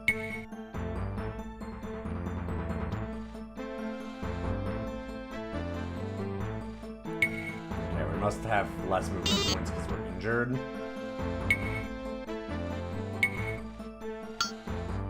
Ah! Hey! Got it.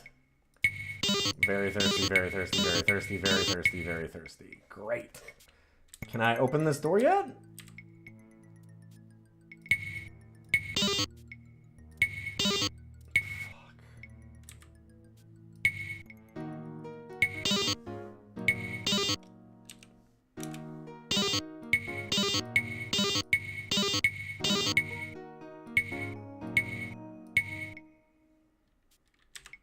Maybe.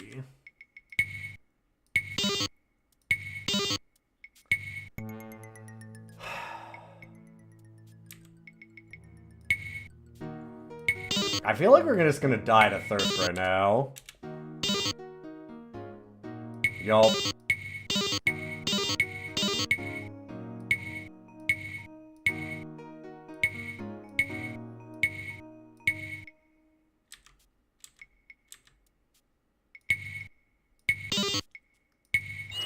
Now I have enough? Oh, thank God. Okay.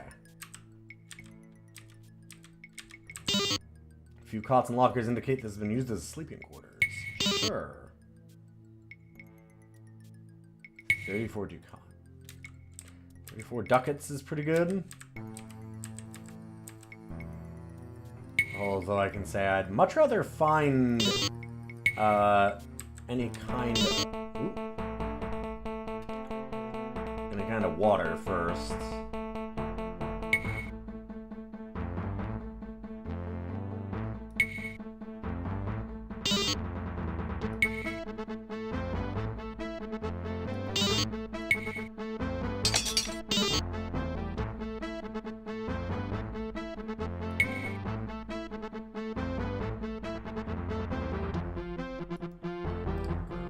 Side.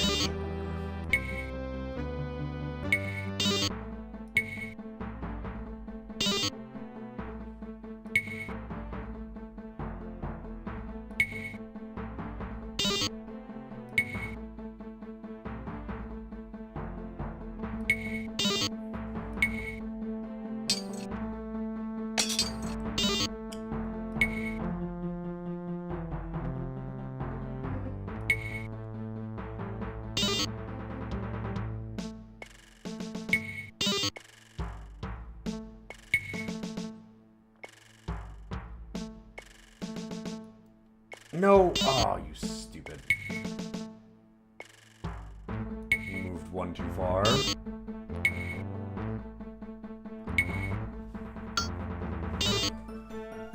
Definitely one of those games that would be nice to have, like, some kind of do-over on, or, like, confirmation for some of the things. Confirmation would slow things down probably too much.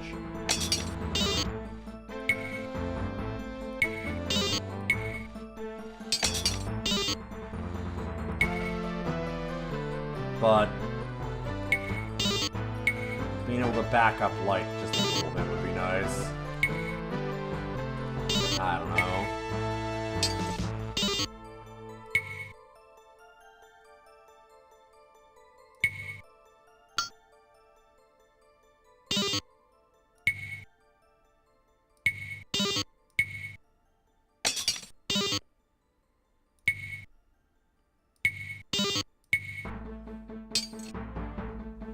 Man.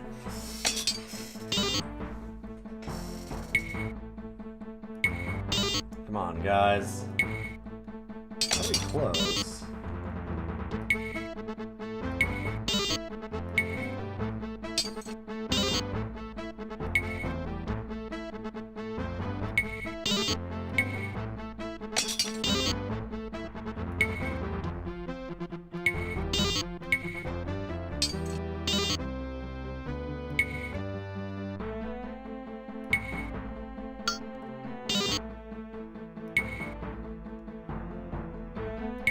I love how tactical this combat and stuff is. Like, this part's interesting. Obviously, we're really early on, so we're not doing a lot of it yet. Like, we're not engaging with all the systems. But being able to do all the spells and stuff here is pretty interesting.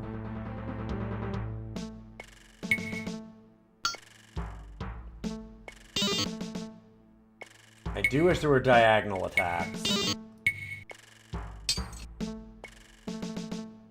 There's, alright, one of them decided, you know what? Fuck this. Fair enough.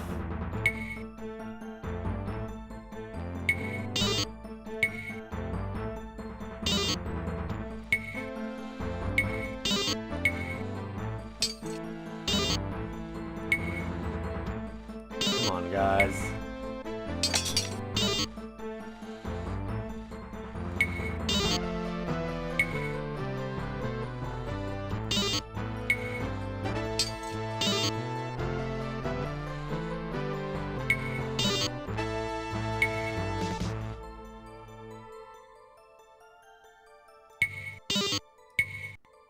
Ah!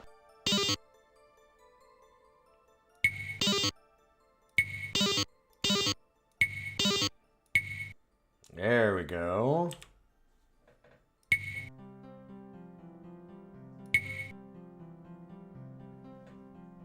Everyone is dying of thirst.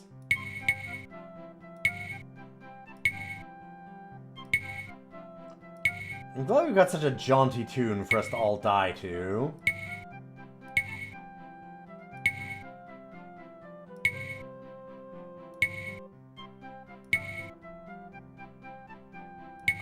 Okay, and I know why we're moving slow there. It's not because we're injured, it's because... Right, of course. We are encumbered is the problem.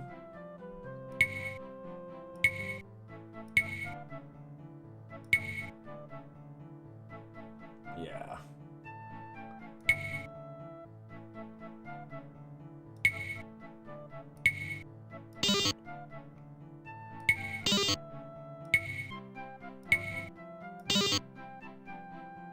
I want to drop my water skin.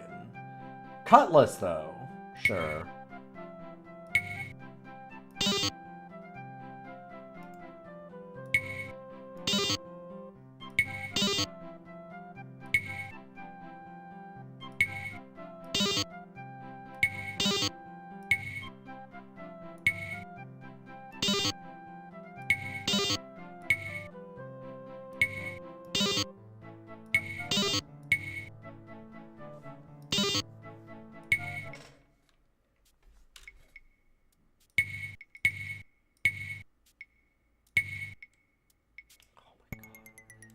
Wow, I need more spells again. There's no way we can do this.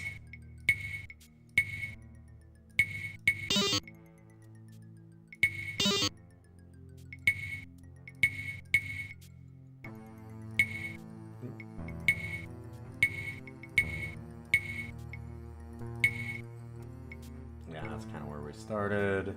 So we go left.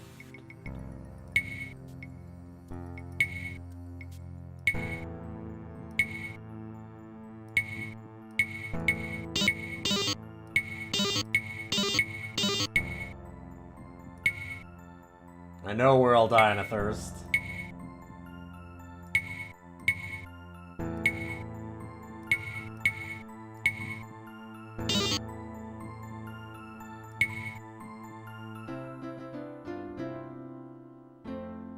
Oh! It brings you right back to a town?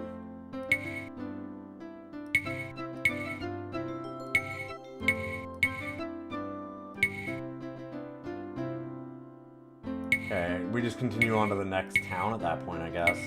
Huh.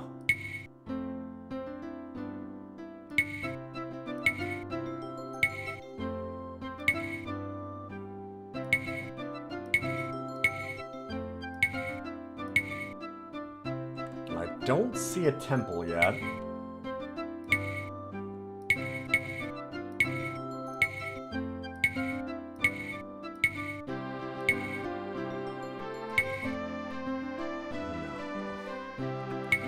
So we're looking for an orange spot, and that'll actually let me save. I think it's about time for us to be done with this game, at least for now.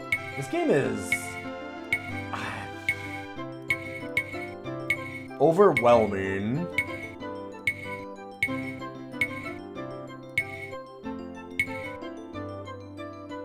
It's a lot. They better have a temple in every town, too. If that's the only place that you're allowed to save without penalty.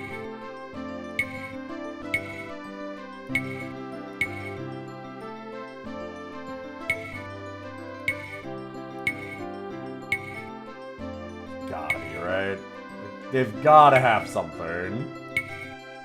Right?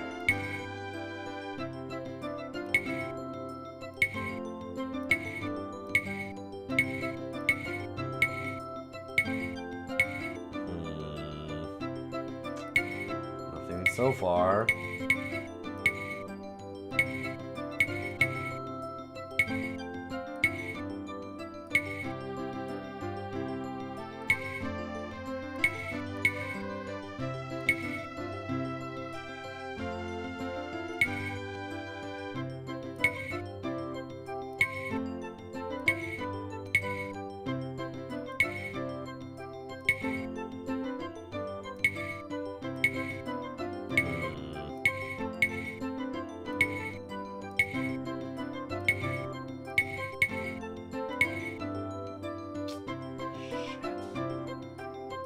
That's a bad sign.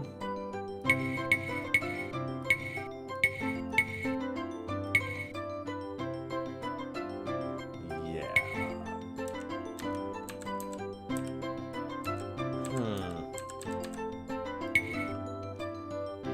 Well, I can go back to that first entrance and hope that there's another direction to go.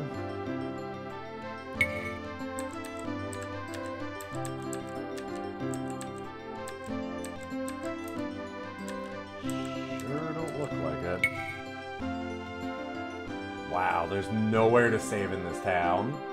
That is fucked up. This part of the game is so much more punishing than it needs to be. Like, wow. You can only save in towns, but also not all towns. Really? What? But why, though? Why like that?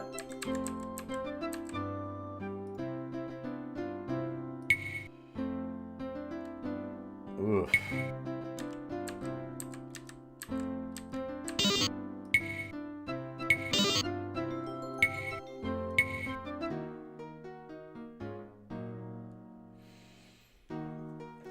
ends at 8, so we'd need to sleep for 9 hours. Is that what we're looking at?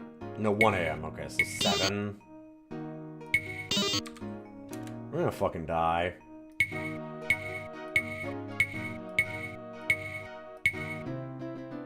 Somehow we're not dead to thirst? Wait, did they automatically refill? No. What? So I guess we got it because we got into town, then it did count?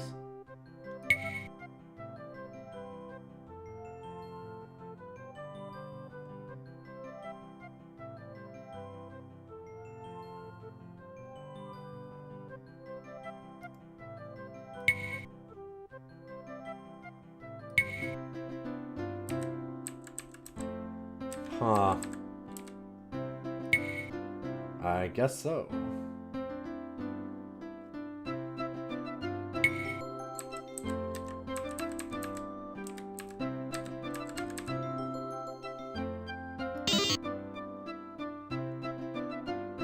So I'm guessing we go Liskor and then east and then back south to get to Philnstein. Because that's, like, I can't move the mouse enough. It traps it in this little box, but it's kind of directly east of us, east and south, across the mountain ridge. Right there is what we're trying to get to. Honestly, what I really want is somewhere to save.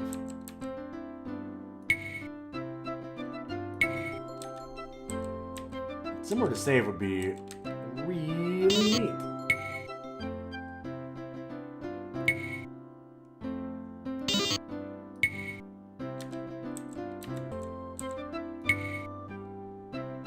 Hey, there we go. Got a temple up here.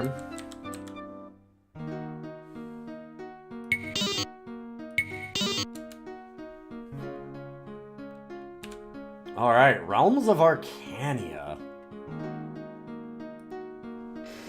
We do have one last thing to do before I leave, and I played way too long, but this thing was so unbelievably compelling, but in a very weird way.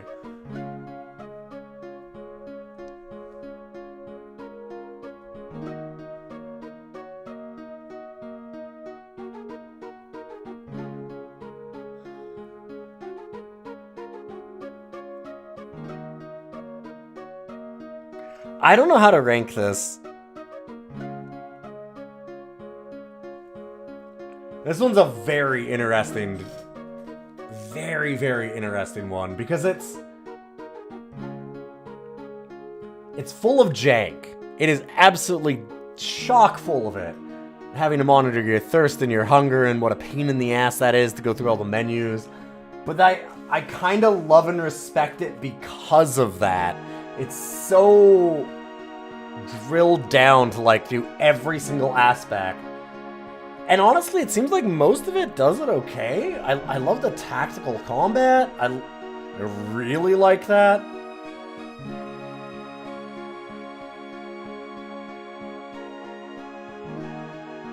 The idea of even being able to like split your party up as many times as you want to, like, this is all so ambitious for 1992, like, unbelievably so.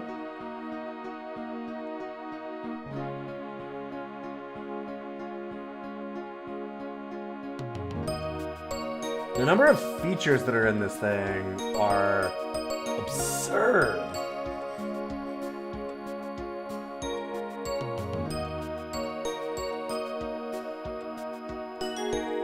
Like, how do we even compare it to a Ravenloft, for example?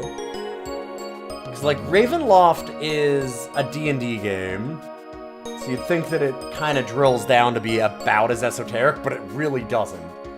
And it's a really interesting, cool story, and well told from that side of things, whereas this is almost the polar opposite. Like, the dialogue is hokey and poorly translated, but like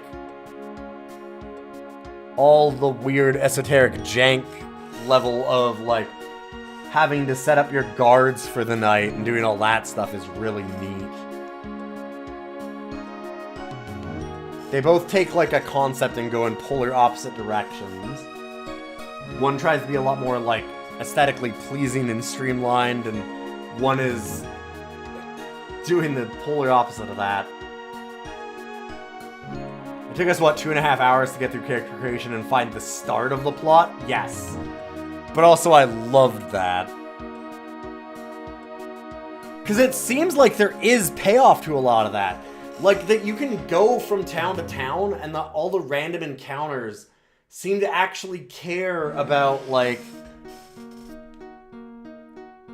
you know, you'll get better or worse conversation options and things to do based on all of your little, like, do you have survival points? Do you have, like, hunt points that you can get food out in the wild? Like, all of that does seem to actually be integrated into the game in a way that does matter.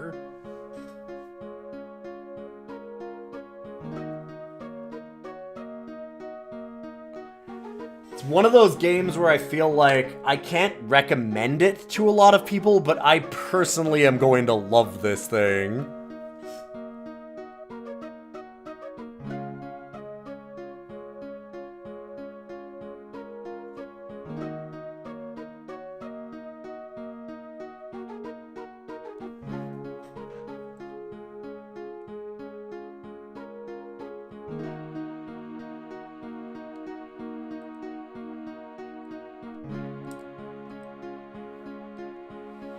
And God, like I said, like 92. The graphics and like the UI and how deep it's going are so good for 1992. Like, it's really solid on that count too. And honestly, I just really love that tactical combat. That is such a big thing for me. All the dungeon crawlers are the same in a lot of ways, and one trying to be different is really nice. Betrayal at Krondor kind of does a similar thing, but it's a very surface level tactical. It seems like there's a tactical combat, and there kind of isn't, whereas this one actually has a lot more going on there, I'd say.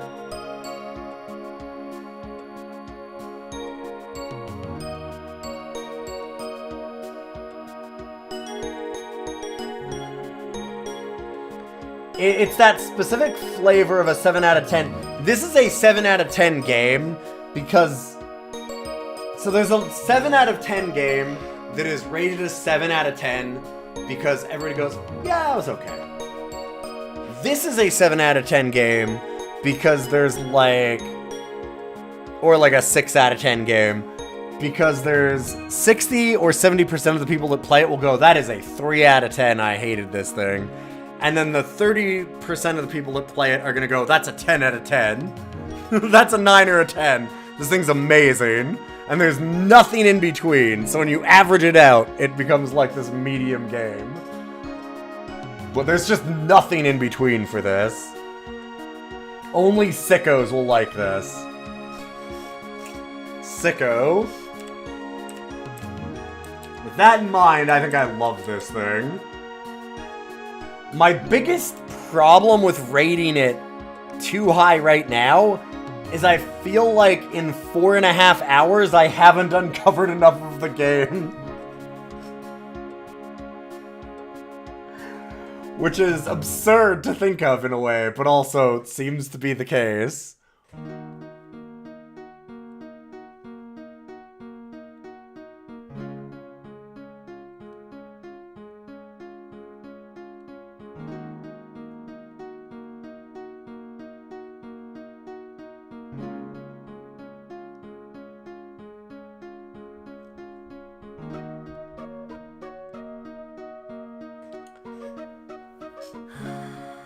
Because I'm looking real high for this thing.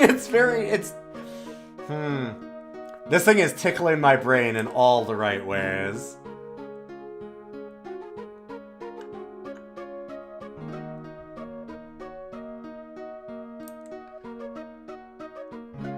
Okay, it's definitely not Doom 2. It's not Doom 1, it's not Doom 2. It's not that good.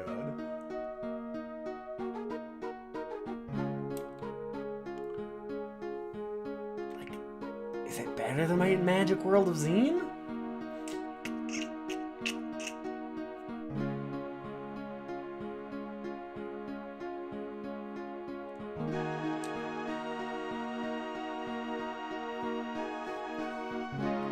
I gotta take some points off for just like how awkward doing specific item, like trying to get any tasks done takes for fucking ever. And I mean, that's kind of a downside of just what they're trying to do, which is simulate everything. But this game is slow as fuck.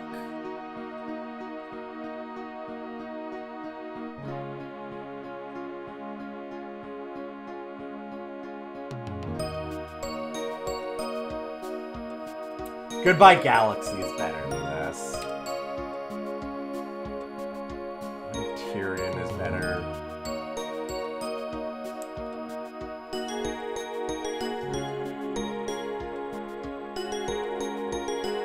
I think One Must Fall is better than this.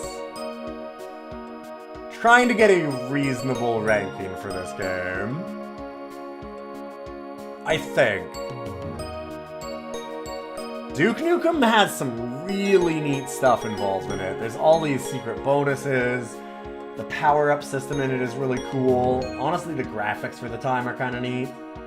There's a lot of like interesting reflection stuff they do.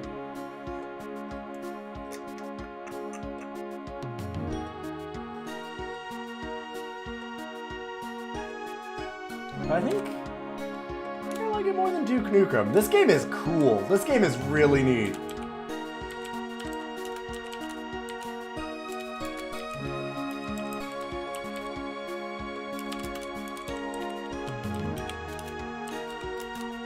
If number 3 is the sweet spot for this, as chat was saying earlier for this series, I am excited for that, because this game seems sick. Like, I'm very interested in it. It's nice that it's got, like, I don't know, I like some of the, even though it's more complicated than D&D even, I love the idea of, like, a new system like that, and having negative effects, as well as, like negative attributes, as well as positive ones, like superstition and curiosity and all that kind of stuff, like avarice, so your character's more likely to grab more gold and, like, get into trouble because of it. Like, I think some of that is really neat. I always liked that. Some of the biggest problem is how much of it's actually going to be reflected in the game, and how clunky that makes it. Very GURPSy. Yeah. But I kind of like those. It's a very crunchy system. Man, what a game. What a neat thing to play today. But I'm gonna head off. I will be back tomorrow. Not sure exactly what for, because I'm still very injured, but I should be able to make some time. Maybe do NetHack or something else that's turn-based, because, hey, can't react. Still can't pick up a controller. But I will host you over to somebody else, so don't go away. Thanks for stopping in. If you like the stream, those follows mean a lot. And,